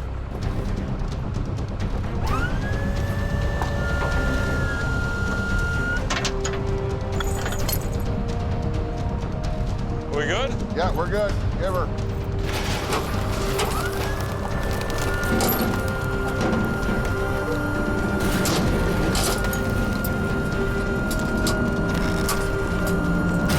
Yeah, I think we're gonna have to pull a pin on her, Gord. I think so. The tractor is so mangled that Al needs to separate it from the trailer to haul it away. Pull it up nice and slow. Okay, a little more. Yeah, you're up. You gotta just pull it ahead a little bit. Look how far that load moved forward. Pulling out the tractor shifted the load even more. Unbelievable. Wood slid ahead on deck 4 feet. It's not a very good load. Down in the Fraser Canyon, Howie's having his own problems. Okay, Rod, start pushing. He's enlisted a loader to help him flip the overturned trailer. Losing traction. Get it down low. But the trailer is still sliding. Back up and then reposition a little bit and drop your bucket down. Howie moves the loader to lift from the bottom. Not an exact science.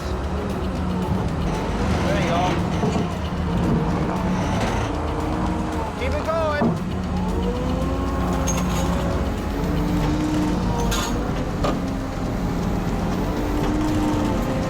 Watch out.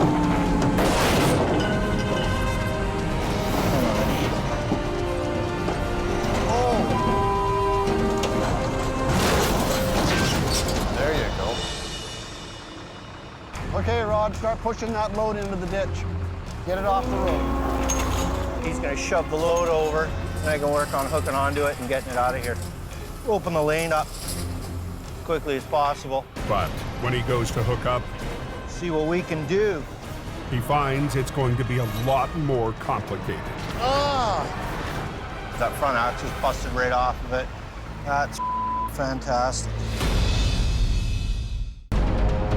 Lined up there pretty good. In BC, it's a bad night for truckers trying to reach the West Coast. Tractor just gone, so Accidents have shut down 2 of the main arteries. On Highway 1, front axle's busted right off of it. Howie's plan to tow the pipe truck from its front axle has gone sideways. Well, there's no front tires on it, right? Holy yeah. The axle broke off in the flip. Yeah, she's pretty well now. Yeah. Howie's trying to hook up that tractor. Nothing left on the front end to work with. Redneck science. Let's see, what the are we doing here?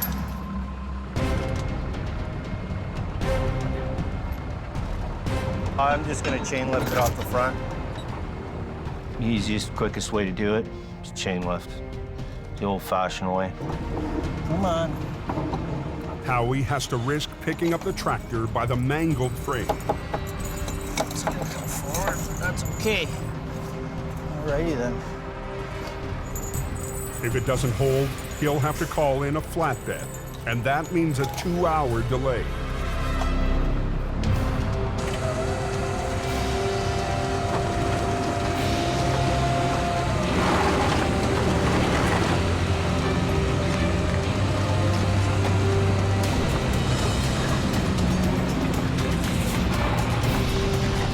Gonna release the brakes and try and roll it out of here. Okay.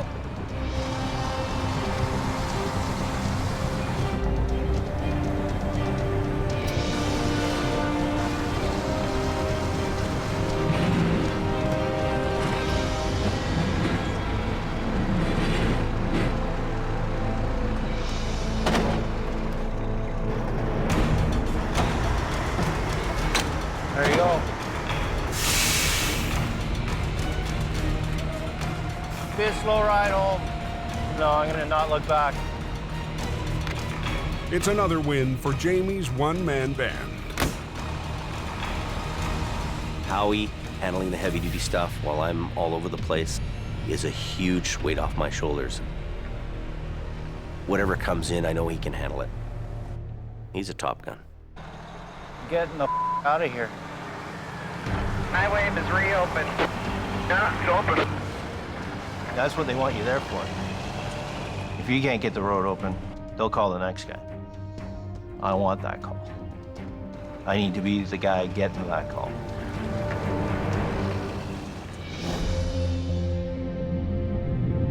Over on the Coquihalla, If anybody's on the radio at that accident, get out of the way. We want to get these guys out of here. They're all pissed off back there. I should have quit yesterday. I really. Pull it up nice and slow. Al Quiring is preparing to haul away the final truck in his multi-wreck recovery. Yeah, you're out. But the unsteady load has shifted again. Look how far that load moved forward. Moving it could spill 65 tons of lumber right off the overpass. Unbelievable. Wood slid ahead on deck 4 feet. It's not a very good load. Al has to take extra caution hooking up his underlift to the kingpin. There's a lot of hazards here, and you don't want to walk into something. Al uses a kingpin adapter to chain lift the trailer, hoping the unstable load doesn't spill. This is good enough to get it off the road.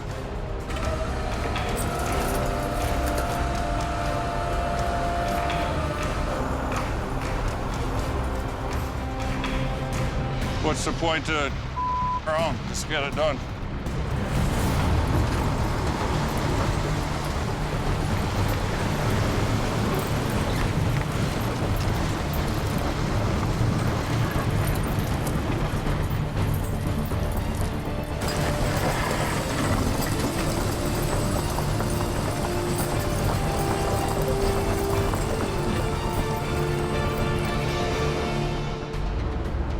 It's off the road. I towed it as far as I need to.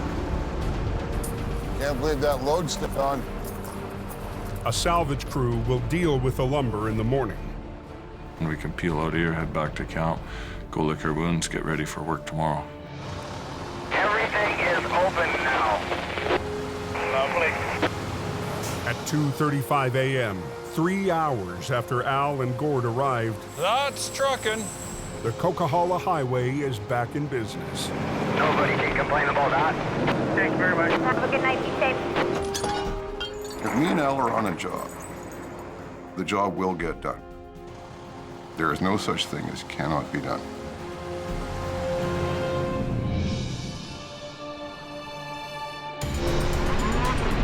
"12 hours later, 800 miles away in northern Alberta, Keep it off the snowbank. All right.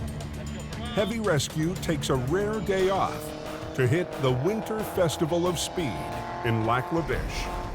It's an annual celebration that brings out the whole town. Who's the best guy here? With Jamie's skeleton crew watching over BC, he's sticking around to take part in the ice race, along with his newest Alberta recruit. Then you guys can start racing. We're new faces to the area, and it's important for us to interact with people, you know, let them know who we are. It's also a chance to have some fun with Brandon after butting heads early in the season. Oh, this is tough. We want to let loose a little, get some fun in on the weekends or whenever we can, right? I gotta pick Jamie there, 20 bucks to win. Hell no. Let's do this. Good to go. We can release this field.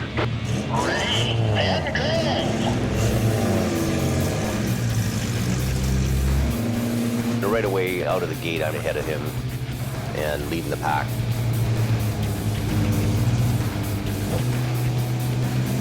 We drive on the ice with our big tow trucks all the time. But racing on ice is a whole new deal for us.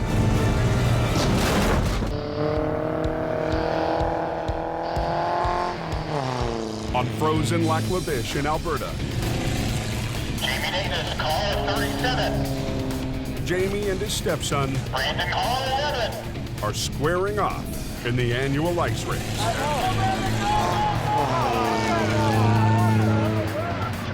Just shaking my head because I know he's just gunning it.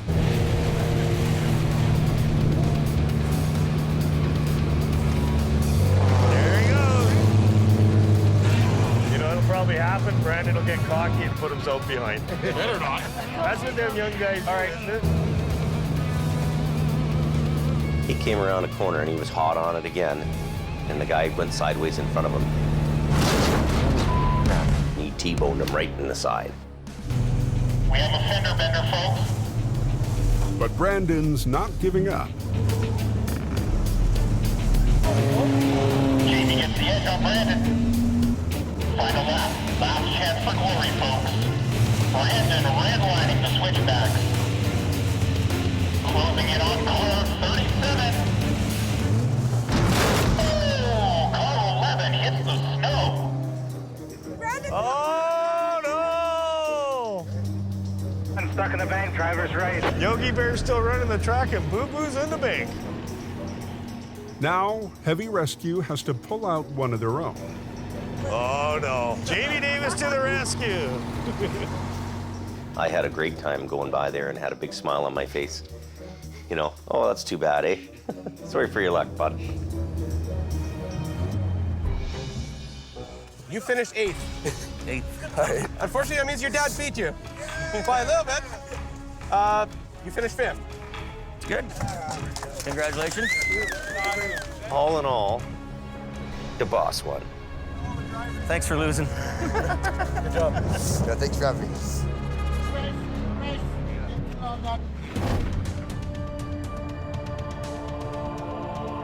Looks like there's a real bad accident up there. Back in BC, just north of the Zopkis brake check. Yeah, the Coke's closed, eh? Yeah. That doesn't sound very good. No, it doesn't. Roads are very icy. One vehicle tagged the side of the barrier and just caused a big chain reaction. A multi-vehicle pileup has a stranglehold on both southbound lanes. We went over, and then after we landed, the Dodge behind us went into us. And it was a wild ride. It's a real wild ride. When everybody's freaking out and going sideways and rolling in front of you, that's it, man. All the drivers escaped major injuries, but the afternoon rush is at a standstill. I'll just back up and grab the other one, too. With the A-team in Alberta, today, Jamie's newest driver, Wayne Sahada, answers the call. Twisting around. Sometimes I might be slow, but I'm dependable. Pull that car out of there. The Honda will be the next one. His only help, one of the other new hires, Don Starr.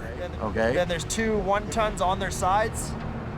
The competition has scooped the big rigs. But Don and Wayne have 5 mangled cars and pickups to recover.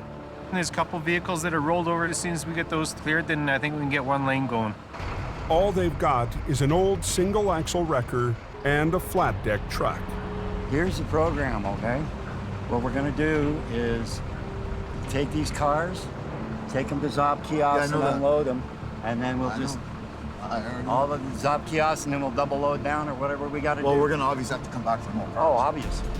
I know Don knows what he's doing, but I don't think he knows what he's doing on all aspects. Boom. Show me how it's done. I'll be watching. As night falls, the temperature drops, and the road turns to ice. The line of traffic is growing.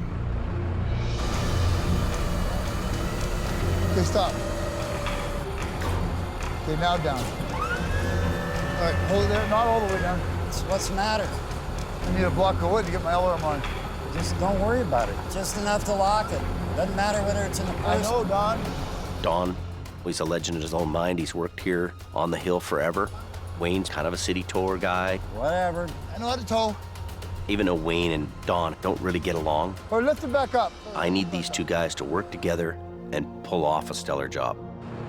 He's gonna go on the other side and take the brake off.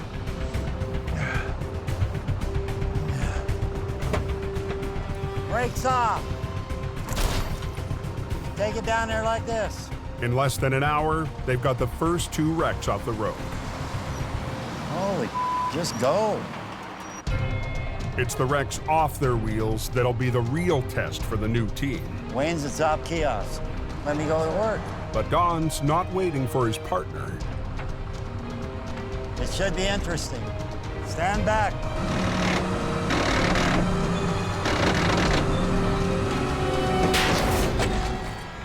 Started pulling, and sure enough, it wasn't going. What broke? The cable. It's never easy when it doesn't work. Don and Wayne are down a winch.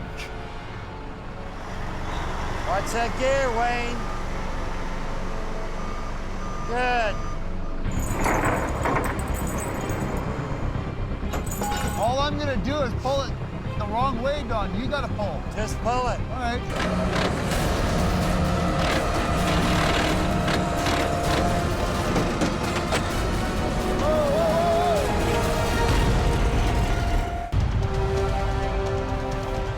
Got a lot of traffic backed up, and we want to make sure we can get by these roads that are jammed up. High on the Coquihalla, southbound traffic is stopped dead. All I'm gonna do is pull it the wrong way, Don. You gotta pull. Just pull it. All right. He didn't listen, so I started pulling, and sure enough, it wasn't going. The truck is just sliding over the ice. Don Star's already snapped one winch line. We leave the guys in Hope with basically all the older paid-for equipment. It becomes really a struggle for these guys to try to work with the equipment. The only answer is to improvise. Want me to trip it? All I gotta do is back up, put my deck down, push the bottom out, and pull the top. Go for it. Hopefully this works. Ho! Ho! You're gonna have to help me, though. You're gonna have to pull. Yeah, I know. Wayne braces his flat deck against the truck. Okay.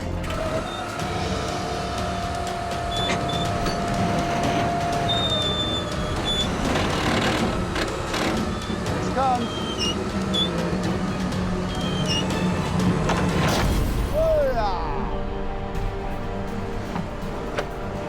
Hey. Wayne's not so stupid, is he?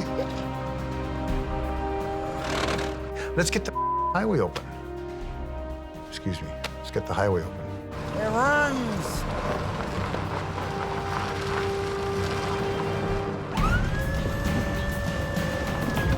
Okay, here we go. Watch out, watch out, watch out, watch out, watch out. Taking Dawn to school.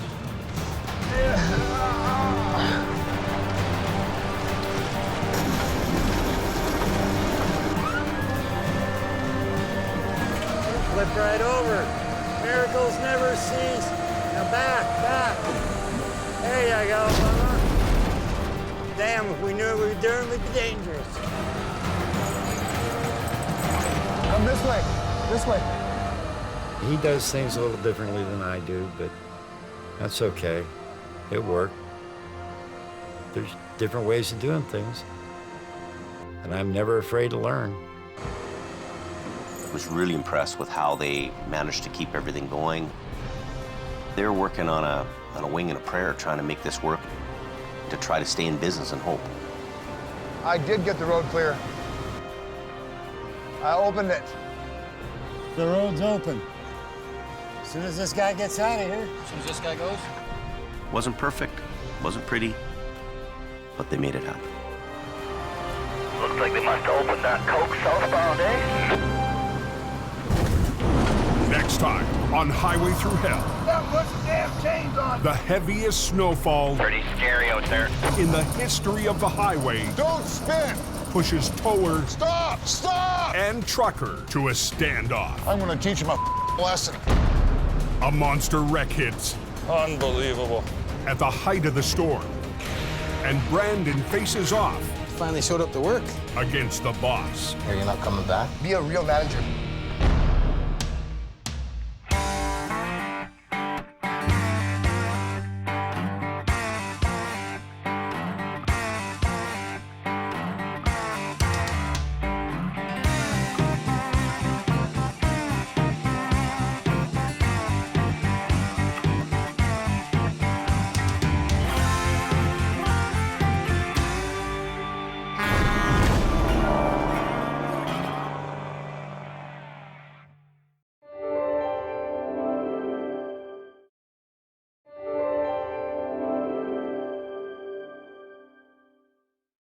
This time, on the highway through hell, Hang on, Ann.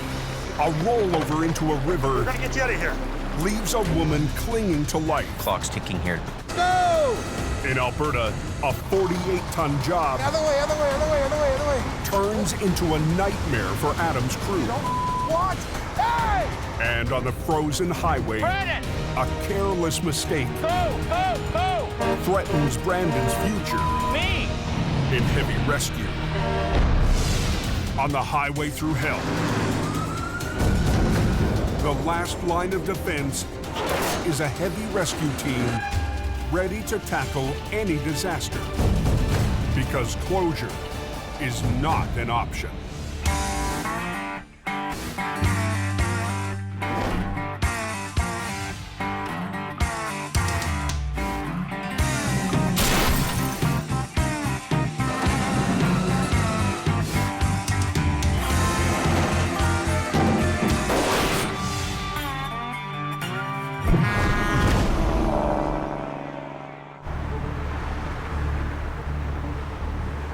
So how's the coke tonight, boys? There's some compact up on the summit. On British Columbia's Coquihalla Highway, cold air is sweeping in from the north. Ice up there that won't blow down? Water on the road has turned to ice. I can feel my tires moving all over the place. That's a recipe for disaster. 5 trucks spread 40 tons of salt and sand, but it's not enough. I realized there was some kind of an incident there right at the summit. Just after 9 p.m., Jamie Davis Heavy Rescue rolls out. Lumber truck. One from the sideswipe the other. New hire Howie Irwin is out the door first. Jamie's coming up behind me in the rotator, so we'll see what's there when we get there. Last Thursday, Howie crashed heading to his first big call, Yeah, there's damage. forcing Jamie to pull the rotator out to rescue one of his own. I'll turn around, we'll get you out of here. Okay. Less than a week into the season, Jamie is already down 1 truck. Blew the bolts right out of the wrecker body. Look at this. And if things don't improve, he'll also be down a driver. I need a guy who can go in a truck and turn some dollars and bring some revenue in. Howie has to get on the game. The old Holmes wrecker might be a write-off. So Howie is now driving an old International tandem, pulled back from Jamie's new Alberta operation. We should be rolling up on it fairly quickly here. The Smasher is down to 1 lane after 2 trucks tangled up while descending the Coke's steepest hill. 63,000 kg of lumber here coming down a hill, 7% grade, and the roads are not in the best shape. Both trucks were fully loaded B trains. One slipped on the frozen hill and sideswiped the other truck. Somehow, their lumber loads didn't spill. We're in a bad situation. We're in a downhill curve. We want to get off the road as quickly as possible. When I saw the first one, I recognized the name on the door, and then when I passed the second one, I started laughing at myself because they're both from the same company. How's it going? Tire, rim, toolbox. All it's done, it just snapped off. I got squeezed into an area that's too small. Give me 5-10 minutes. For now, police have the Smasher slowed to a crawl. Jamie's on his way up for the second one, so he'll be shortly behind me. All right, okay. Cops want the road open. There's no time to sit around and shoot. It's get it up, get it gone.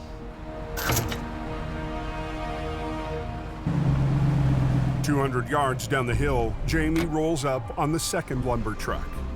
Would they hit each other? Oh, yeah. Unbelievable. It's like they went into each other going downhill. The first thing I do when I get to a scene is I'm looking at that truck and hoping like hell it has a tow pin on the front. Rigging to a tow pin makes for a quicker tow, but this truck doesn't have one. So Jamie has to spend extra time on a chain lift. What we've got to do with this is put it around the front axle on both sides. Oh. Up the road, the front end of Howie's wreck is so mangled, he's having trouble finding anywhere to rig up. That axle's... Nothing's bolted together anymore. It means you can't grab it by the axle. Its broken axle could spell disaster. Going downhill, you hit the brakes, it keeps sliding because it's not pinned in place. If Howie can't come up with a plan B, he'll have to call a low bed, delaying the job by an hour.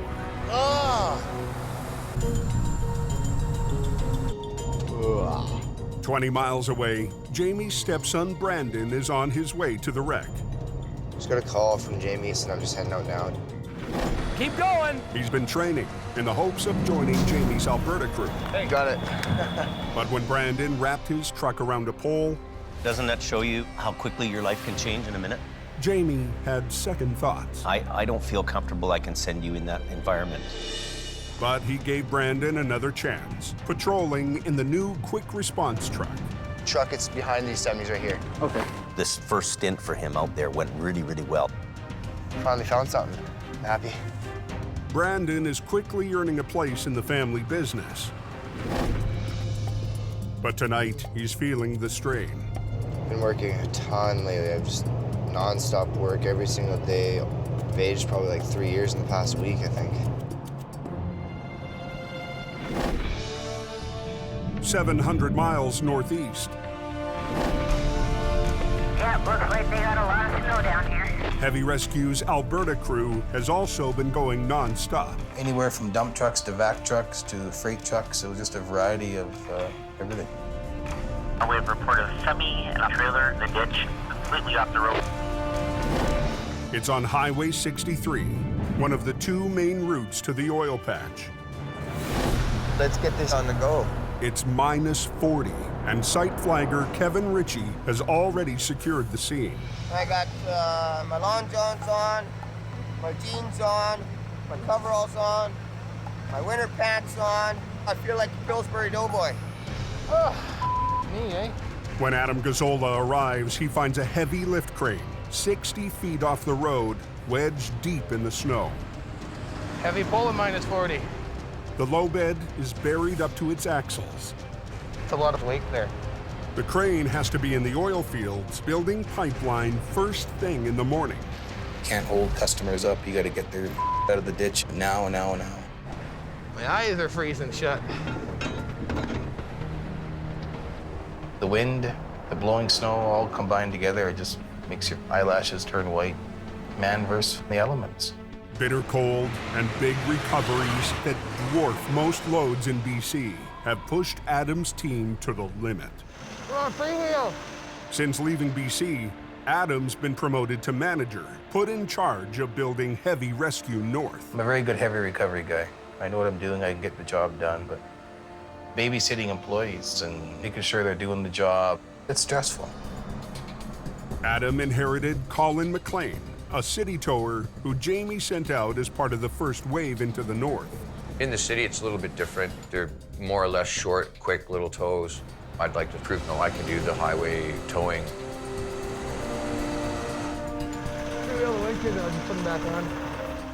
Tonight, Adam puts Colin in charge of getting the crane back onto the road. Colin's a city boy. We'll see if he can handle it out here. Kevin! What? Let me know when I can have it, eh? Yep. On it. Shutting it down. Everybody clear? Adam's new apprentice has rigged 2 lines to the front of the truck. Pretty good there? Yep.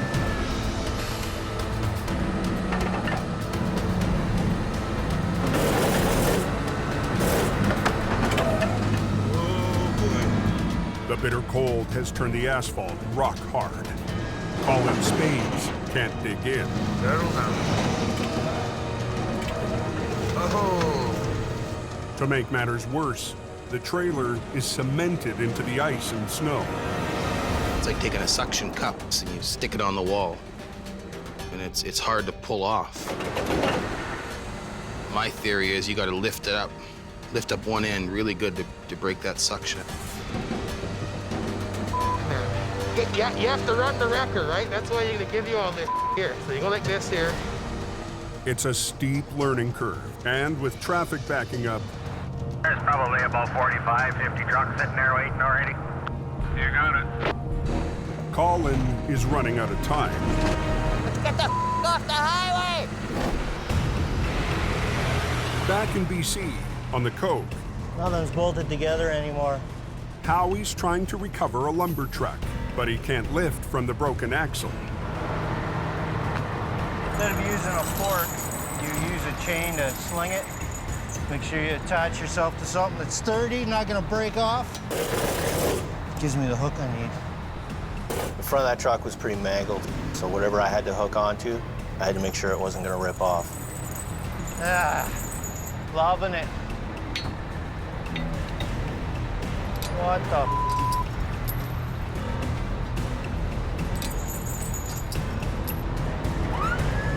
After 20 minutes of careful rigging, he's ready to give it a try.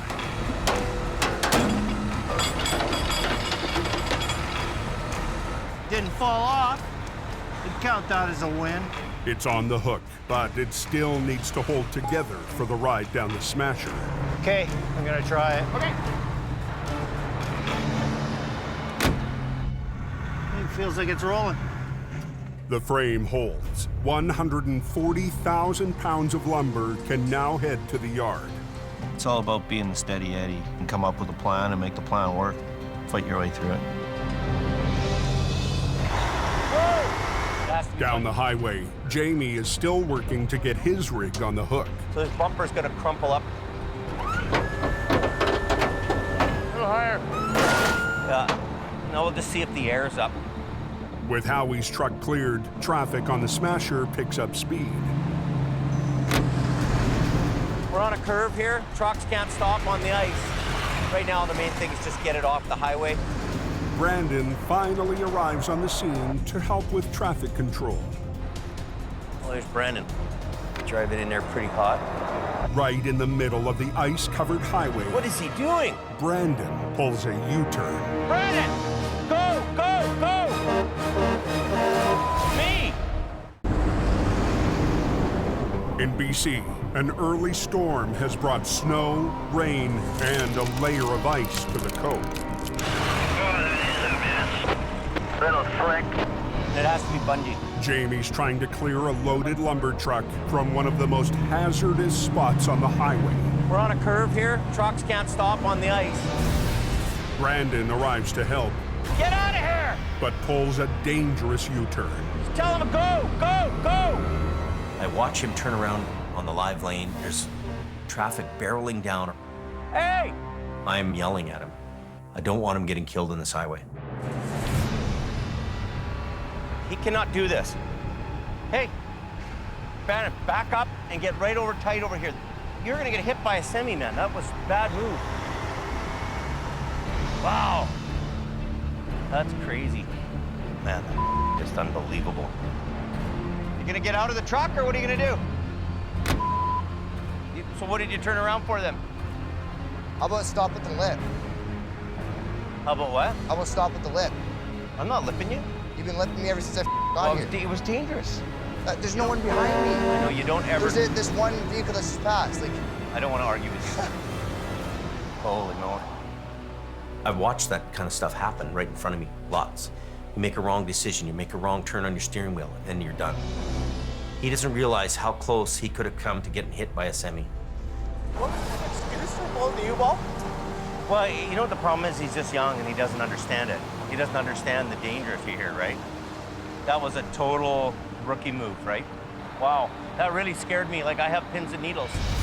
We got to get off the highway. All the tools in? Yeah. 40 minutes after heavy rescue arrived on the scene. Road's open, all right? Yeah, road's open. The last B train is on the move, but it doesn't feel like a victory. Brandon doesn't get it yet. It's real. And this is what goes on every day out there with people working. Have to be afraid. Learn to be afraid.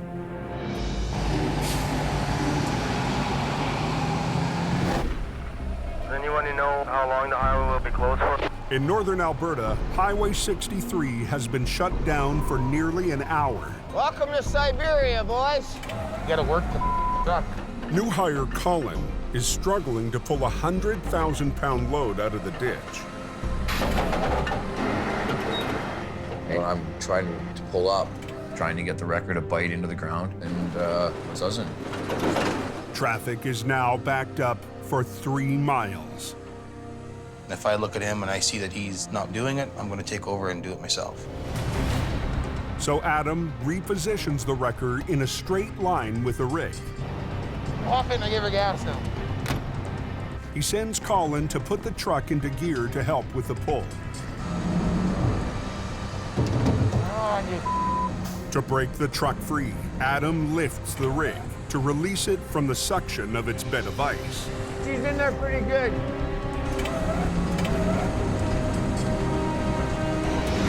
Ah, boy. There we go. There we go. That's a good sign.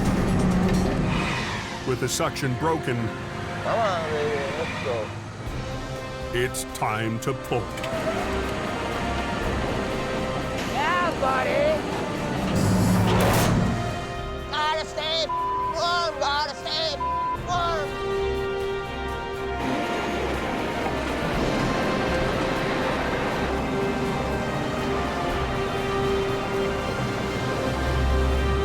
I think we got us some fish, boys. Be home back in time to have some nice hot chocolate and bacon and eggs. Okay, I'm sending. Highway 63 is back in business, and the crane should make its morning appointment with the pipeline. You got a big fish? Right. You gotta work the truck. Yeah. Right? You got a fish. What it is. I am a little bit concerned with Colin. He's just kind of hold the lever on, and if it doesn't come out, then he's kind of buggered. Like, I don't know. I'm a little bit worried about him, so. I'm a no-bull guy, and I make the right decision that needs to be made. I don't have to even second guess it. But guys like him, they're looking for somebody to tell them what to do. If you can't make that decision, Let's go. we'll work for somebody else. We're paying for the rent for this one.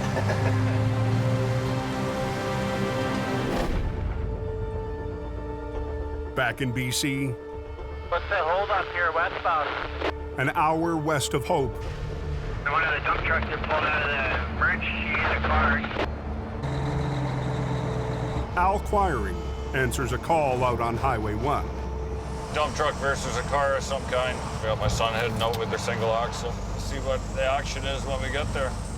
Like Jamie, Al is teaching the family biz to the next generation. First real MPA with my dad to get the road clear, and get this freight moving is my biggest worry. 17-year-old son Kerry is training on a 1973 single axle, acquiring family heirloom. He operated this when he was my age. Here we are today with me behind the wheel. My kid, he gets right on the edge of his seat. Calls are going on. He wants to be the guy doing it. These guys are going the wrong way. A dump truck sideswiped a car. Now the country's main east-west artery is slowing to a crawl. Both drivers are fine, but their vehicles weren't so lucky. How you doing? Very good today. Doesn't take long on that Trans-Canada to get a mile of traffic lined up. Al takes the dump truck. Is the trailer loaded? Yeah. And Kerry will tackle the car.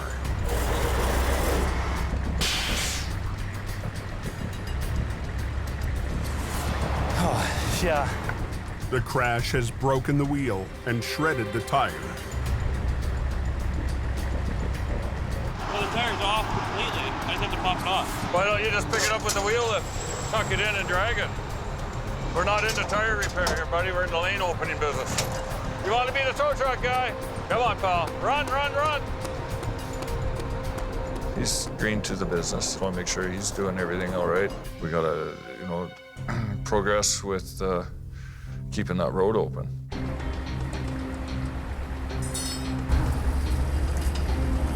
Kerry squeezes the broken rim into the wheel lift. It's not textbook, but it's quick.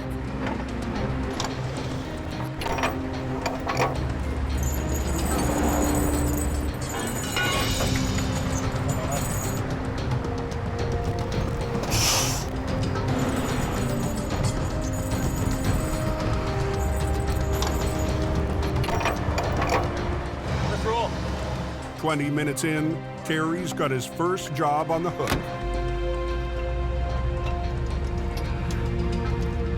But not for long. Felt the vibration. This thing's a dolly job. You might have buggered up a wheel bearing or something. If it is the rear wheels, he can lift them off the road with a dolly. Why are you towing it like this? Huh? It's not all-wheel drive. I know it's not, but I can't tow it. Well, your PTO's probably on. Oh. That'll be it. In his rush, Carey forgot to turn off his power takeoff, which directs power from the tow truck to the winch system. You gotta make sure that knob is up, right? The oversight caused his back end to vibrate.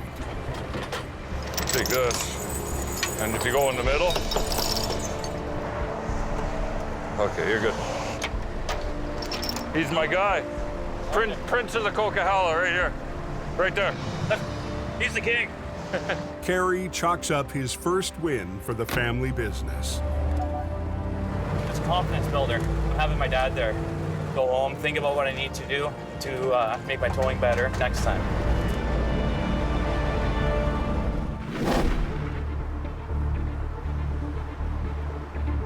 Oh, the highway was just grease, eh? Oh yeah, there's like 3 inches of ice on it. 2 hours east, high on the coke.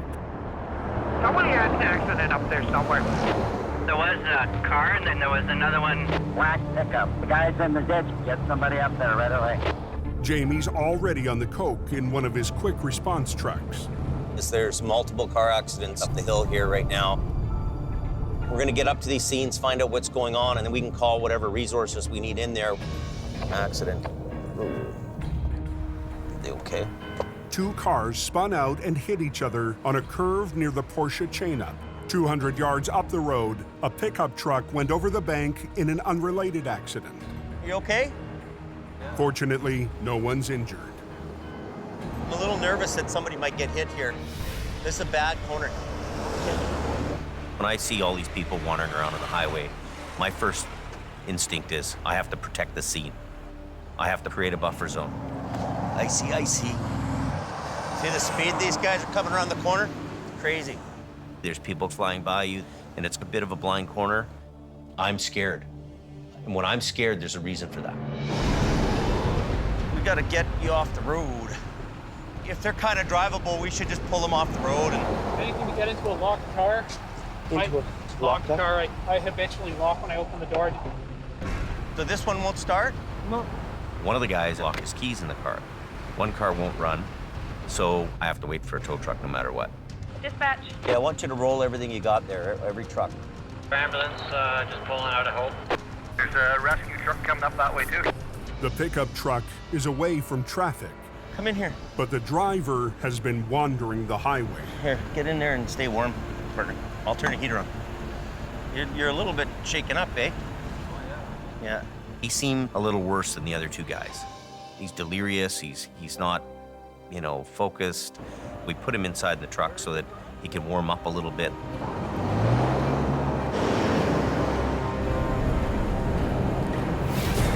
Look at this guy, look out. Lots of ice, these guys are highballing around. Look out! Black ice at a crash scene has Jamie nervous on the coke. Come in here. He tries to keep everyone safe until the tow trucks arrive. These guys are highballing around.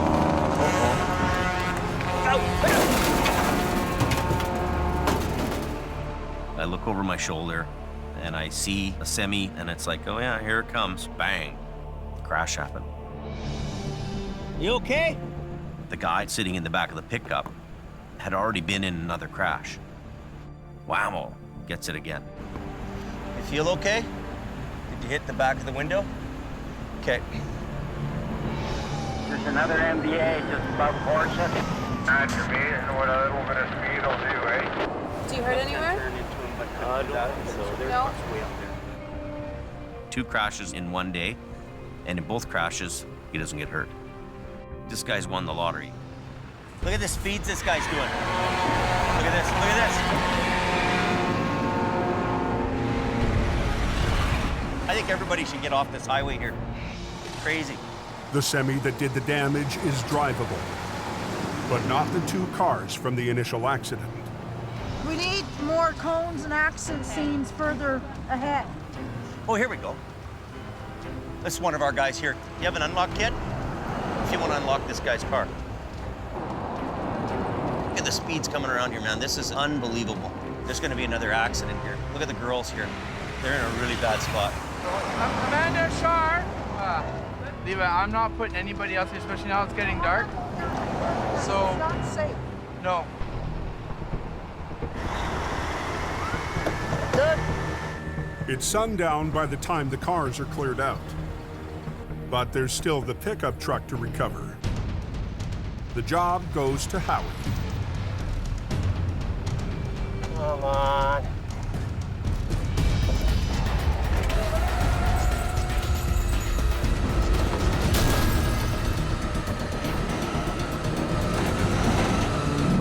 Oh, yeah. That's what I like to call a paycheck. Get it moving. Hook, snag, and drag. A dangerous day on the Coquihalla finally comes to an end. So make her back to the shop. I'm amazed that this pickup can get hit by a semi. My passenger in the truck doesn't get hurt, and this thing's tough enough that I can drive it home at the end of the day. That's pretty cool.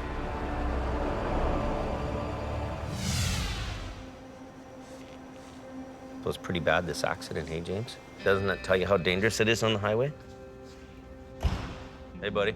Okay. Look what happened. Holy, what? I'm just blocking the accident. And the semi that's in this lane slides on the ice, give it one good hit, it went 100 feet. This could happen to you. The trucks aren't invincible, and you know, you can get smashed just like anybody else out there, right? We've all been teenagers, we've all made mistakes, and we're still around to talk about it. But there's certain people that make mistakes and do the wrong things and aren't afraid, and they're not here. Nobody's gonna say, hey, oh, it's okay, Bran. You're the guy who's gonna pay the price. Well, I knew it. It's not worth the risk, right? Because risking it on that hill is just, it's not worth it. That's the lesson. That's the message. Yeah. You hit a home run right there. Yeah. In 1 second, it can change. It can all end. And that's just how it is on those highways. You're getting it, right? Oh, yeah. Trying to, at least.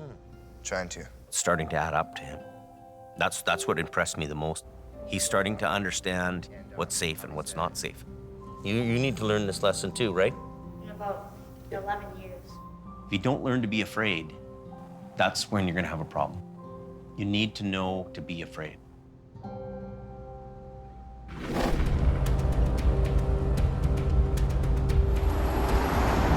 The next afternoon in northern Alberta,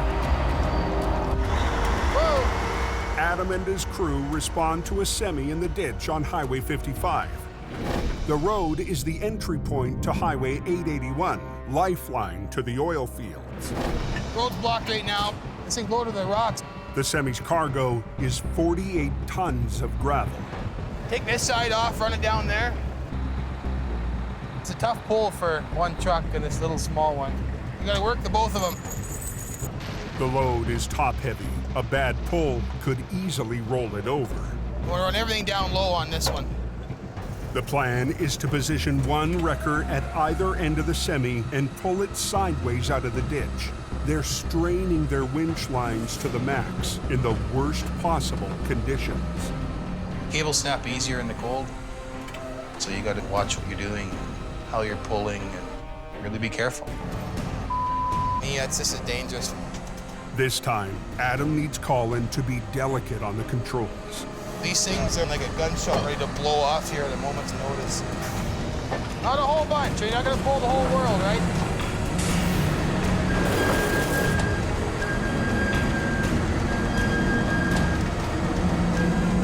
Pull, Phil. Whoa. Colin does as he's told, but the semi won't budge. Tear down. Well, we'll get Phil on here. There's no way we're gonna be able to pull it up that way. So we'll get you kind of in here on an angle a bit, but we won't block that road off. Adam decides to reposition both wreckers to the rear and pull the truck out the way it came in. Put a chain in each wheel, pull up, and then back up tight into here, and then go. That way we'll get a dead pull, and we'll rip it right up over. I hear them talking about those are lined up pretty good, eh? With traffic backed up, Adam is feeling the pressure. Go, come on. Let's go. He needs his team of greenhorns to pick up the pace. It's hard to soar with the eagles when you're flocking with pigeons, right?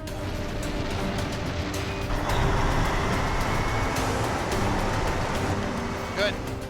To save time, Adam decides to let Colin reposition the wrecker with the lines still attached to the wreck. Tuck your way back up in here now and we'll give her a whirl. Colin has to be aware of the crew's position or risk tangling up Adam and Phil in his web of winch lines. Colin needs to be cautious. Other way, other way, other way, other way, other way, other way, other way. What was that? Back up, back up, back up. You're running a cable. Hey! Back up! There's guys that can operate wreckers, and there's guys that can only drive them.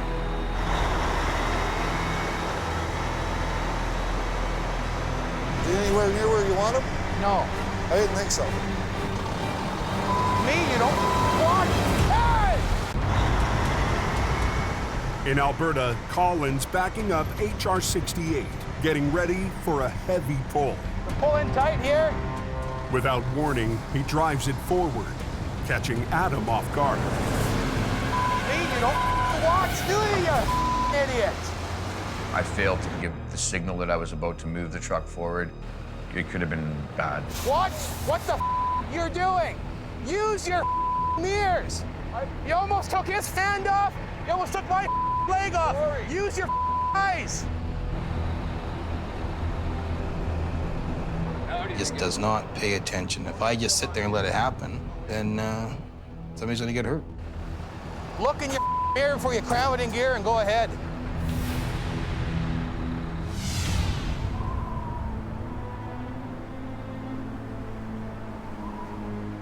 What's going on out on the Coke? Yeah, there's a bad accident I've just seen here. Pickup truck went down the cliff into the creek. Catapulted right over the edge. Back in BC. Hell of a long way down. I'd be pretty surprised if anybody walks out of that. There's a car overturned in the ditch in the river with somebody trapped in the car. Pretty serious. Search and rescue just headed up the Everybody's on it. Police requested Jamie's Rotator with its long reach boom. When you're doing a call like this, you have to be 100% on the money. So drop your socks and you get on to the job. We're here. A couple in a pickup went over the bank, crashing down 100 feet below the highway. They rolled numerous times over. The husband slid out between the small opening. The wife is still trapped. Down in the water! Squished between the roof and the seat! The victim won't last long in the ice-cold water. We want her out. Hope Search and Rescue takes the lead. Okay, Ann, I'm trying to get you. For now, Jamie's on standby.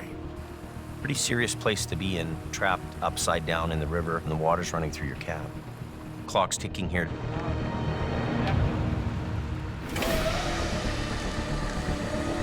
Watch yourself. Yep. In northern Alberta, Adam's under the gun to clear a 48-ton gravel truck from Highway 55. Careful, holy.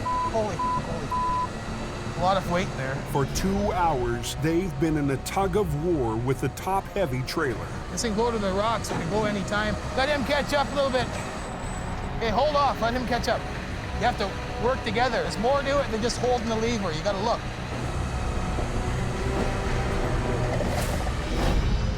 High lines from the two wreckers pulled the truck upward to break it free, while HR-68's low lines pull horizontally to roll the truck onto the road. You gotta keep pressure on that low line. I'm trying to. If Colin isn't coordinated, he could snap a line. I don't want to see anybody get hurt. But I need to step back, think, and get the job done. Watch your front end, man. Yep, I can feel it. Low line, low line.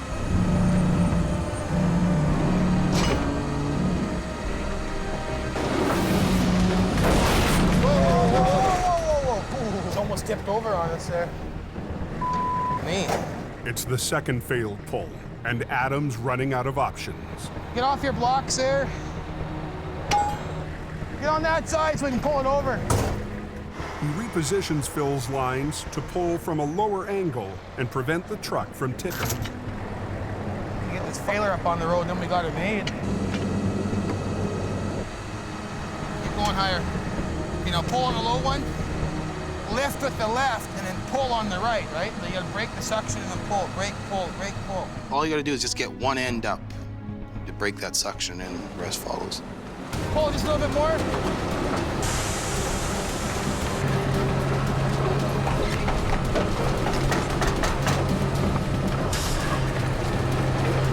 We good? He'll be able to go forward. Good, he's good. We got her out of the ditch. Decent, Jimmy. It was a good feeling at the end of the day, totally. Done like dinner.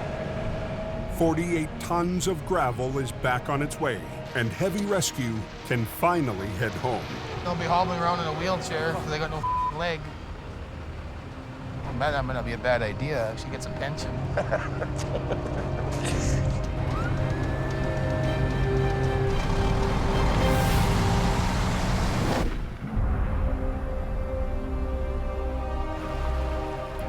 Back in BC, as daylight starts to fade, I know, I'm scared too. a woman is trapped after her truck hurtled down the embankment. I need extrication equipment, cutters, spreaders. Right now, she's conscious, she's breathing, scared, cold. It's getting darker every 5 minutes here. It seems like it's gonna be black before you know it. Darkness adds time to everything. Her opportunity of survival is going to be reduced. We need to shed some light here. Jamie deploys the Rotator's 54,000-watt light tower. That work there? The Rotator's cutting-edge equipment. We can light up a scene like a baseball field. If you're the person that's down in a river and you're trapped there, having a little bit of light, you notice the difference. Looks like they're coming down now. Okay, your hand, watch your hand there. Okay, get down a little bit more. In the Rotator's light, crews hoist down equipment to cut the victim out. Disconnect and we're going to slide it over down this other edge here. Ain't enough, Ann. I'm cutting right now. We're going to get you out of here. My arm is all numb. Stay on. We're going to get you out of here. My arm is all numb. 100 feet down a steep bank off the Coquihalla, a woman clings to life in the wreckage of her pickup. The water might rise, the vehicle might shift, and it's all about timing, so you hope for the best. There's going to be some popping and banging. And... Your eyes closed, Dad. Okay, Ann. Stay on. Hang on, Ann. I'm trying my damnedest here.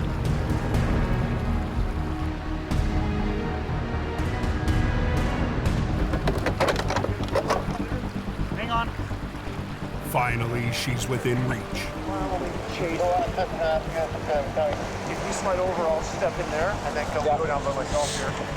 Right in, as far as you can go.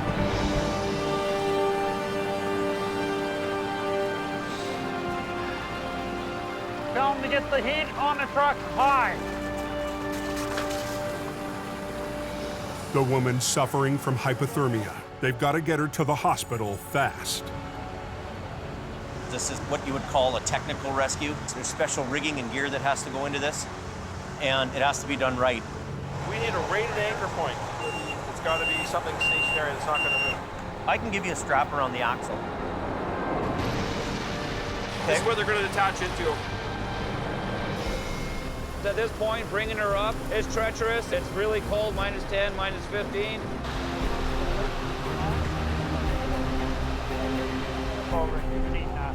Nick, what's the rear? Okay, ready?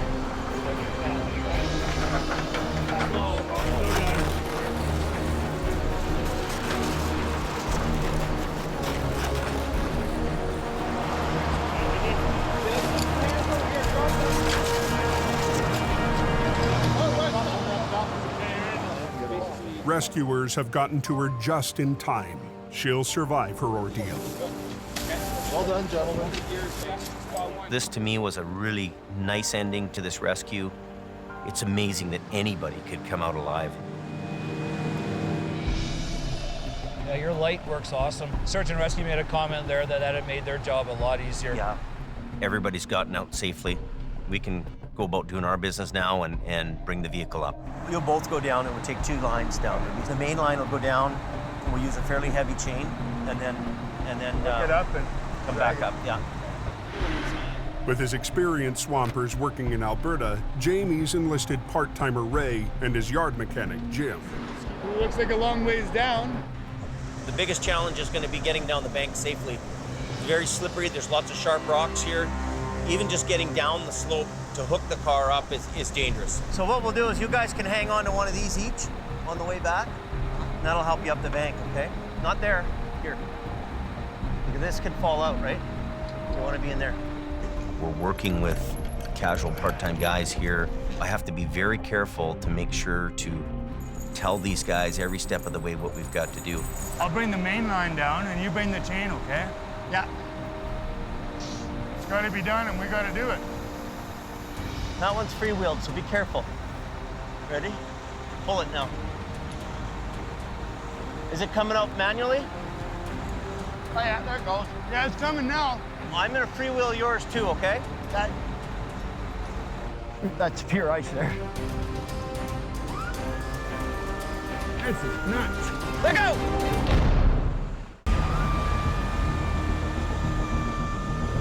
This is nuts. On the Coquihalla, stand-in swampers Jim and Ray scale down a 100-foot slope toward a wreck below. Okay. Yeah. We're here.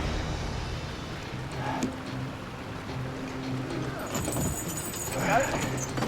Hold it tight. That should be good. Is it all tightened up and chain on? You get a good bite around the axle there? Yeah. Small lines underneath? Yes, sir. Traffic is already bottlenecked, and it's about to get worse. We're gonna shut the highway down so we can move around and not worry. This bank is so far out, we wouldn't be able to lift it. Not enough reach. That's pure ice there. Jamie will have to drag the wreck 60 feet up the slope so it's close enough to lift. We're steering around these big rocks. You know, if you hit a big rock, it's going to be quite a hard thing. 2 years ago, Jamie tried a similar move.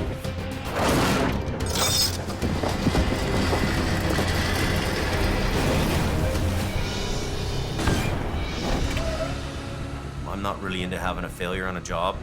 What I need to do right now is clear the wreckage and open the highway.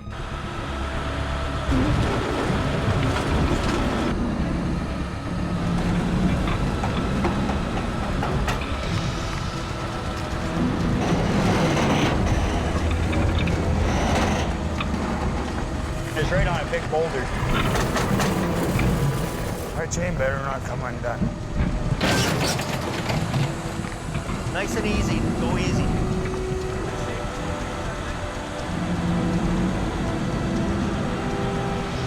Bring it up over the guardrail. Not much left of that thing. It's amazing that anybody could come out alive with that truck. You know, their car's totally destroyed, and, you know, they walked away.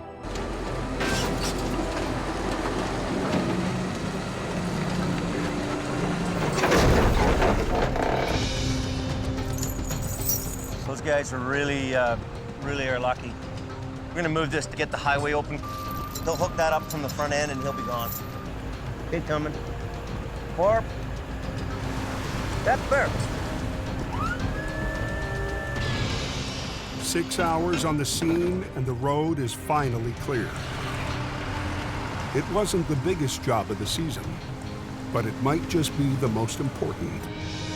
It's not always about the money, it's about being there to help people. Well, there's a satisfaction in that you'll never measure in dollars. You know, it's service before self. Next time on Highway Through Hell. It's a real gong show. Weather chaos paralyzes the coke. Wow, backed up for miles. A mountain vet. How the do we get out of here?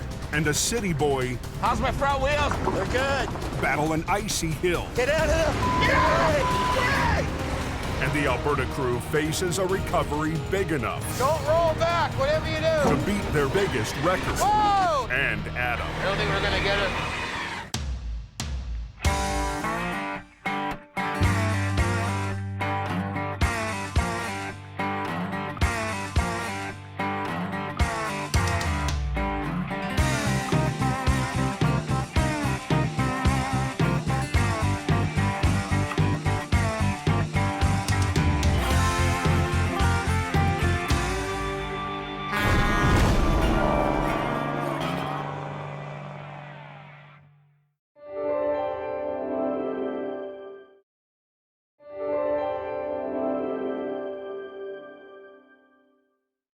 This time on Highway Through Hell.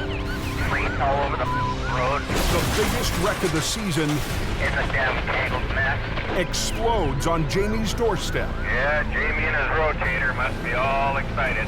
But it's all up to Howie. Highway's closed. Like the fist of God came down on it. And in a blinding storm, And this is just the beginning of it.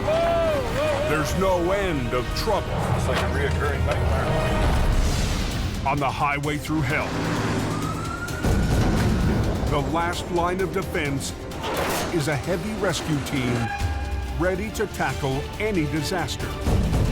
Because closure is not an option.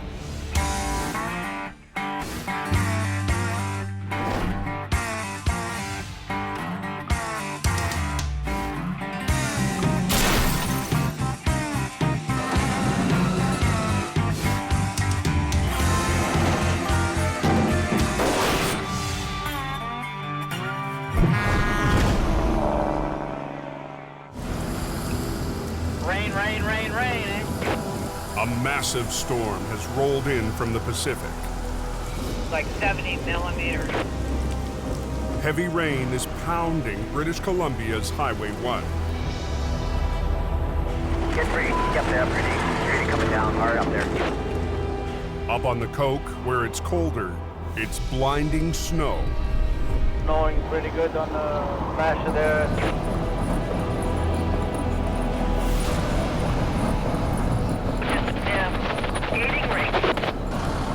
The storm is so extreme, authorities have issued a snow protocol, And this is just the beginning of it. There's 30 to 40 centimeters that are supposed to fall tonight.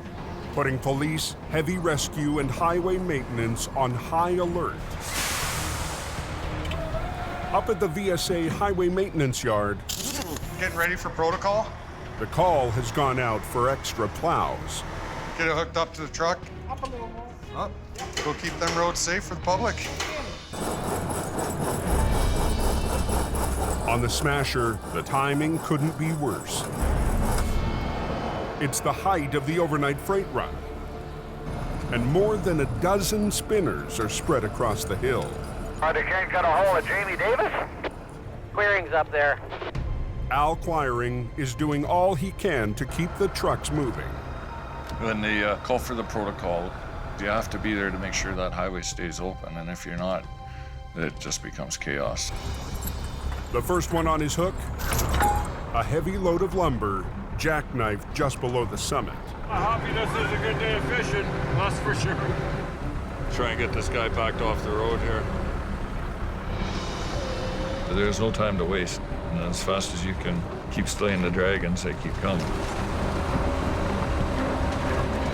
Beautiful. One down, many more to go. And we got lots of lineup back there.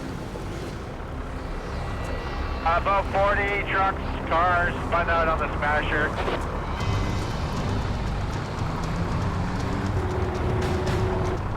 We got a bus now too in the problem. I'll give him a little shove.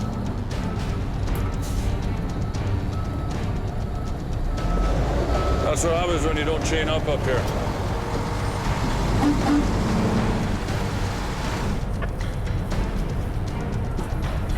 So watch this guy's blocking the highway here.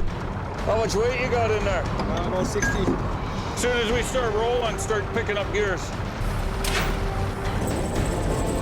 In less than an hour, Al drags 3 trucks to the top.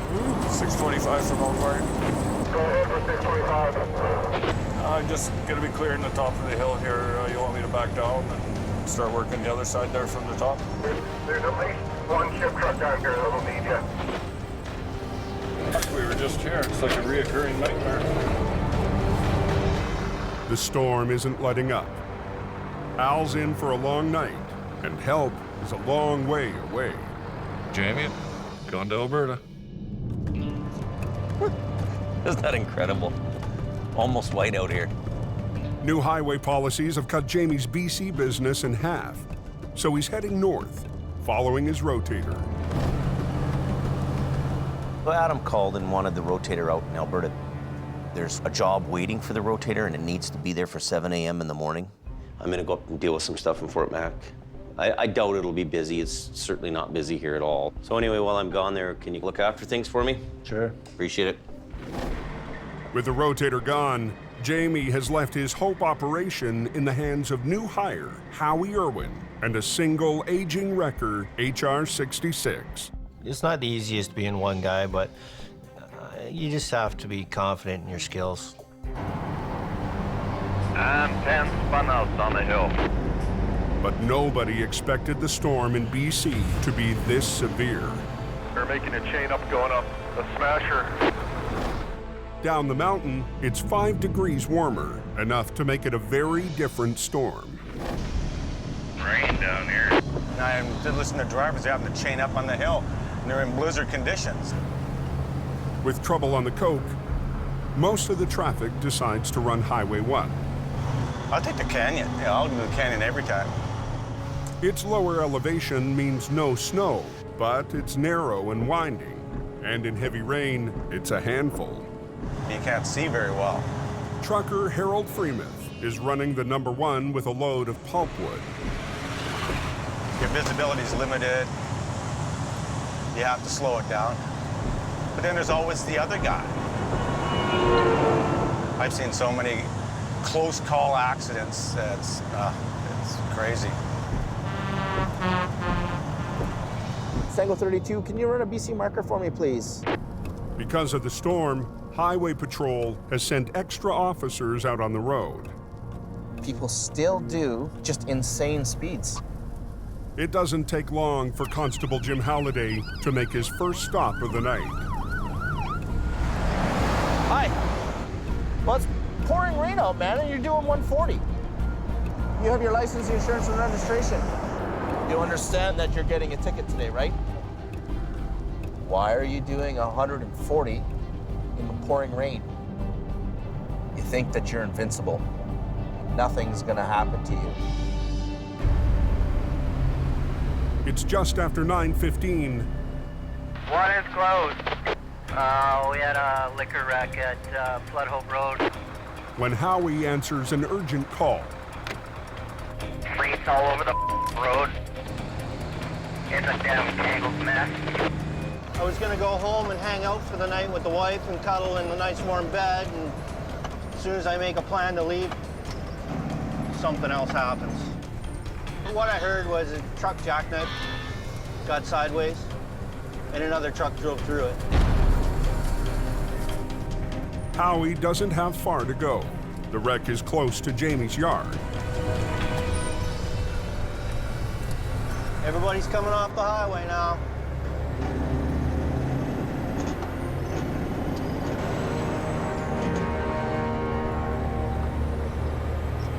.6 to base. I got a line up on the right lane, and I got disco lights at the front, so we're here. 10-4, thank you. Highway is closed. Like the fist of God came down on it. I'm all by myself.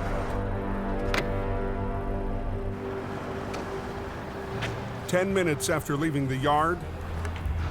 What a mess. Howie finds one semi-trailer hauling expensive wine, sliced in half. It's multiple pieces, in multiple pieces. The debris is spread over an area the size of a football field. It's gonna be ours. The wine semi crossed the median into the oncoming lane, right into the path of a truck traveling the opposite direction. The massive impact sliced the trailer in half.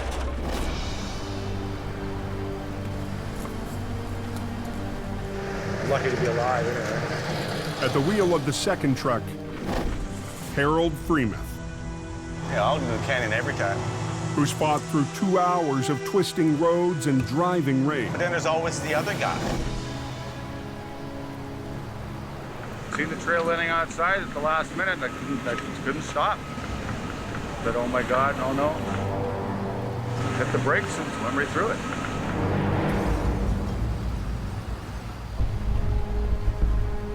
Nobody's getting through. There's debris and vehicles all over the highway.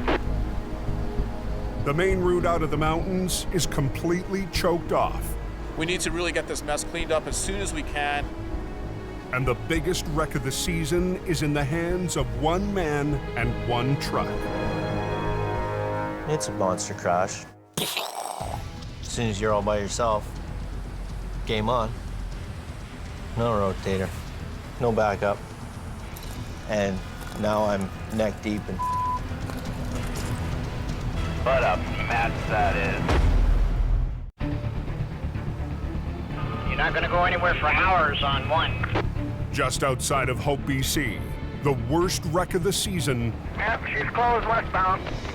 Is choking off all traffic heading west on the #1 highway. I guess the guy was going eastbound, went across the median, put himself up on a no post, and then another guy come along and ripped right through his trailer. What a mess that is. Tonight, heavy rescues only got one guy manning the Hope operation. Howie Irwin. Well, I gotta call Jamie. Howie checks in with the boss. How's it going? Monster crash, buddy. Yeah, I got a 53-foot. It came through the center median, Laid on its side, and a truck loaded with pulp drove right through the middle of it.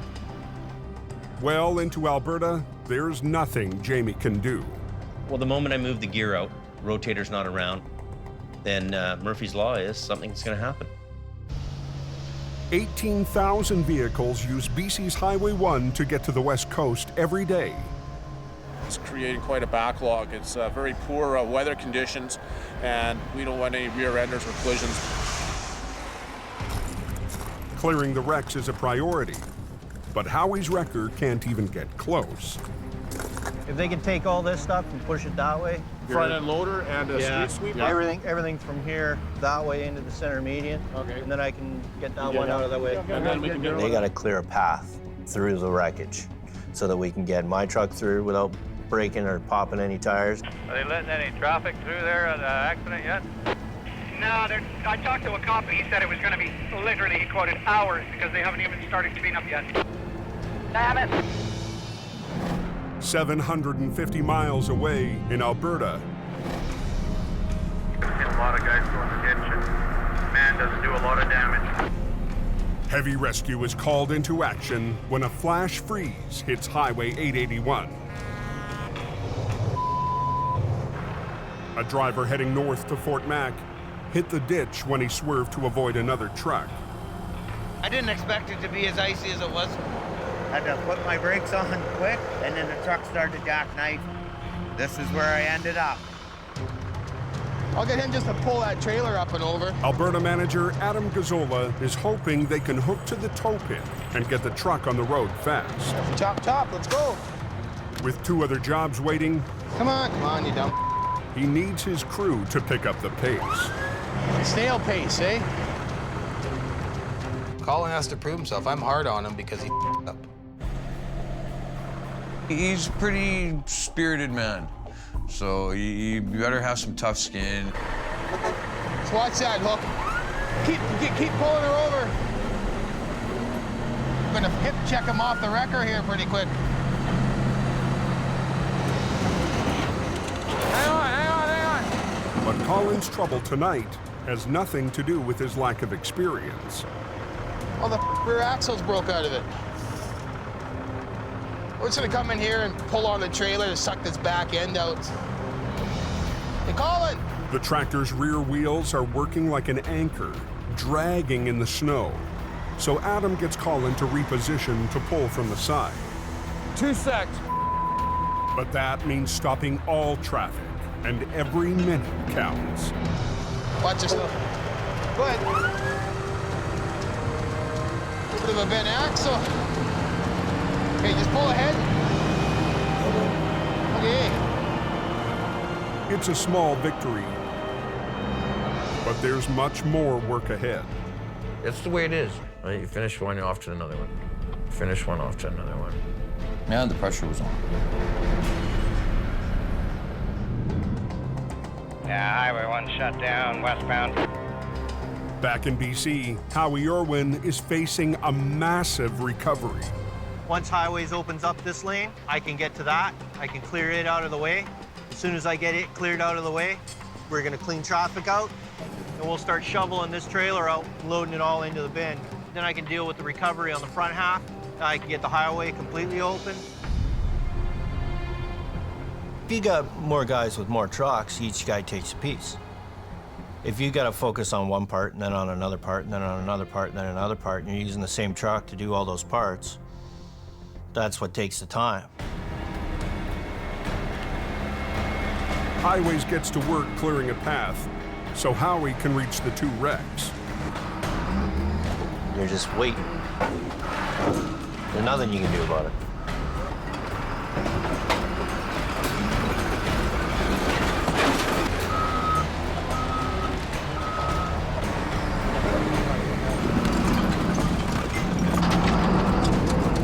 An hour after his arrival, Thank you. Howie finally gets the go-ahead. The priority is getting one lane open to traffic. The first thing we got to do is get the one that's upright out of the way. Let's get rid of that truck, and then we can get traffic flowing.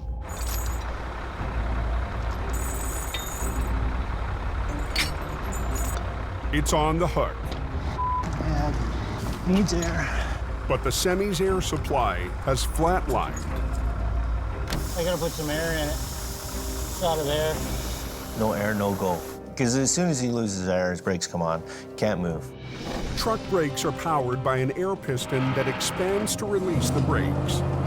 Without air, the brakes clamp shut. So I gotta put a plug in it, hook an airline to it, air the whole works up, V-train it off the highway. The damaged semi can't generate its own air pressure. So Howie runs an airline from his wrecker. The highways guys are getting a little antsy. I'm gonna move it out right now. Are you taking the whole thing? Yeah. Okay. I'm doing it as fast as I can. I'm one man, one truck.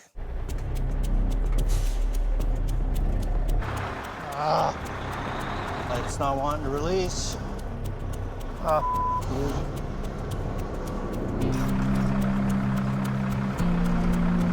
Trailer's not wanting to release. It's now been 2 hours since the accident. And the lineup on westbound Highway 1 Come on. is building. Every time there's a stoppage in traffic, it's always pressure. Because there's always a cop standing there or highways guy tapping his foot, looking at his watch. Go. I'm waiting for air. Air? It's taking forever. It doesn't want to release the trailer for me. I can get the tractor to release. The trailer doesn't want to come with me. You're not gonna go anywhere for hours on 1. Up in Alberta, Snow covered with large sections of black ice here. Copy that, thank you. Heavy Rescue's northern crew is already on their 5th job of the night. I was following the traffic. I looked down to pick up my can of pop. When I looked up, I was off the road.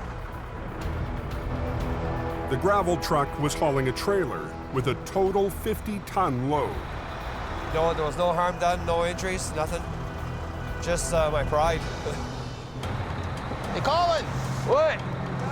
Waiting for you to hurry up so we get the hell out of here. Grab 2 tow hooks and put them in the front bumper there.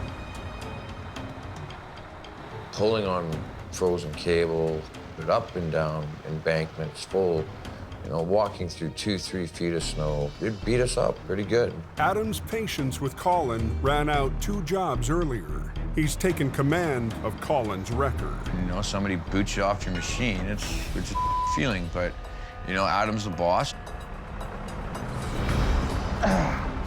Come on.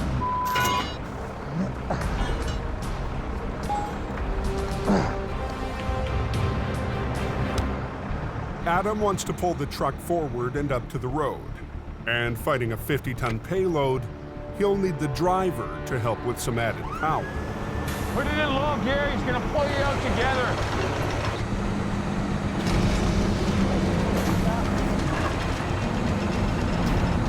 Turn the wheel. Atta baby. I got hot knife through butter. Decent, Jimmy, decent! Then we'll move on to our next one now. Babysit the tribe down to the road. Come on, boys. Let's go.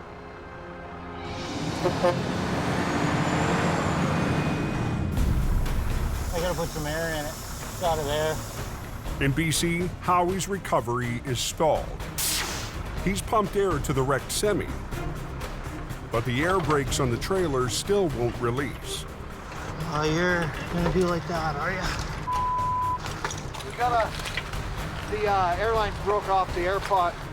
The culprit is a broken fitting on one of the brakes in the center axle, letting the air escape. You got an air pot fitting?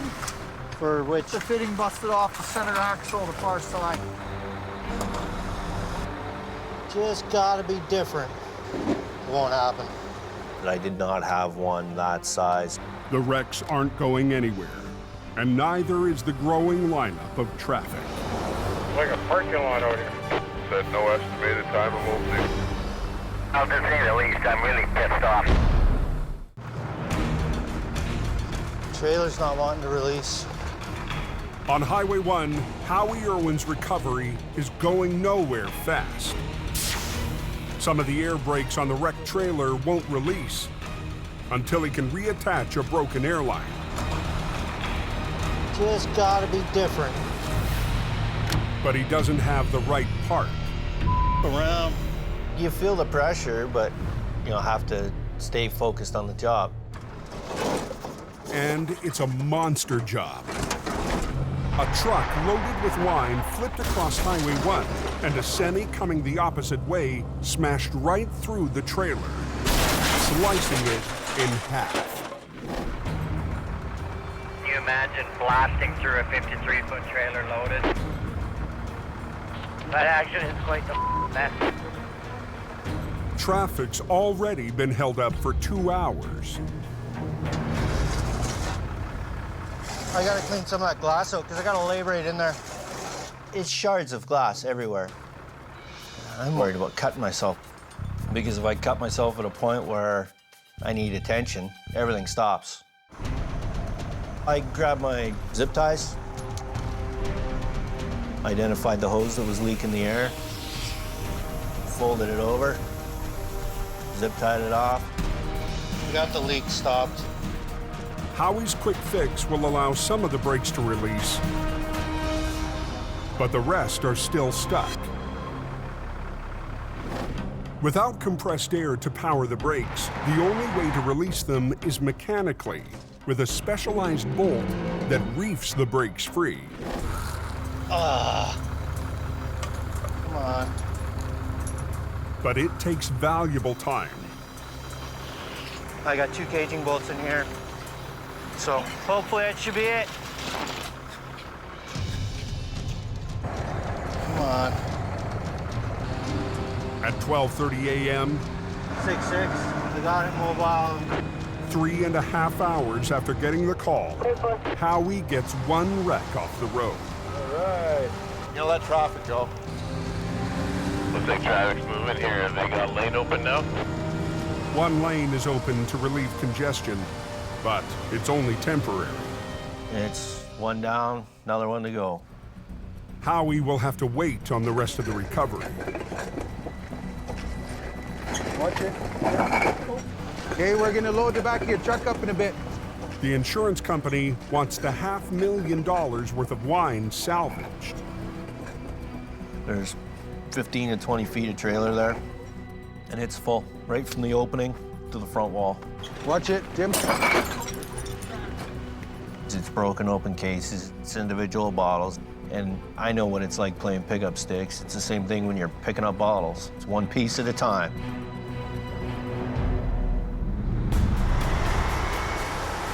Cold water tent from elk wiring. There's 2 trucks jackknifed here. Howie's not the only solo act working BC tonight. Close, southbound. I'll have them untangled here in a few minutes. Well, copy that, Al. Thank you. The rain hammering the valley is heavy snow high on the coke. When I'm working on a Coquihalla corridor, it's a very dangerous place, and a lot of accidents happen as a result of a chain reaction. I was following a semi-truck who was sliding the whole way down the hill, and then all of a sudden he jackknifed and hit the curb, came across the entire road. There was a semi-truck coming behind me. Really lucky I put it in reverse and slid out between the two of them before they slid into each other. You're okay? I'm fine, sir. Okay. You're empty? Yep. I'm just gonna grab your ass trailer there and straighten you up. And you're okay? Yes, sir. Okay, we'll just get you tangled up. There's probably about 45, 50 trucks sitting there waiting already. We want to clear this out as quickly as possible. When the highway's closed, it's costing money, and I don't want them pointing at me. You got winter tires on here?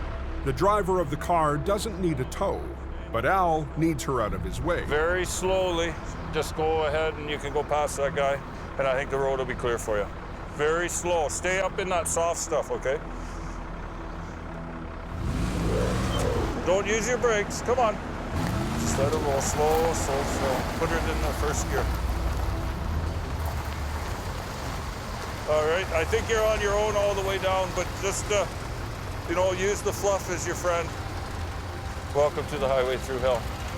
I'm glad you escaped.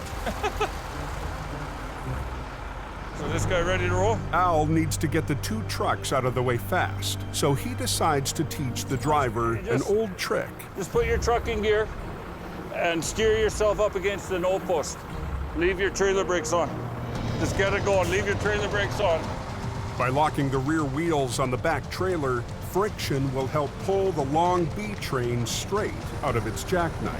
Come on, up against the wall. Saving Al from hooking up for a time-consuming tow. Come on, keep coming. Keep coming. If he just skids his wheels, you know his tires are gonna bump into the no post and he's gonna get hung up. And as soon as he gets hung up, because he's getting hung up at the back, the momentum is 2 vehicles, just like a rope, it'll automatically just straighten itself out.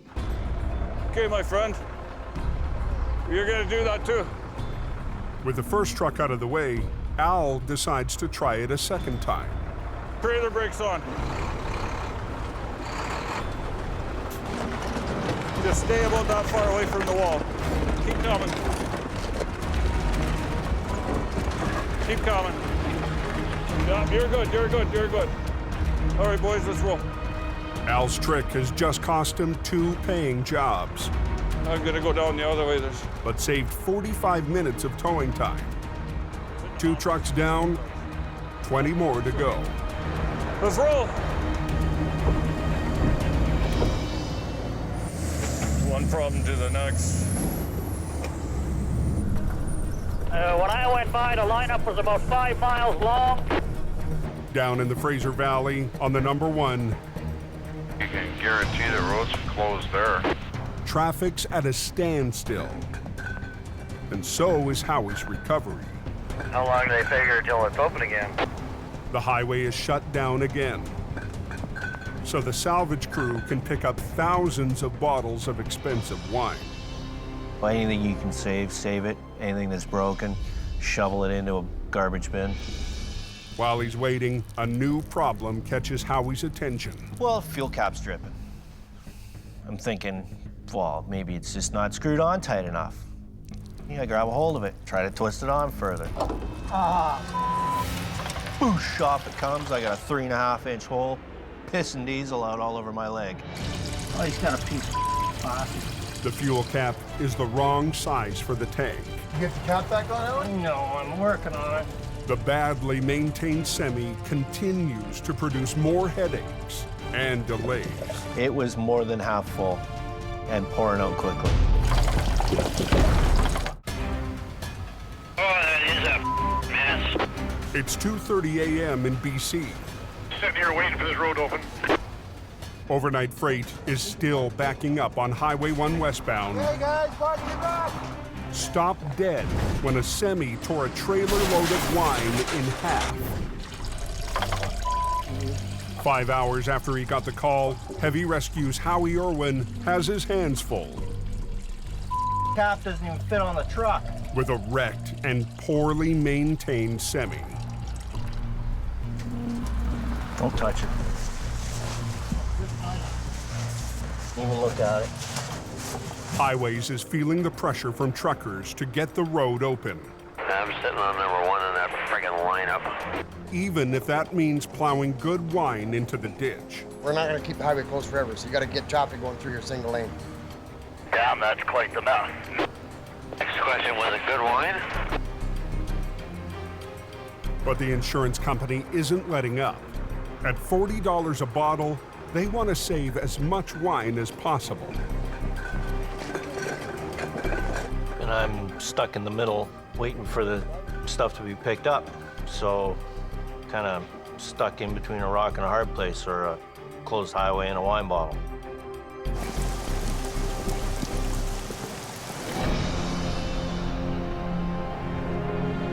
In Alberta,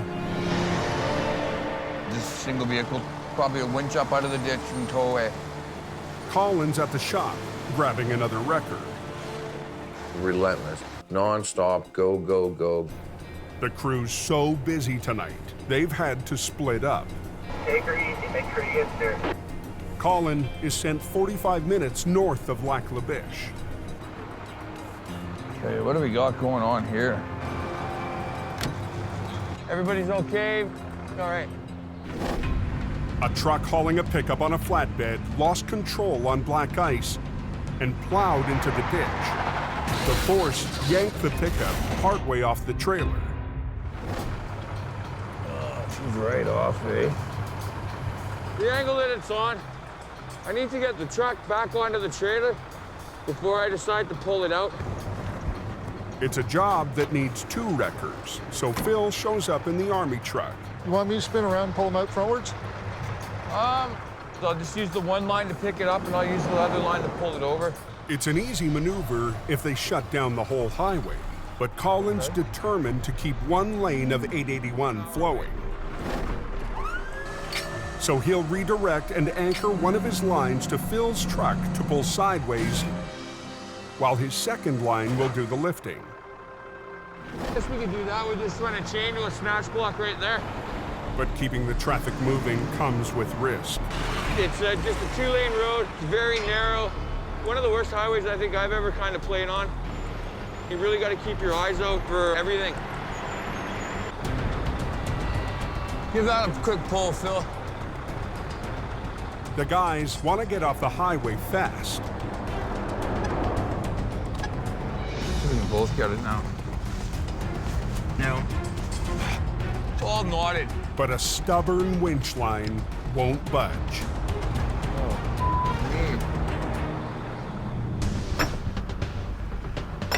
It's 3 a.m. on the wine-soaked stretch of Highway 1 in BC. So what are we gonna do with the highway closed? So how long do you figure? As soon as they're done, I'll start working on recovering it. The highways guys, it always happens too slow for them, and they want it to go quicker. You got a big wall of it going? After 3 hours, the salvage crew finally has the wine bottles out of the way. Okay, I'm gonna bring my truck through here.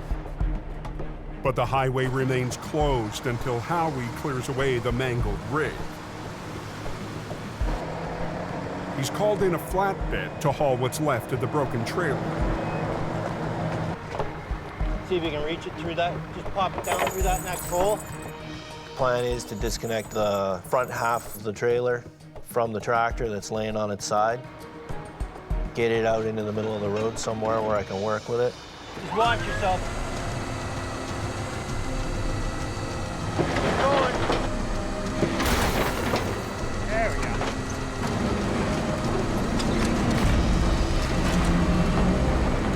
Look at that. God, it's gonna work in our favor. Oh yeah. The front piece of the trailer's free and in a good position to get it onto the flatbed. Just put it in here because there's a gusset right here. Will it go? Oh yeah. Perfect. Fastest way to do it is hold one end of it in the air, scoop it up like a spatula, drop it on there, pitch a couple straps, and get it moving down the road. Keep coming!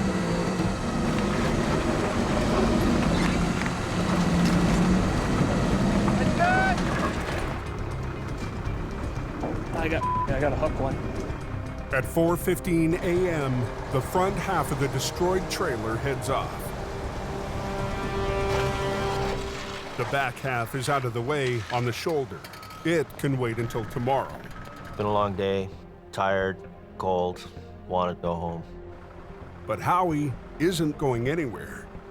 Where the truck crashed through the no post, below the highway along the river there, is train tracks. They're concerned that this is going to roll down there and land on the tracks. It's a lot of money to ruin the railroad tracks or stop it. So anything you touch with the railroad, bad. Millions and billions of dollars at stake, and you their up in your.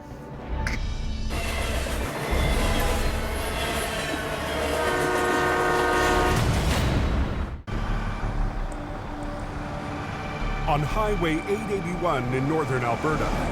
Watch yourself. Yeah, watch. You got a truck coming by. Colin's recovery job is held up by a tangled winch line.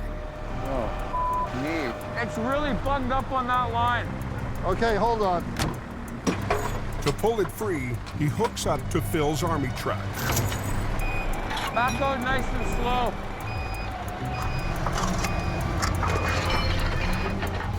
Okay. Finally, they can get back to rigging. I need to get the truck back onto the trailer before I pull it out. So with my one line, I'm gonna lift it up. My second line, I'm gonna slide it over. We'll get it back on the deck, we'll get it secured. Skating rink, and watch yourselves. The biggest risk is the traffic coming in behind us. Okay. Good, good. Brakes are on, everything? Brakes are on. Playtime. Okay, watch Phil. Phil, can you just go see what it's doing on that other side? Whoa, whoa, hold it. Drop it down, Colin. You're gonna tear the sidewall out of the tire. Ah, we should be all right. Another little bump, just keep an eye on it, coming up slow. Okay, you're almost onto the trailer. Okay. Okay, little more. There you go. Okay, you guys want to go down to my D-ring, right underneath of the trailer axles? We're just gonna give him a little tug here, see if we can't get this guy out. Get him to give it some gas. Okay, give it a little bit. Gently. Whoa.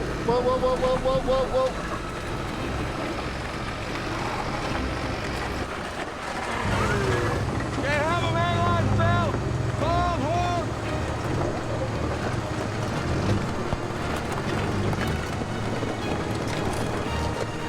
Okay, hold it there. Okay. I'm starting to learn. I'm starting to be a little wiser. I'm gonna go. Okay.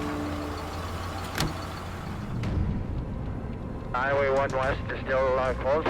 Down in BC, Howie Irwin's night is far from over. going to be a couple more hours before they open that up.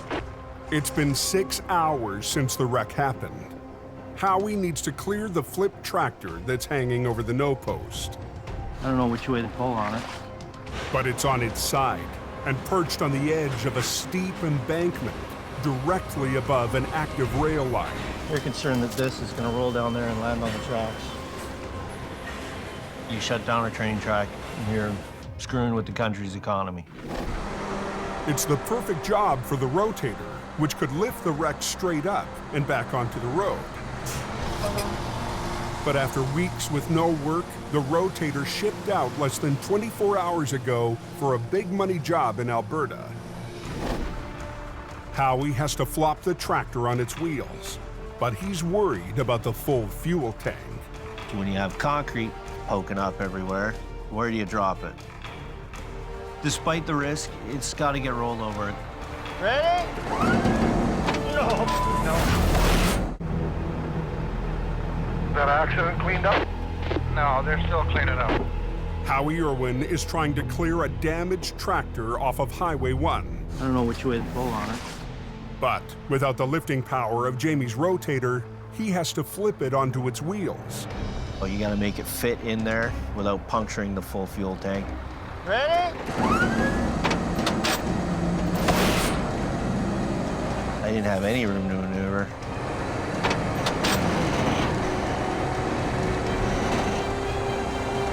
And it was just coming down wherever it landed.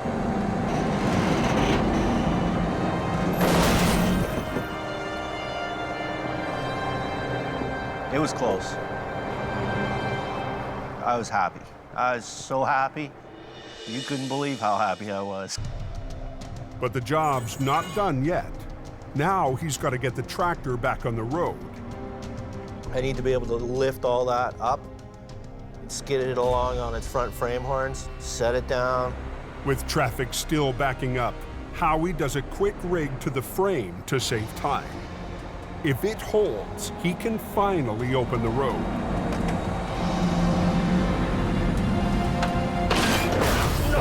No. Kind of grabbed a hold of it where I shouldn't have. And the bolts didn't hold and pieces went flying. Well, it wasn't exactly what I had in mind, but... Well, the chains held, the cross member didn't. Broke all the bolts off. That's my own fault. I should have known better than to grab it just by the back end like that. Took the chains that were attached to it, just grabbed it by the next piece up that's solid and keep going. I really want to get the road open. I'm hoping the chains hold this time.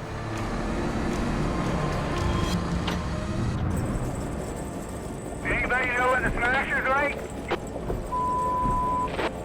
Coldwater 11 from Alquaring. Up near the summit of the Coke. Yeah, 10-4, copy that. Al Quiring's finally cleared the smasher. Well, let's go find something else to do. And I'm in the thick of it. Holy crap, I can't stop. I'm just up in the brake check here, just making sure everything's okay on the hill. It doesn't take long before Al's called back into duty. Thought we were gonna make a clean break. Rescuing a stuck plow. In a storm this bad, highways can't afford to lose any of their equipment for even a few minutes.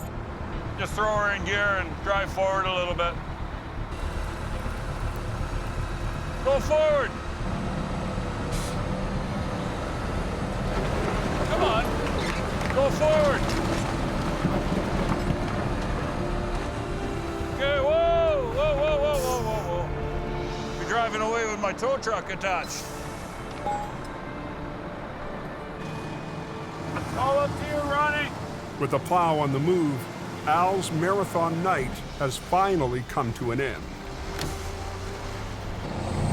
Shut her down. It's time to go. Curiosity, wondering what's going to happen next, I think, is the biggest thing that brings me back every day. Trailer's cut right in half. That's what I heard. Not a good thing to happen. Down in the Fraser Valley, Howie's re-rigged to the wrecked tractor. If he can pull it off the no post, he can get traffic moving again.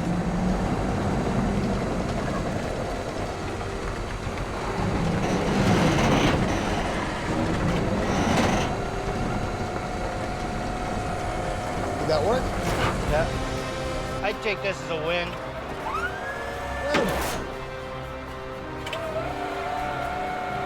At 6 a.m., almost 9 hours after he was called out, Howie's cleared the biggest wreck of the year, solo with just one truck. He's got big shoulders. He carried the weight here. He was a warrior. And I'm proud of him. It always feels good when you accomplish something. You know you're right at the outer limits of your abilities. Are they opening in a westbound lane? Looks like traffic's moving here.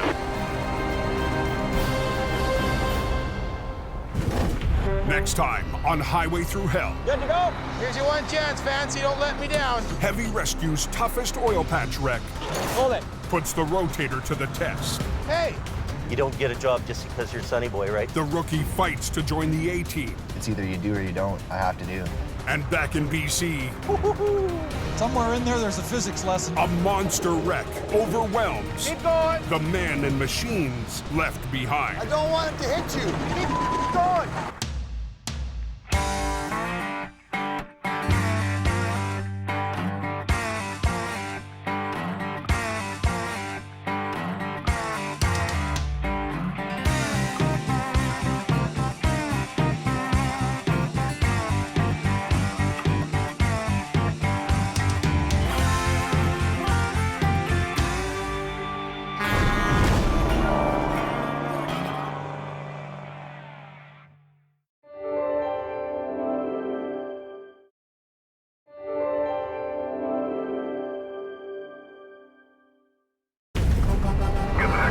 This time on Highway Through Hell, We have a high avalanche hazard. Stay in your truck. an avalanche Whoa! paralyzes the coke, Nobody can go past. We're getting everybody out of here. pushing Heavy Rescue There's one fatality. to battle disaster in the canyon. And a tight space recovery threatens to crush the crew in Alberta. An hour. On the Highway Through Hell,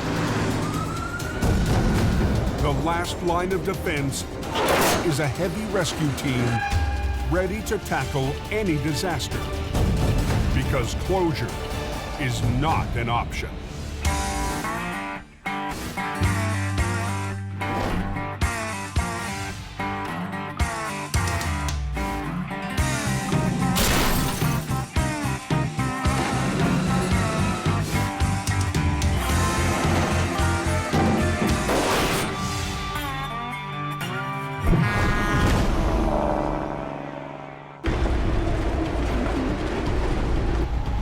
It's been a bad week all over, I think, eh?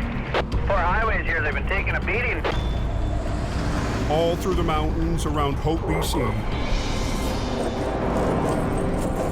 I don't think it matters what highway you take anymore. It's going to be ugly up all of them. Drivers are struggling It's bad, guys. after record-breaking snowstorms buried everything in their path. Is it supposed to snow all that, or what's the deal? Yeah, it's just crazy. On the roads, the plow crews keep up by working every piece of equipment around the clock. Cab lights go on?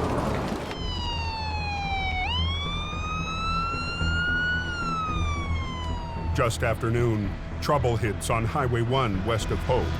The rollover is on the eastbound side. The head-on is on the westbound side.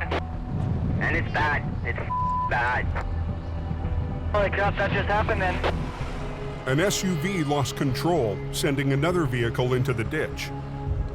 It then swerved across the median and slammed head-on into a third vehicle. Tango 15, Jamie Davidson advised. Highway 1 West is completely choked off.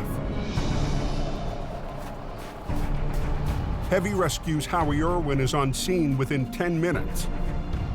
Oh, that's ugly. along with Wayne Sahada. But they can't get any lanes open just yet. One of the drivers has suffered a fatal heart attack. They don't know if he caused the accident by having the heart attack or if the accident caused the heart attack. They're leaving the scene the way it is. They're taking pictures. They're trying to preserve what evidence they do have on the ground. She's staying parked for a while. Not allowed to touch this stuff? No. No, they got an analyst coming. It's going to be a while now. You can't not think about it. You just try not to. Holy, well, look at all the traffic going eastbound. Yeah, guys, watch it coming up on that accident scene if you're eastbound, though. It is pretty slick here. I had a bitch of a time getting slowed down.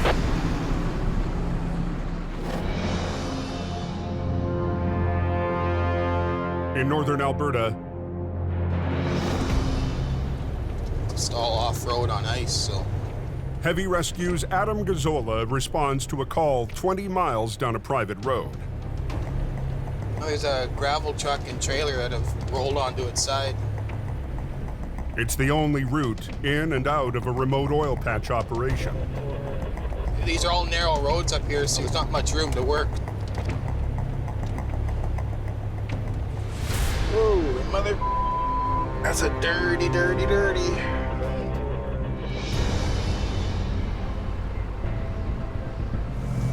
Here for a short time. Short time? 92. To pull that truck out of the It's gonna be a long time. Colin McLean will be pitting HR-68 against the heavy load of gravel. They're never really easy. You know, she's on a bit of a slope, still got a little bit of a load in it. We'll get our chains on it, and give it a little tug this way, give it a little tug that way, and eventually she'll come. Take it long, long, long, long, long. Make the chain long. 40,000 pounds of gravel. The first challenge is getting the rig back on its wheels. Airlines are okay on that one? Yeah. But on the narrow road, Adam can't go with his plan A. I'd pull up beside it and put my outriggers down, and I'd be able to get dead onto it and pull. But where we were, it was tight quarters. So instead, the two wreckers will position at opposite ends, with lines from HR-68 to the high side of the trailer and from the Rotator to the dump truck. I hope she'll flop right over and nice and easy. Probably won't. Get the on the road. You're all hooked up? Yeah. The loose gravel has shifted. All of its weight is pinning down the wall of the trailer. Oh, they're here. Watch what you're doing. Keep going. Adam! Whoa, whoa, whoa! Oh, now we're...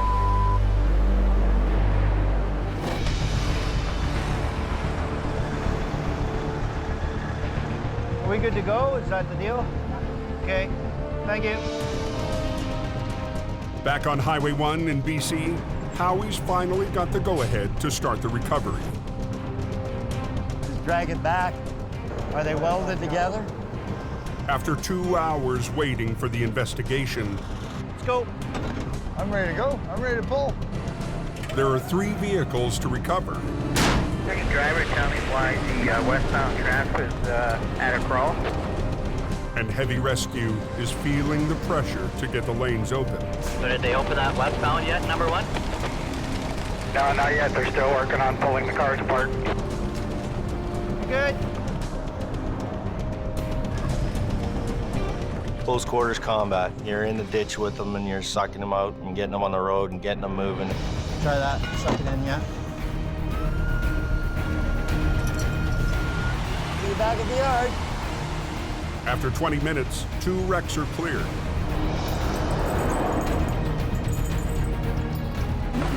And Howie makes short work of the last one. How westbound is open.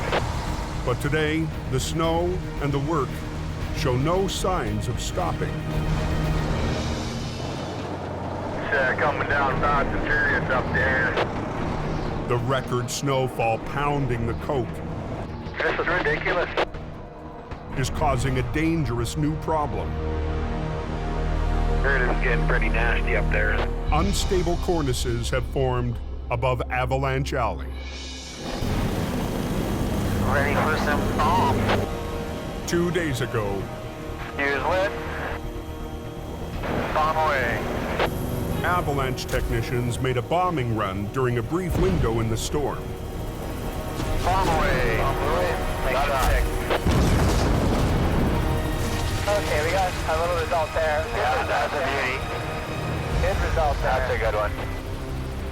They reduced the snowpack, but they couldn't completely eliminate the risk.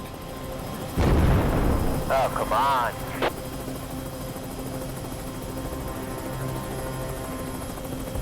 I don't think we're going to be moving now with these little shots, Paul. With tonight and tomorrow's storm, we're really gonna have to watch that one spot. With the added snow, the unstable layer could break loose at any time. Welcome to BC. This year has been the worst in 30 years. It's like Snowmageddon happened. And most of Heavy Rescue's fleet is 14 hours away. Bottom line is there's not enough gear here to handle what's going on. I mean, we were forced to move our stuff to Alberta because of competition. Nowhere is the snowpack more threatening than just below the summit. Within a very short period of days, we had 3 meters of snow. It's time to not fool with Mother Nature anymore. We've got an avalanche here between Falls Lake and Rocket. It's shut right down. It's an emergency situation. You wouldn't believe how much snow is on that first hill out of Hope. After days of relentless snow on BC's Coquihalla Highway, Hope to get pulled up here before it snows anymore. the mountains have hit their breaking point. We've got an avalanche here. It's about 4 feet deep in the center lanes, and there is some tree branches in the mix. Highway Supervisor Richard Enns is first on the scene. Yeah, Highway 5 is closed. Avalanche up top. Don't come this way. Richard Enns has a huge weight of responsibility on his shoulders. He's the eyes and ears of what's going on around there. There's some tree branches in it. 10-4. Oh, that came from above. We're going to go to high hazard, and we're going to close the road down until we reassess. Copy that. We have an avalanche that has run further than it has in a long time. We have to expect some surprises. We need to recognize that maybe this won't be business as usual. Highway closed, or just nobody's going anywhere? It's closed for a while. At either end of the debris field, a long line of traffic sits trapped in the avalanche zone. When you have avalanches occurring, there's a high likelihood that there'll be more.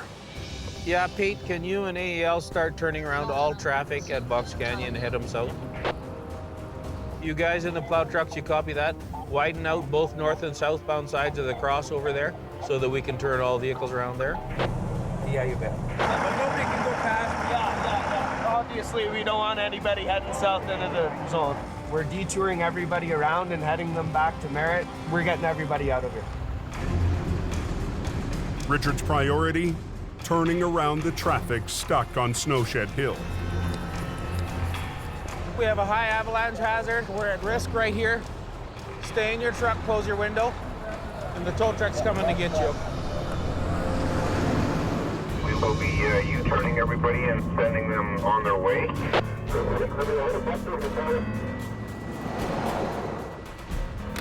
We've had an avalanche hit the road, so the road's closed. Don't leave this shed until I come back, okay? Because it's important that I escort you because of the risk of the avalanche.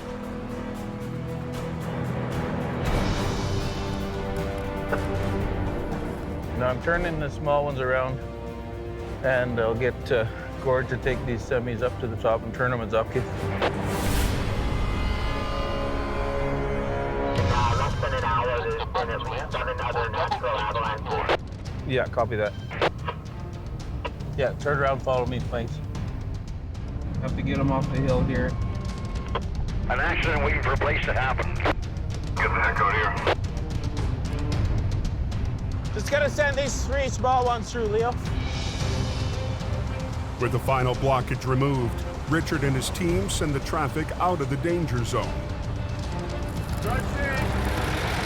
But the coke remains closed indefinitely.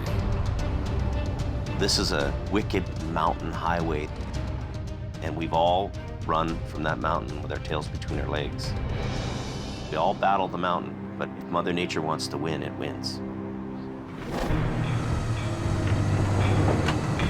Watch yourself on these cables. In northern Alberta, heavy rescue struggles to flip a gravel truck and trailer that ran off the road.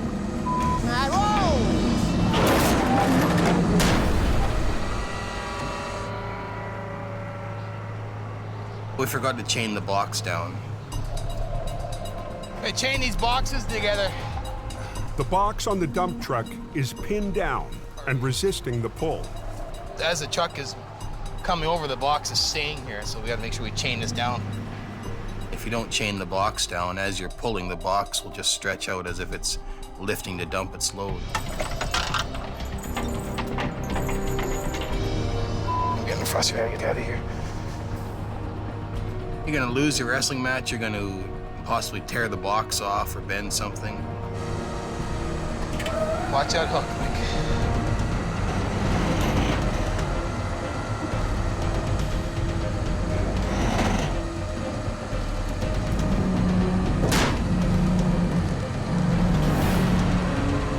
Go a bit more. Doesn't want to sit down. We got all that gravel on that side, eh? Yeah. I don't want to with it right now. We with it, it's gonna go over. Colin will reposition for a better angle, but first, he has to unhook from the trailer. Go down and get turned around as quick as you can. I was taking a pretty big gamble unhooking the one truck to reposition it. What do you think this guy does? Do you think he can do it a little quick, or? The gamble is we're gonna turn this thing back upside down again and lose all the work we just did. Possibly do more damage to it. I got this.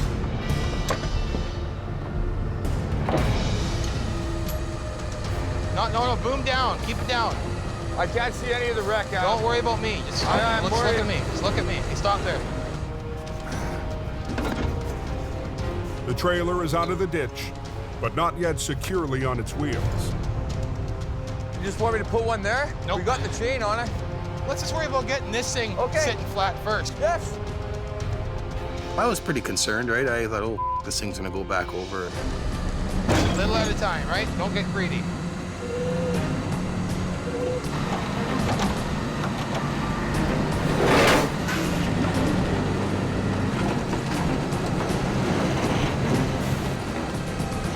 You got a line on that strap? I can't hear you through the Put your other line to that chain. Thank you.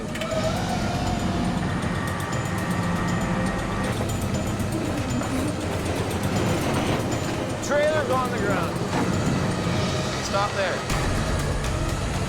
Adam does a final pull to get the dump truck back on the road while Colin holds the trailer box in place. Get these chains off the front axle. Take them off.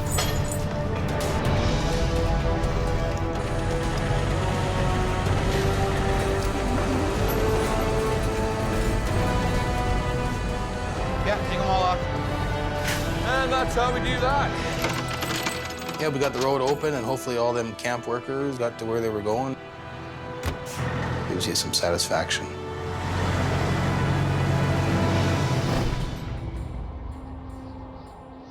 Back in BC, It's not open, it's closed, boys. avalanche danger has closed the coke for the last 9 hours. All traffic through the mountains diverts to highways 1 and 3. The minute coke shuts down, the accident risk almost doubles on these other two highways. At 11:25 p.m., They got a truck blocking both directions at Sunday Summit, so Howie Irwin heads an hour east of Hope on Highway 3. I gotta go out there, straighten them out, and get them off the hill. Anybody know what's going on with Highway 3? Pretty scary out there. If I get called out for one by the highways crew, usually I'm gonna get 2 or 3 more. He'll have to move another stuck semi out of the way just to reach his customer. I gotta flip around here. Roger that. Howie backs up the hill to line up for the tow.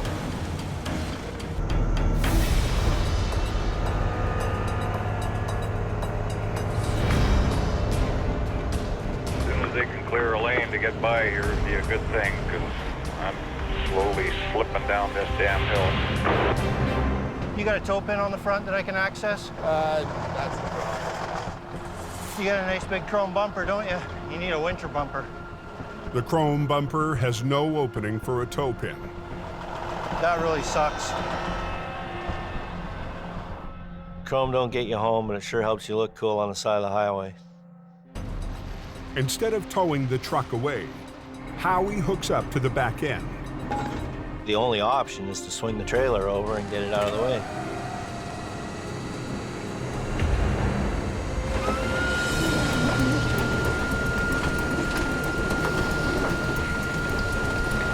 They just wanted to get the road open so that the plow truck could come through and lay down a layer of sand because the whole hill and corner was all iced up.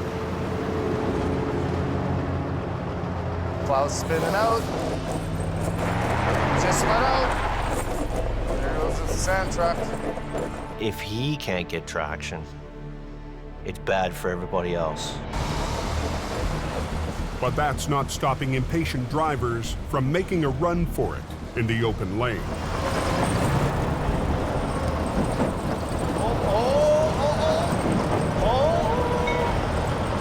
They're taking their own risk, right? I mean, it's ice. You guys are stopped. Look at how close he's got the trailer. Oh, he just him up with the trailer off the road. Look it. You guys are stopped. It's a bad night near Sunday Summit on BC's Highway 3. They always get impatient. Can't get the road open fast enough. Truckers aren't waiting for the snow plows to clear an icy hairpin turn. Look it.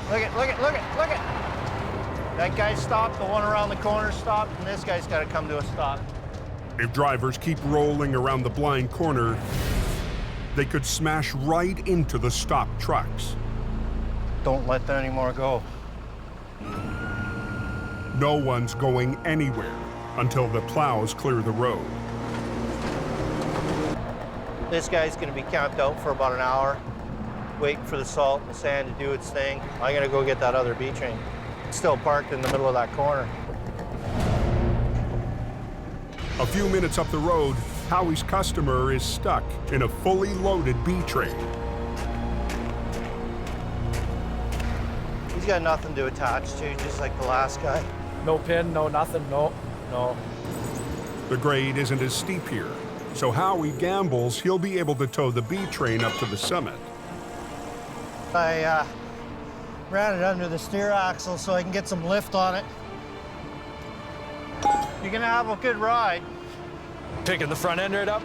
Yeah, about 3-4 feet in the air. Ah. So once you get the wheels straight, Don't turn them. don't turn them. All right. It's not good. It's a roll of the dice and hope it works in your favor.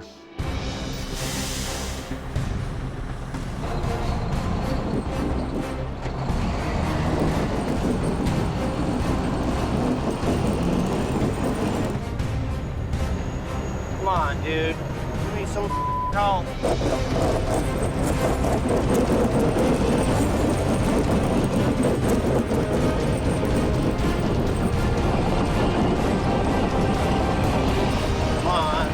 Come on.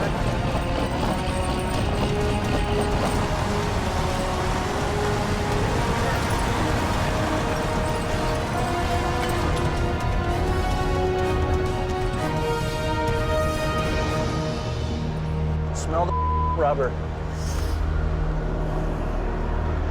Is that your excitement for the evening? Yeah. Never done a wheelie up the hill, especially in a Super B. 2 for 2. I'm gonna head back. The sun will be coming up here in about 3 hours. I don't want to be awake when it happens. The next day in Alberta, the northern crew gets an update on the conditions back home. Not a vehicle on it. When the Coquihalla closed down, most truckers will make the decision to travel the canyon. Not everybody's familiar with the twisting and winding roads, you know, the ups and downs of Highway 1. Every idiot and their dog is going to be running the canyon. Somebody's going to die tonight.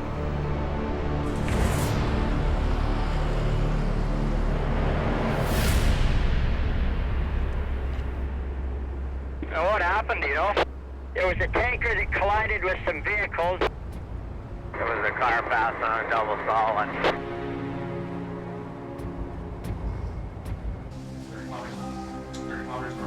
Just before sunset, Heavy Rescue's BC Dispatch Center gets the call. A tanker has been involved with another vehicle, and big fire ensued. We're going in there with probably half the stuff we need to do that job. No other choice. My hands are tied on this one.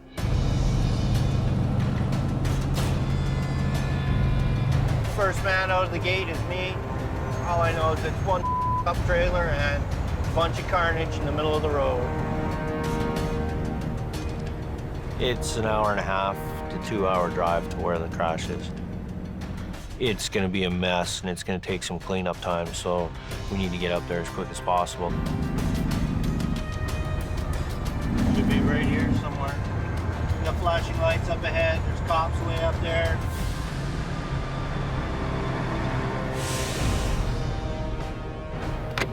Holy, what a mess.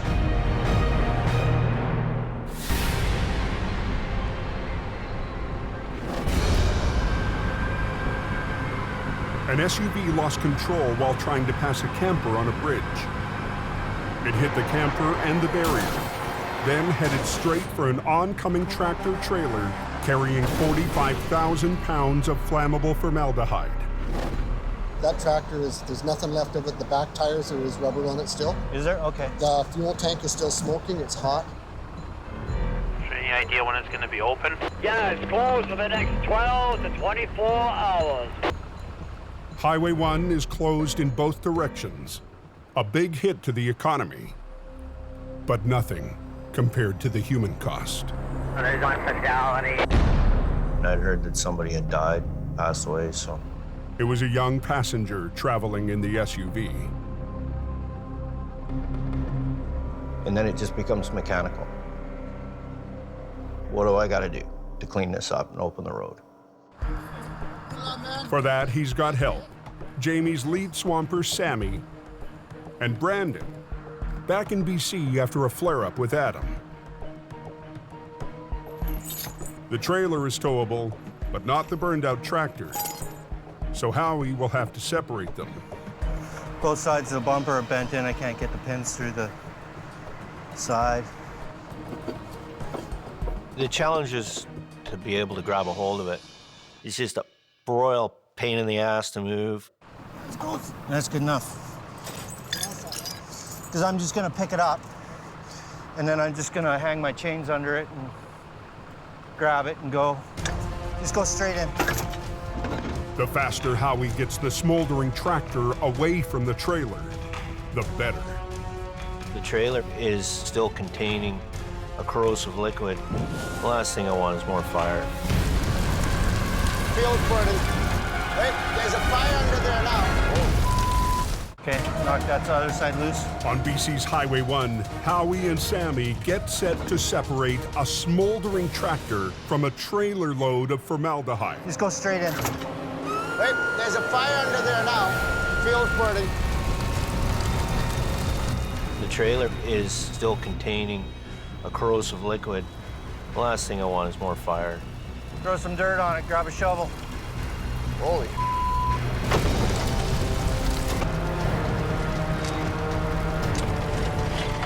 You gotta get the fire out. You gotta work harder, faster.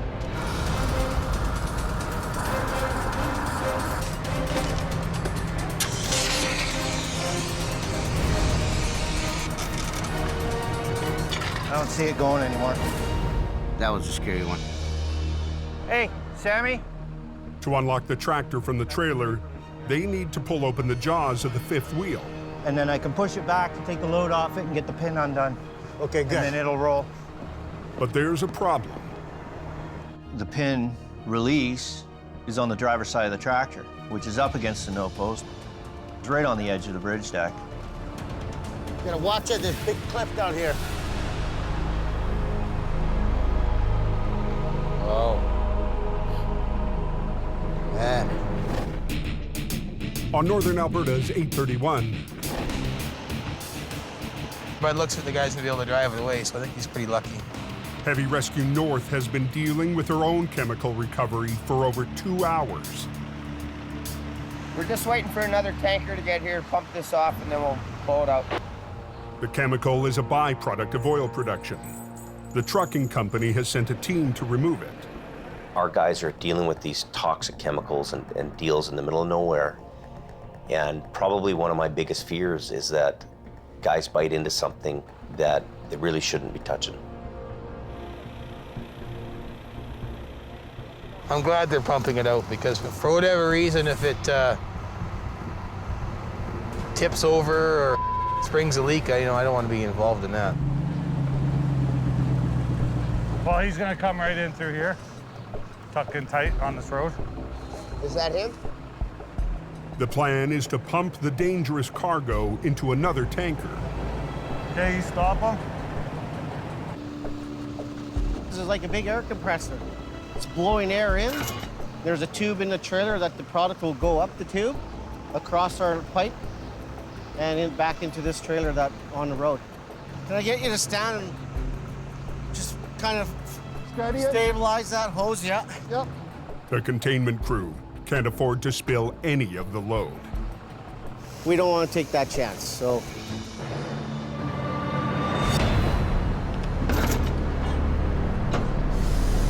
Okay, we're gonna start pumping.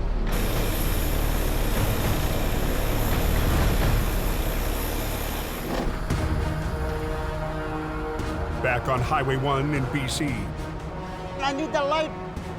Heavy Rescue is working to clear a damaged tanker off the narrow bridge. Oh. Man. Sammy's got to open the fifth wheel to free the trailer, but he's working in a confined space with a steep drop just inches away. Is it not wanting to go?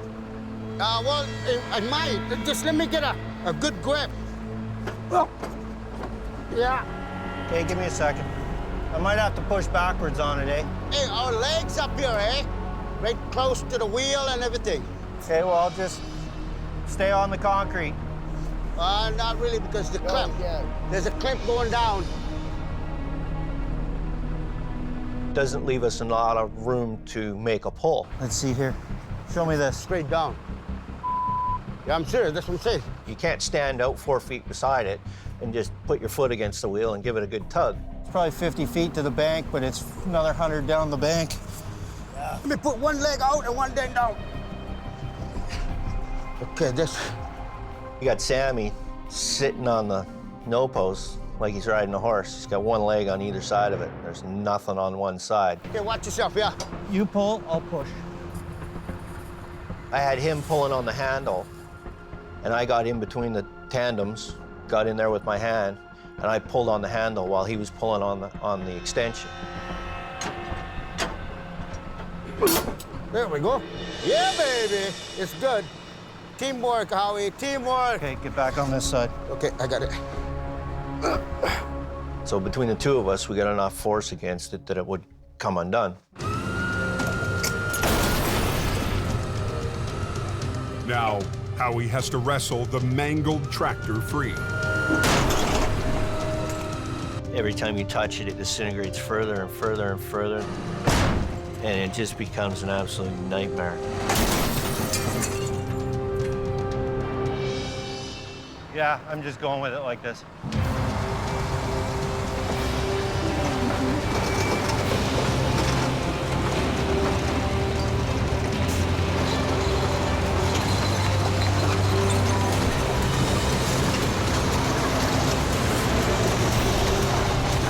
They've got the tractor off the bridge. Next, the trailer with its toxic load. Heavy Rescue's newest hire, Wayne, will hook up to haul it away.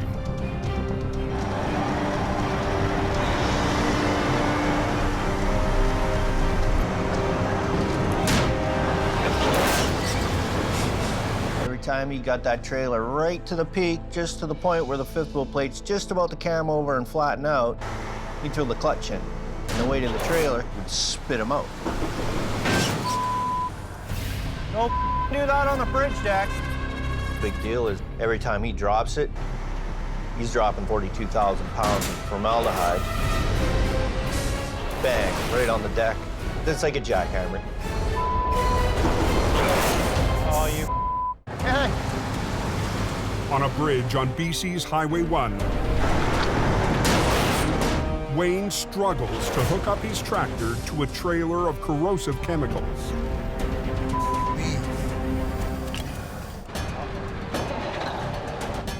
You're aware that this is a pressure vessel full of formaldehyde, right? Well, how am I gonna get under it? I know. Well, once you get under it, don't slow down. Don't push that clutch in. Well, whatever.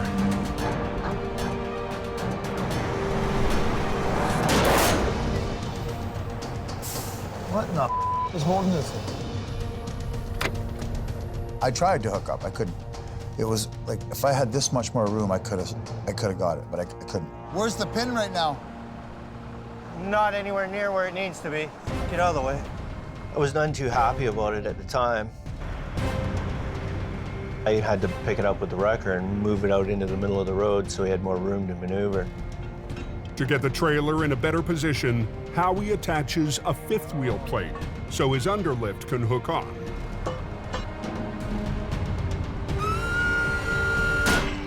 There we go. I couldn't get the thing off the ground with my underlift.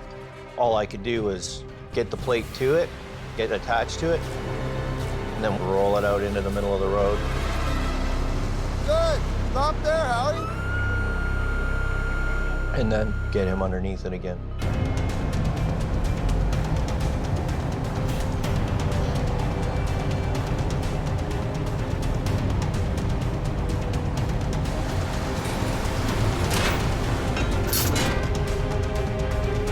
Yep, I think I got it. The toxic cargo heads back to the yard. Move it safely. Get it out of there. Get it away from me. I really don't want to have anything to do with it. But he still has to clear the SUV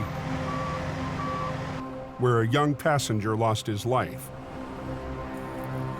The hardest kind of recovery for Howie. Somebody makes a poor choice. It's never good. It's the same poor decision that somebody else made 9 years ago that killed my dad in a traffic accident, so.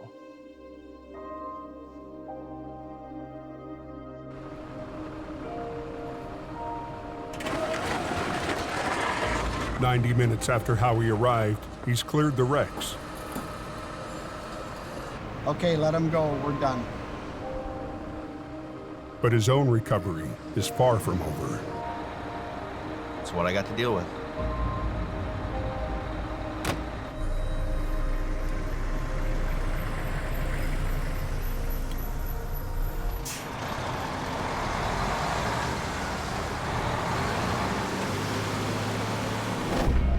On Highway 831 in northern Alberta, You okay there, Norm? We're good.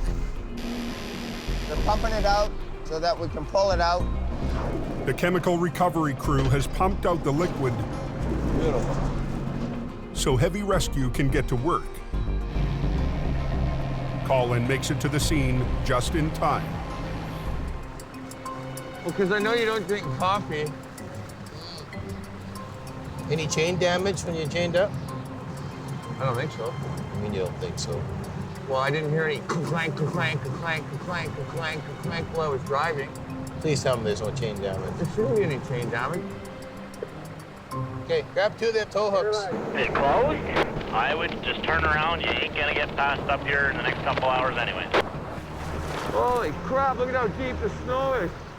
Traffic has been backed up on 831 for hours.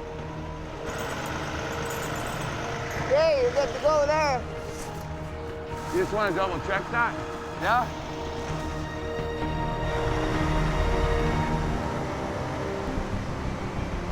They win. Whoa! Good.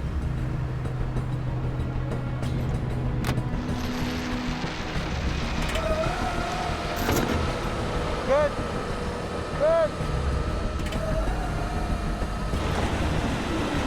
Adam has to make sure the valves on the tanks don't crush together on the slope. No, they're good. They're good. Just leave it in neutral. Them tanks aren't gonna touch, are they? He's going good. He's coming out nice and easy. All right, just like a hot knife through butter. No one got killed, no equipment got wrecked, and Adam didn't kill me. So it all worked out well. What gear do you start out in when you pull ahead? But with Adam riding shotgun, Colin's still got a long drive home. You put it down like straight here? No, not second. The road's closed. Do not come past Hope. 3 days after Avalanches hammered the coke, They're waiting on Avalanche control to give the word. Paul Harwood and his team of Avalanche technicians are gearing up for battle.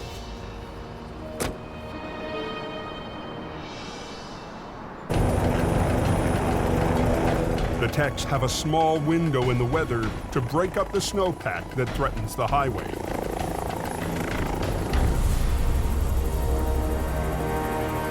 Best view in the house. Worth waking up at 4 in the morning for.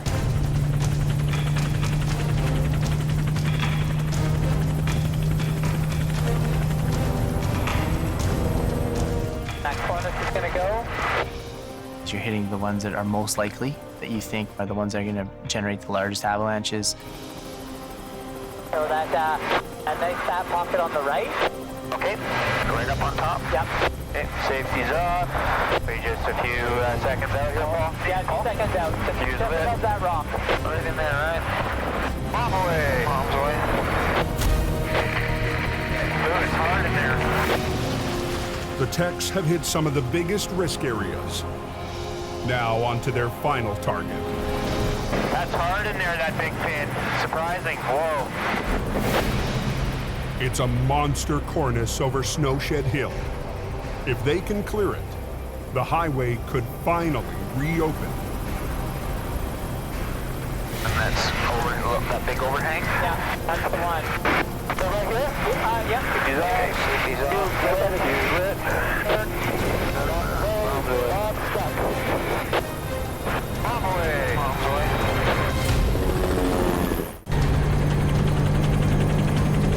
High above the summit of the Coke, Avalanche techs are fighting a mammoth cornice of snow. Okay, first one's a 12. Okay, long final here. If they can knock it down, traffic might finally start flowing again on the Coquihalla. This is a pretty big corner. This is a big corner here. Richard from Paul, we're doing the shed, so if the loader wants to stay out of the southbound, that'd be great. Copy that. That's hard in there, that big pin. Surprising. Whoa. So that big one that's over, look, that big overhang? Yeah, that's the one. So right here? Yep. Safety's off, safety's off. Okay, got a burn. Stop, stuck. Okay, let's head down.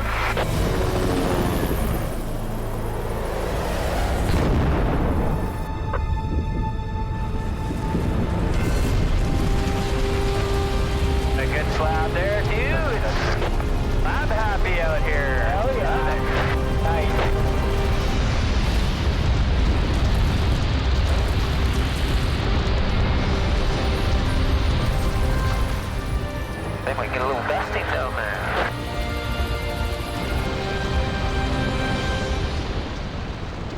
That was pretty incredible.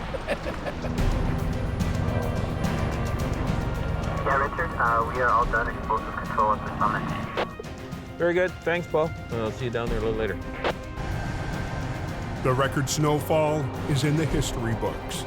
It's taken a massive effort to get traffic moving.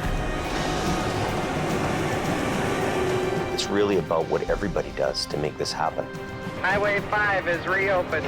Wide open both ways. Is 5 open? Yes, yes, yes. Okay.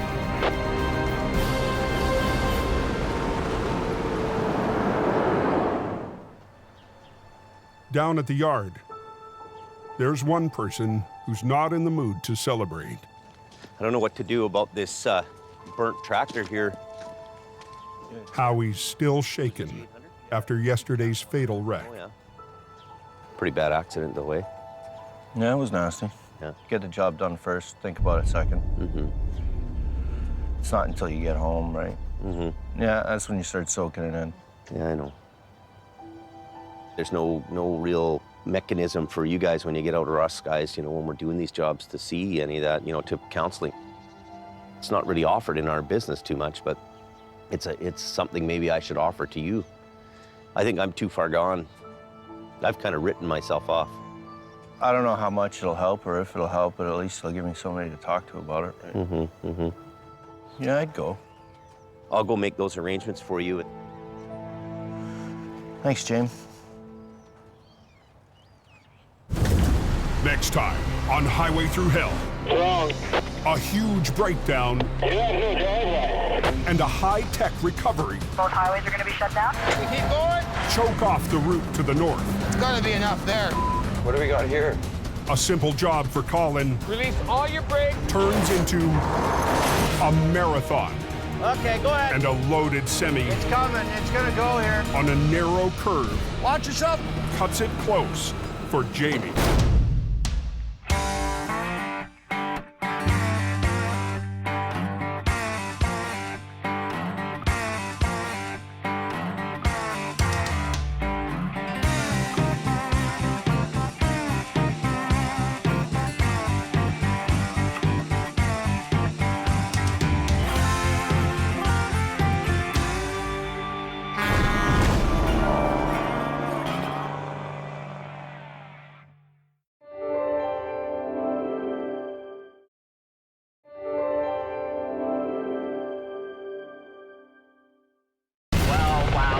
This time on Highway Through Hell. We're on a dangerous road. A backcountry recovery puts Adam's crew Here we go. Watch your back. in a tight corner. Or is it just like black ice? Police take to the sky Get the highways open quicker. to solve a deadly mystery. He's gonna lose the truck. And Jamie's lone wolf Now what? Hey! runs into Heavy Rescue's top dog. Got 15 minutes to get the road open because the highway guy is bitching. Are you kidding me? On the Highway Through Hell, the last line of defense is a heavy rescue team ready to tackle any disaster, because closure is not an option.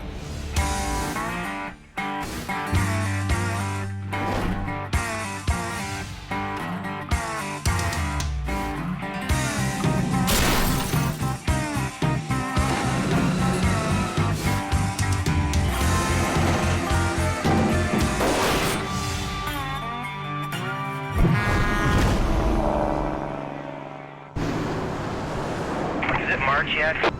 Oh, wait, it is. The winter wonderland. Late in the season, the temperature hovers near freezing. It's snowing pretty hard. A little bit of slushy compact up in front of you there. The weather on BC's Coquihalla Highway can change in an instant. It's now turned to rain.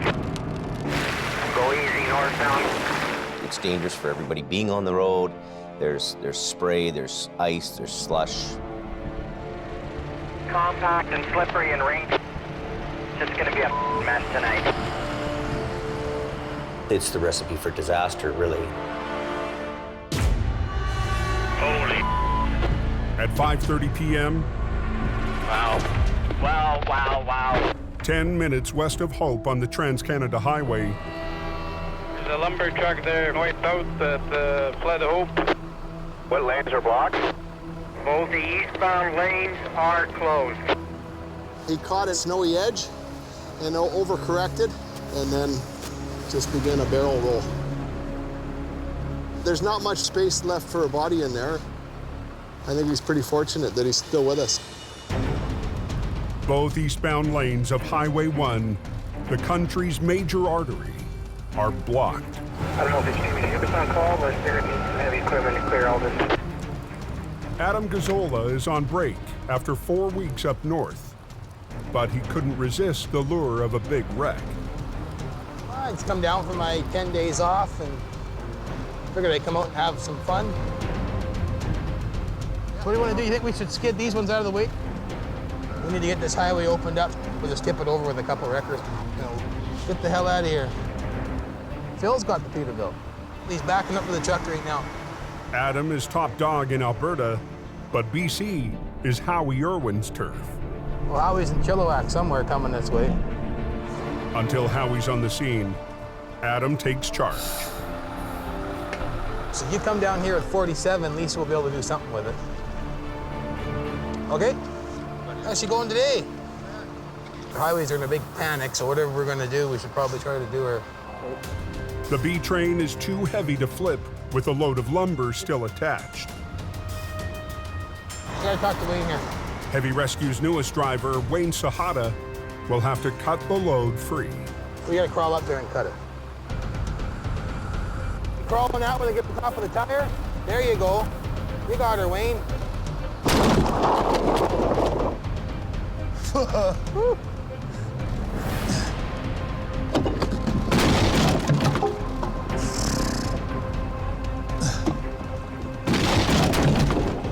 How about that last belly one there, Wayne? Which one? Is it loose? Must be. Good enough. Whew. Couple straps holding, but nothing major. They'll come off. Yeah, I'm right here now. At 6:15, Heavy Rescue's lead BC operator, Howie Irwin, rolls up in HR 66. He was west of Hope, and he's pulled up on the opposite side of the wreck. You got another chain, or? Yeah, I got another two. Okay. To save time, Howie will use Phil's wrecker, already on the other side. Holy. This season, Howie's built a reputation as BC's lone wolf. I'm one man, one truck. Redneck science. When there's a big truck wreck and I show up, it's my job to make sure that it happens. I should be able to do this with one truck. I'm gonna grab it in the middle, grab it in the back of the tractor, and pull the thing over. Okay, hand me that block when you get enough cable out. You need more? Or are you okay? We're in. That's all I'm concerned about, is getting that highway open so that they can get traffic moving. Use the chain, wrap the rail. Even though it's Howie's scene, Adam is having a hard time playing the role of observer. Want to get 47 on the front, or? What? Want to get 47 on the front and knuckle it down? You observe with this, not this. Maybe put 47 on the front to help power it over? Every little bit helps. That's why we have the trucks. We try to use them as much as we can. I don't think it needs more power. I figured just one truck could do it. I've rolled over quite a few B trains. I've never had one that never fell over on its wheels. Okay, well, we'll do her your way then. If you figure you can do her.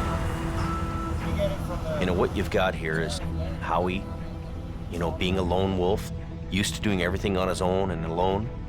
You throw him in the mix with another top dog, then there's a dogfight happening. Well, Howie came here and switched the whole plan. Well, I figured he's gonna roll her all over all by himself here, so. I don't know why you wouldn't put the other truck on there. Save yourself hassle. No sense being a superhero. To clear the wreck faster, Howie wants to rig just one wrecker with the first line to the tractor and the second line to the back of the lead trailer. You ever used these before? Yeah, I used them on the other trucks. Okay, you understand they're no good unless you're right up on top of them? Yes, I do. Okay. All the straps are cut, Wayne? Huh? All the straps are cut? Yeah. Do you really think he knows what he's doing?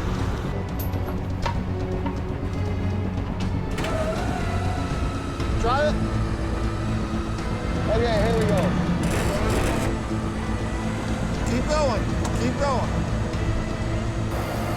Come on, you little...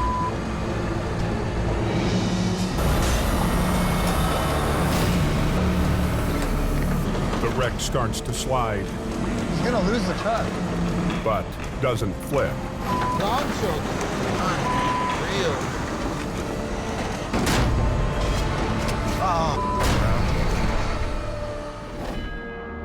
Just 45 minutes away, up near the top of the coke,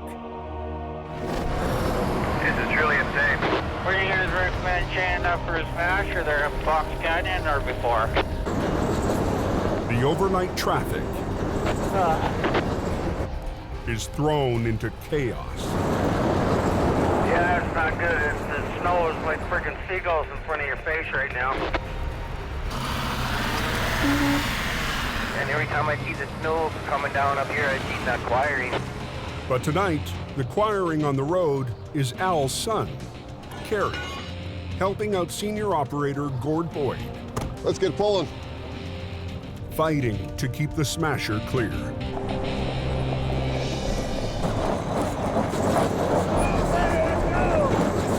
Up near the summit, the steep 8% grade takes its toll.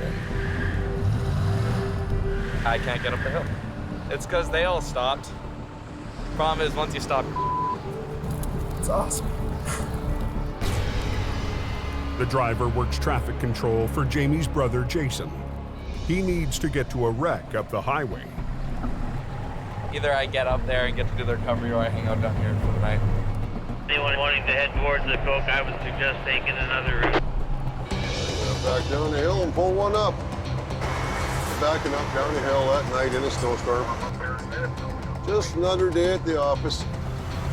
Gord takes pity on the competition. Just stay with me. Yeah. Let's go some fun. I don't like this.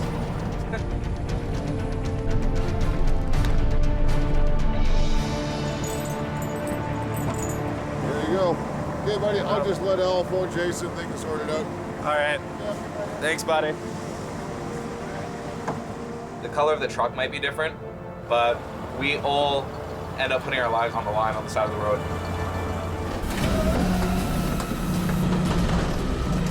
Long shoulder.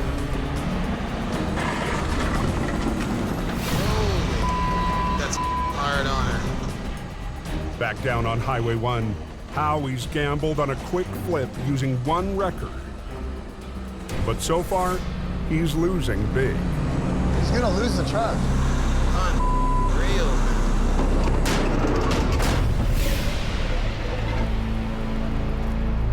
The wrecker should have enough weight to flip the empty trailer. You didn't cut all the straps, right? What? You didn't cut all the straps, I have right? no idea. Something's holding it in place. I know there is. I asked those guys, did you cut the straps? Yeah, we cut the straps. Howie takes a look for himself. Oh, that's why the problem is. Some of the straps are still holding. Anytime I show up at a wreck and it's still restrained to a flat deck, climb up on top, cut them from the top. That way the trailer can pull away and lay down. All right, just a cluster again. Adam's not waiting for Howie to cut any more straps. Spin her around, let's get her backed up there. He pulls the salvage crew's backhoe into service to help the Peterbilt pull over the rear trailer, Gotta get over more if you can. and then positions Wayne and Truck 47 to tackle the front of the tractor. You bend that over, so you're gonna go. Yeah, I know. All this iron sitting here, we're not using it, so. Phil, we definitely wouldn't do it this way in Alberta, would we? Nope. We'd have the road open by now, I can tell you that much. Are you kidding me? Hey, what is going on here?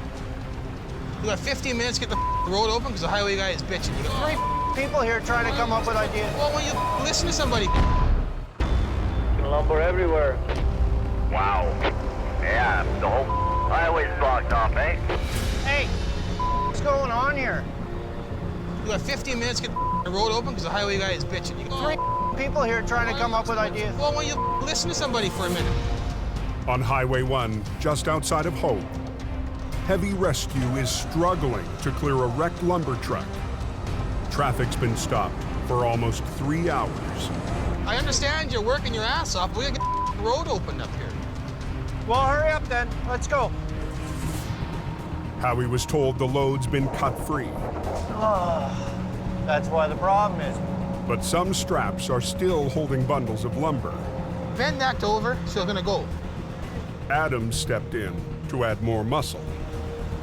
I'm just gonna kick my blocks out and back up 3 feet, okay? And then hook it onto that chain, and that's it. We'll start pulling. Whatever. Let's go. I'm used to being one guy, one truck, showing up and doing it. Hey, Phil, got a big chain? Right on the back corner, right corner of the truck. If I'd have shown up, nobody else had been there, cut everything from the top, front to back, that thing had been on the ground in 20 minutes. You just go through the wheels like they did there. Yep. Oh, there you are.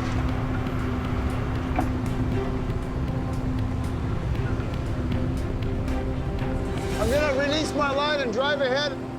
You should too. The B train slid during the first attempt. Now it could come down right on top of the wreckers. I don't want this truck falling over and landing on my truck. Is he ready? Yeah. Okay. But Howie's confident his wrecker is clear. I don't understand why he's not moving his truck ahead. Hey, look at that.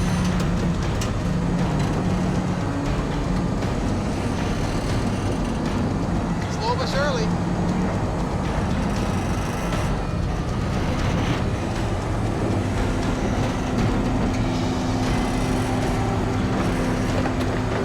Come on, old girl. Keep going. Keep going. There it goes. Now he's so close, he's gonna hit the. How come you don't tell him that? I tried telling him that. He's gonna hit the truck.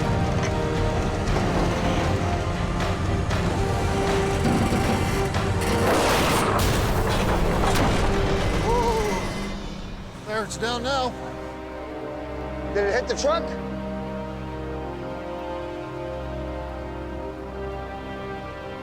No, lots of room. The wreck missed the wrecker by inches. Okay, just freewheel the other side and pull ahead of it. I didn't intend for it to land that close, but I knew it was gonna be close. 4.5 hours after the accident, eastbound traffic can start flowing again. On the radio, they said it was open.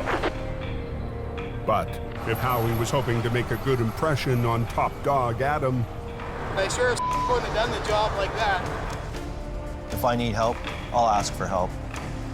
I'm a big boy, I don't hold hands. Only with the wife.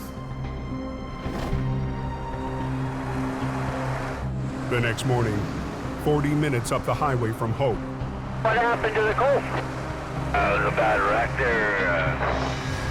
I heard it was the head-on. Yeah, something went down because that's the second ambulance I've seen go by. A B train crossed the median, smashing into an SUV. Yeah, they got an air ambulance up there right now. The driver of the SUV is airlifted to hospital. Looks like the coroner event. Was there a fatality accident or something? How many were killed? One for sure. Some family is going to be devastated and they'll never be the same in a matter of a second. The truck driver also suffered injuries. One of my buddies. No, it's a friend of mine. Same company, friend of mine.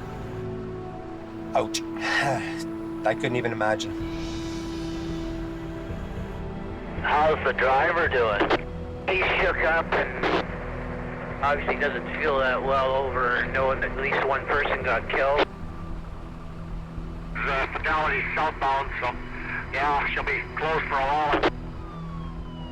Probably won't open it until they finish their investigation. A serious accident requires a major investigation by a team of accident reconstructionists. Did he jackknife? Yeah, he jackknifed. Okay. Today, the leader of the team is Sergeant Brian Nightingale. We need to preserve the scene so that we can present the physical evidence in court. We're going to keep the traffic back behind the emergency vehicles. Don't fill in this area here. Yeah, no problem. Sergeant Nightingale can't rush the investigation, but just like heavy rescue, he feels the pressure to get the highway rolling. So it's pretty straight here, eh? Yeah. So the road, when you got here, was it in this shape or was it just like black ice? No, this would have been ice over here. Okay. There's no doubt about it. Pinpointing exactly where the truck lost control can help the team figure out how and why it happened. He's coming out of that curve back there. Okay. And I bet you that's where everything starts to go. Probably. Yeah, back in the curve. Because why would he lose traction on a straight stretch? Sergeant Nightingale needs to survey the entire accident scene for the full picture. We can put the UAV up and then we can get our aerial photos. Every time we shut down the highway, costs $1 million per hour in lost commerce revenue. Position, hold, engage. This way, I can do the whole survey of the scene just by taking it up in 10 minutes and taking it back down again. And the whole purpose is to get the highways open quicker. Investigators hope images from the drone will help provide the answers they need. One of the most important things of the scene is to get the proper kind of photographs.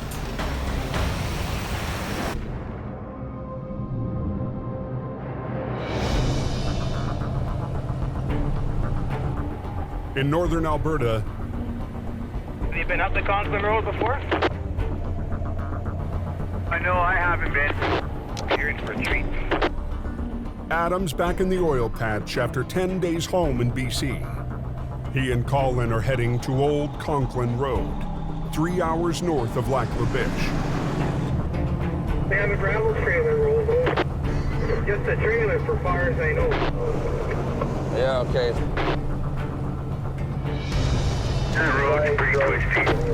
It's a narrow, white-knuckle ride through remote oil patch backcountry. Pickup coming at you, Colin. No, I heard him.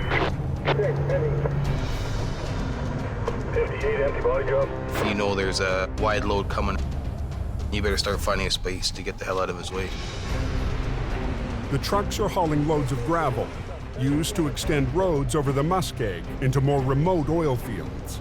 35 loader pickup. These roads are narrow. There's protocol on them. Your record kilometer 31 to line. Every kilometer, you need to call out where you are, what kind of truck you are. You gotta be careful. You gotta watch your speed. That way, you know, two vehicles don't smash into each other.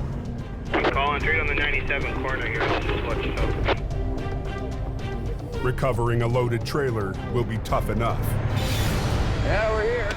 But on this narrow road, it'll be almost impossible.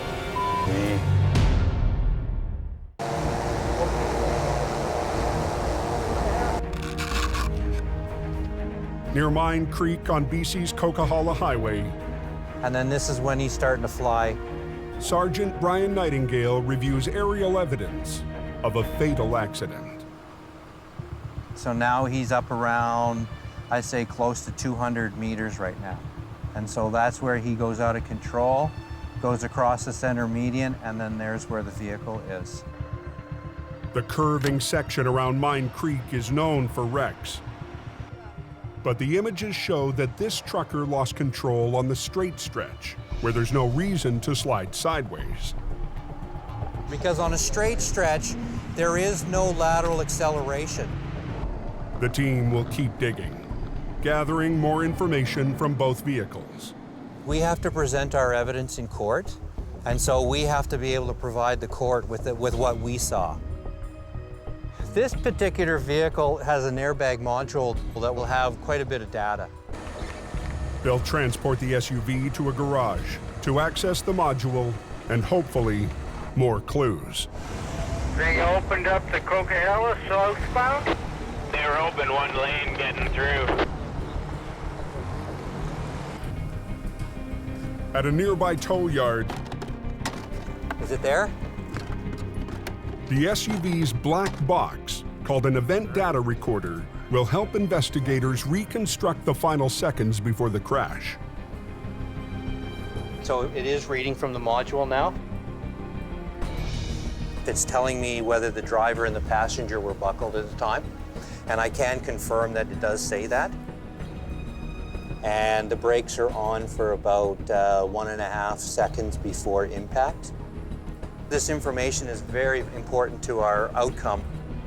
With seatbelts buckled and airbags deployed, the passenger could have survived. The team soon finds a possible explanation for the tragic outcome. She may have been hit with items coming up from the back of the vehicle. Because everything in the vehicle is traveling at the same speed as the car is when it gets hit. It's one important clue.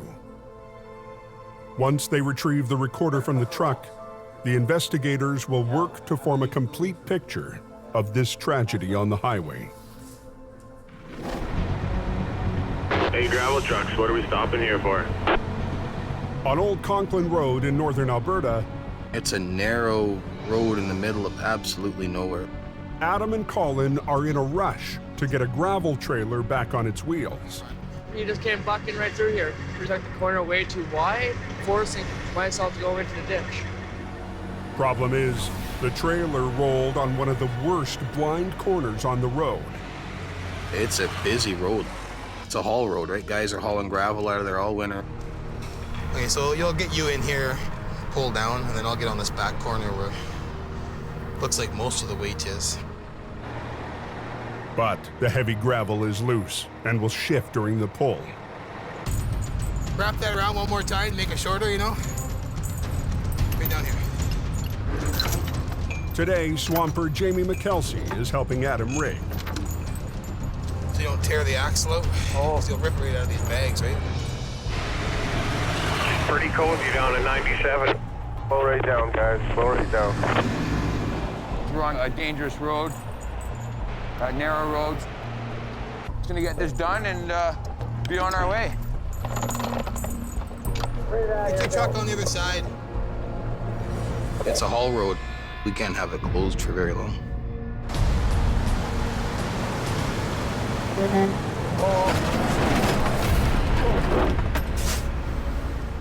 You want to push on some more? Let go of it. Kind of limited on space. I just kind of want to keep it out of the way. Keep it from swinging over into my truck. That'll help. You pull ahead some now? A little bit. Hey, you don't want that hitch coming out and whacking you in case it breaks. Well, I got it tied up, but still. Okay. I'm gonna go between that. We should be okay. I'm underneath the airlines now. Okay, how's that look there? That looks okay. There's like 100 gravel trucks coming down here, so just want to get this road open up. Hopefully it comes right over. Adam's taking no chances. He's put the might of the rotator on the heaviest end of the trailer. We had still a pretty good amount of load in that box there. So if something happens, you're in a big pile of Reload if you're good down to 98 after that convoy is sick. Thank you. 98.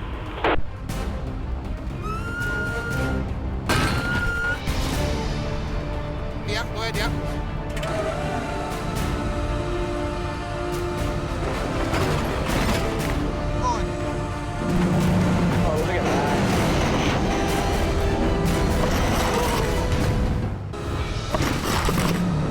Guys, watch yourself. On a remote road in northern Alberta, Come on, Adam, pull that thing over. heavy rescue is fighting to pull over a loaded gravel trailer.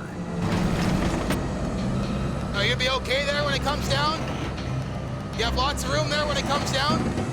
It's tied up. Okay. But Colin's running out of room. If he stops to reposition, the trailer could topple. The gamblers are going to turn this thing back upside down again, and we're going to be back to square one. Keep going.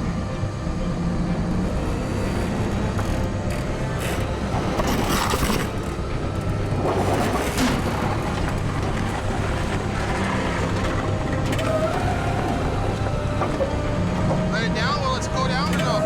Oh, what? No, you're right on the boom. Ah. Well, it's caught on the boom, so it won't go down, come back down. That 97 is blocked off. There is. Pretty slow, the guy's standing around.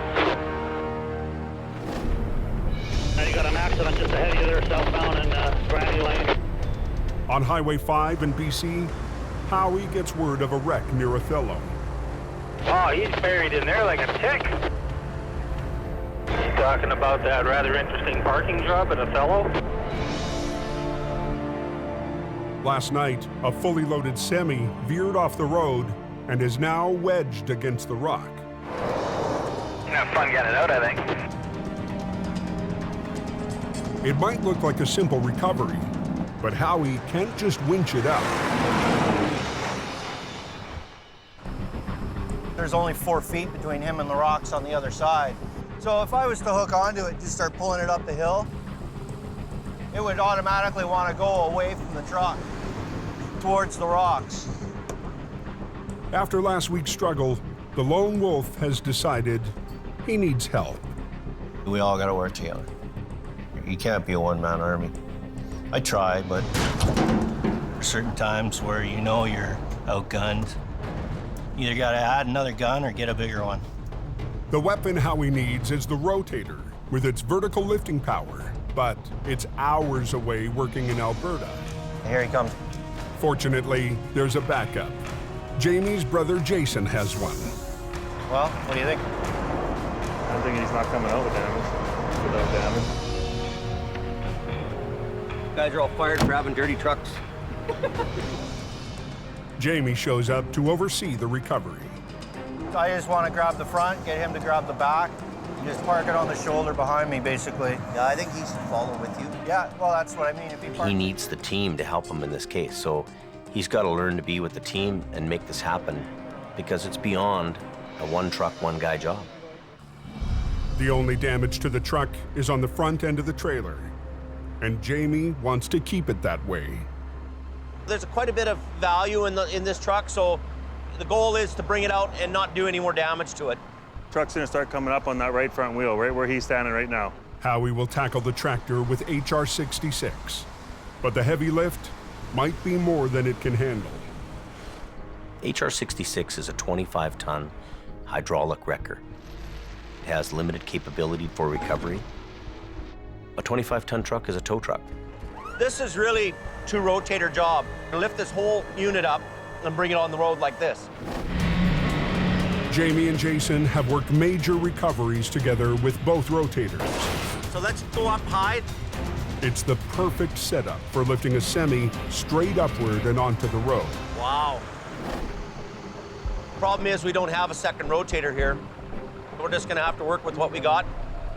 They don't want to damage the undercarriage or the fairings, which improve wind resistance.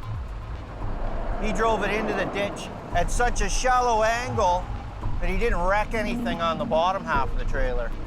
I got to get it out of the ditch without trashing it. This much of a side pull, I wouldn't be sticking out too far, right? Yeah.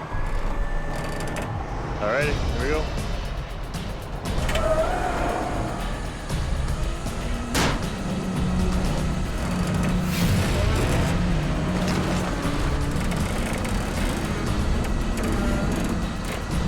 Give a little bit more on the downside. Keep it level. There you go, yeah.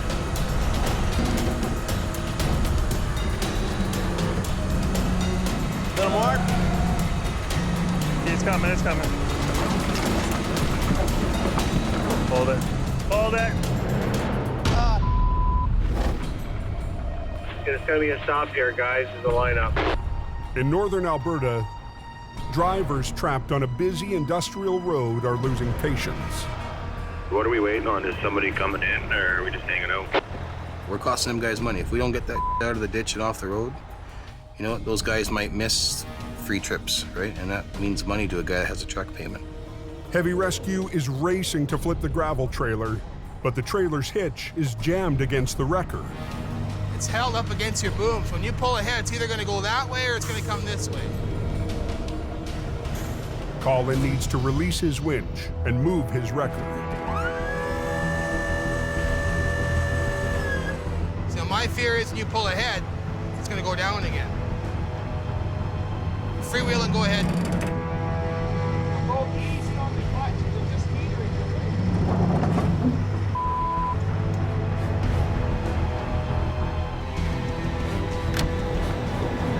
it. Jamie, watch yourself.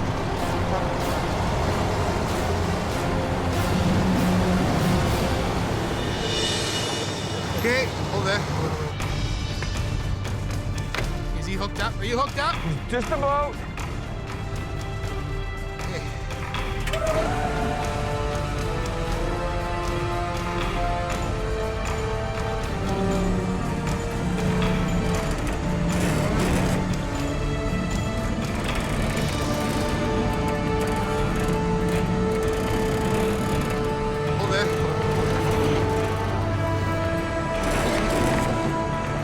There we go.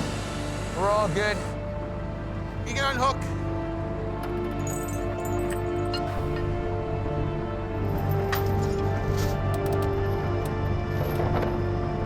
Okay, get this rigged up, get out of here. You guys hook onto it and drag it up there, I guess, or? Yeah, we'll do that.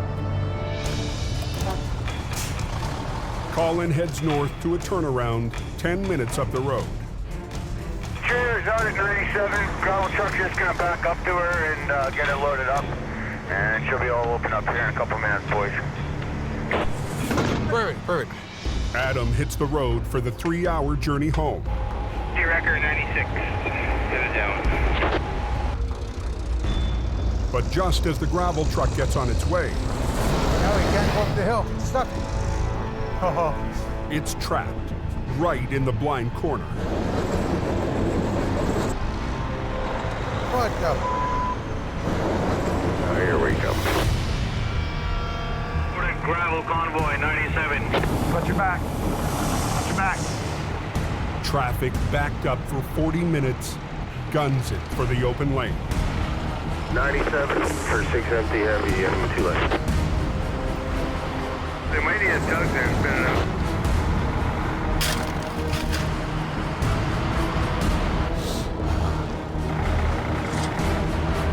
This road's open. Everything fine there? You copy? Coming on this corner here right now. Watch out.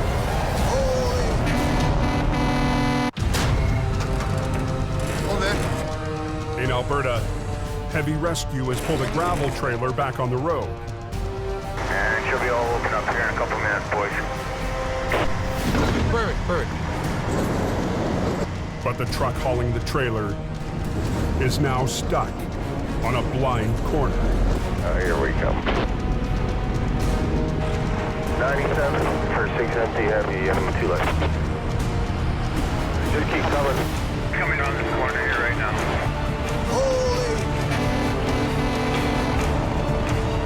Loaded gravel tractor 98. Loaded gravel convoy 92.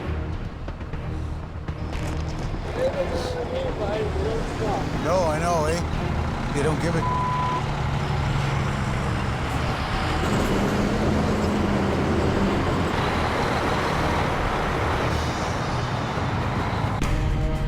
Word reaches Colin, who just turned around up the road. We got a radio call back. They couldn't get it up the hill. Oh, here's Colin. Perfect, eh? Empty heavy record 97. I just gotta get out and give these guys a tug up the hill here. We're gonna pull them up top of the hill, get off the corner. Should be good. Good.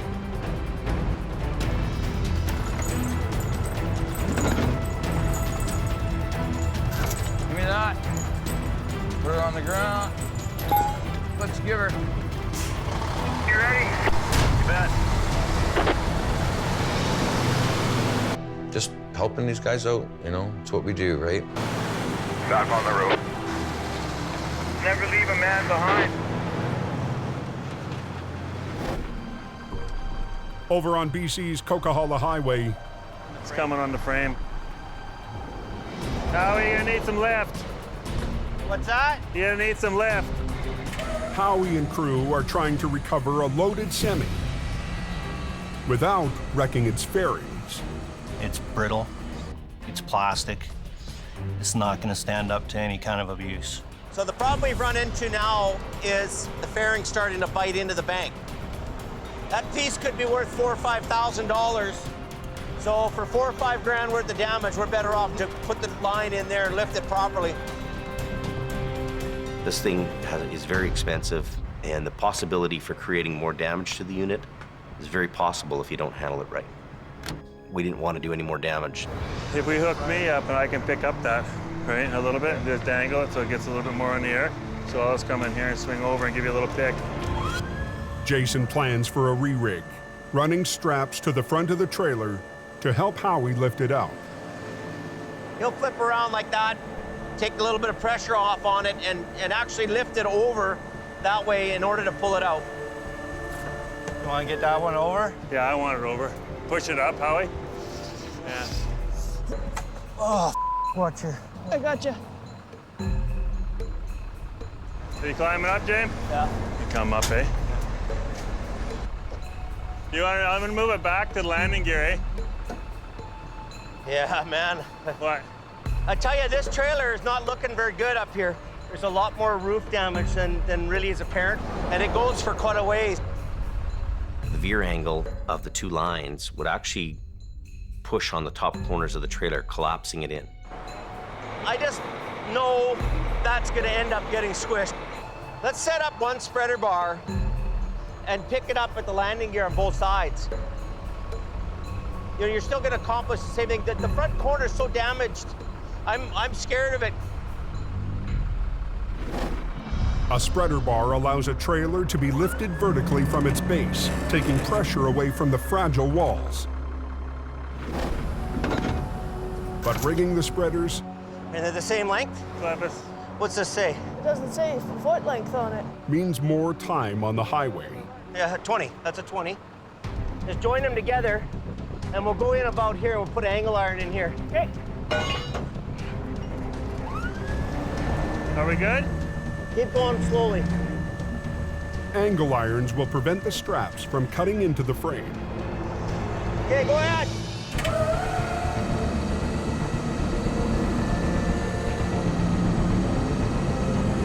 Easy, Howie. Coming out. Turn the wheel to the right a bit.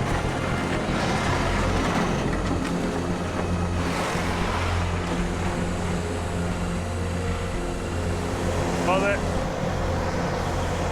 hope we got enough room to get this side holding up, eh? Well, before he runs in, that's going to be the big issue, isn't it, eh? The front fairings are out, but the rear fairings, still in the ditch, are right against the ground. The problem is, we need to move ahead with this, get on the pavement here, without damaging that fairing. This is our next issue. We got to keep it off the ground, from rubbing the ground, basically, as it's coming over the bank. Okay, we're ready. Now he's gonna go ahead now, eh? Steady as she goes.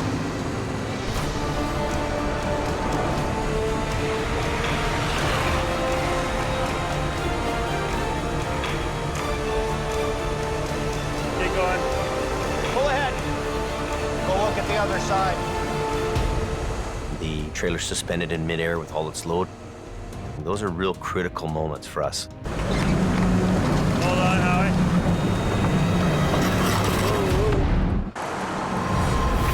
Watch yourself. You want to be in the hammer lane. Heavy rescue is wrestling a loaded semi out of the ditch. Hold on, Howie. Whoa, whoa. But the trailer's fairings keep biting into the slope. Go look at the other side. You got a 40-foot section of plastic hanging down there that's not going to clear, and it's just going to tear all of it off, and that's a big bill to repair. Then I'm going to move to the back and move over and then go right in front of my outrigger and then swing right over onto the road. Roger. He's gonna grab the back of the trailer behind the axles. As I'm winching it out, he's gonna swing with it. Keep it level with the back end of the tractor. So we're gonna park it right here. You good? Yeah. Okay. Good. It'll be a test of teamwork for Howie and Jason to free the grocery truck. What we really need here is these guys all to work together and be the dream team and make this happen. So it's a matter of him watching me and me watching him, making sure that we're together. There's some stress on here already, eh? Now it's gonna release. Tag her in, Howie. Let's give her. See what you can do. Watch me, Howie. Yeah. Brakes off. Slowly, Brett. Slowly. Okay. Slowly.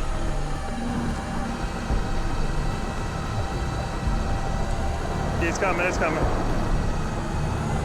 It's coming. Keep going. It's do or die right now. Almost 40,000 pounds hangs in the balance.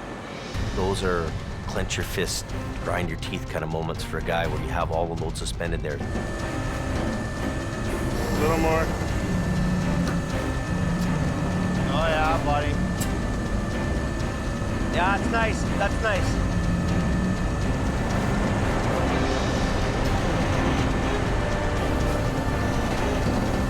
Yeehaw! That's good, Howie. Yeah, that'll do it. Woo-hoo. It's all on the road now. That's it. It's nice when they're successful. We just lifted a fully loaded trailer out of a 4 or 5 foot ditch down here without any further damage. Making the right decisions, we come out with a happy ending. And a lesson learned for Jamie's lone wolf. When you're dealing with major incidents, major recovery work, team is the answer. That's room for us fat guys to get back. You have to work together to score the goal. Can't just be one guy carrying the ball all the way down the field.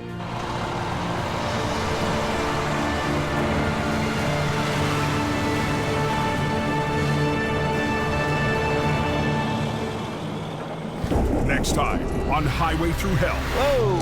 The rescuer needs a rescue. Hey, whoa! When Phil plows deep into the mud. You need a tow truck, my friend. A Coca-Cola rookie Uh-oh, this is not good. fights to make it up the Smasher. We don't want to stop. We do not want to stop. Come on, baby. And Arctic winds attack both oil patch highways. Down with the boom. Forcing heavy rescue I want to get this highway reopened. Wild, Dave. to divide its forces.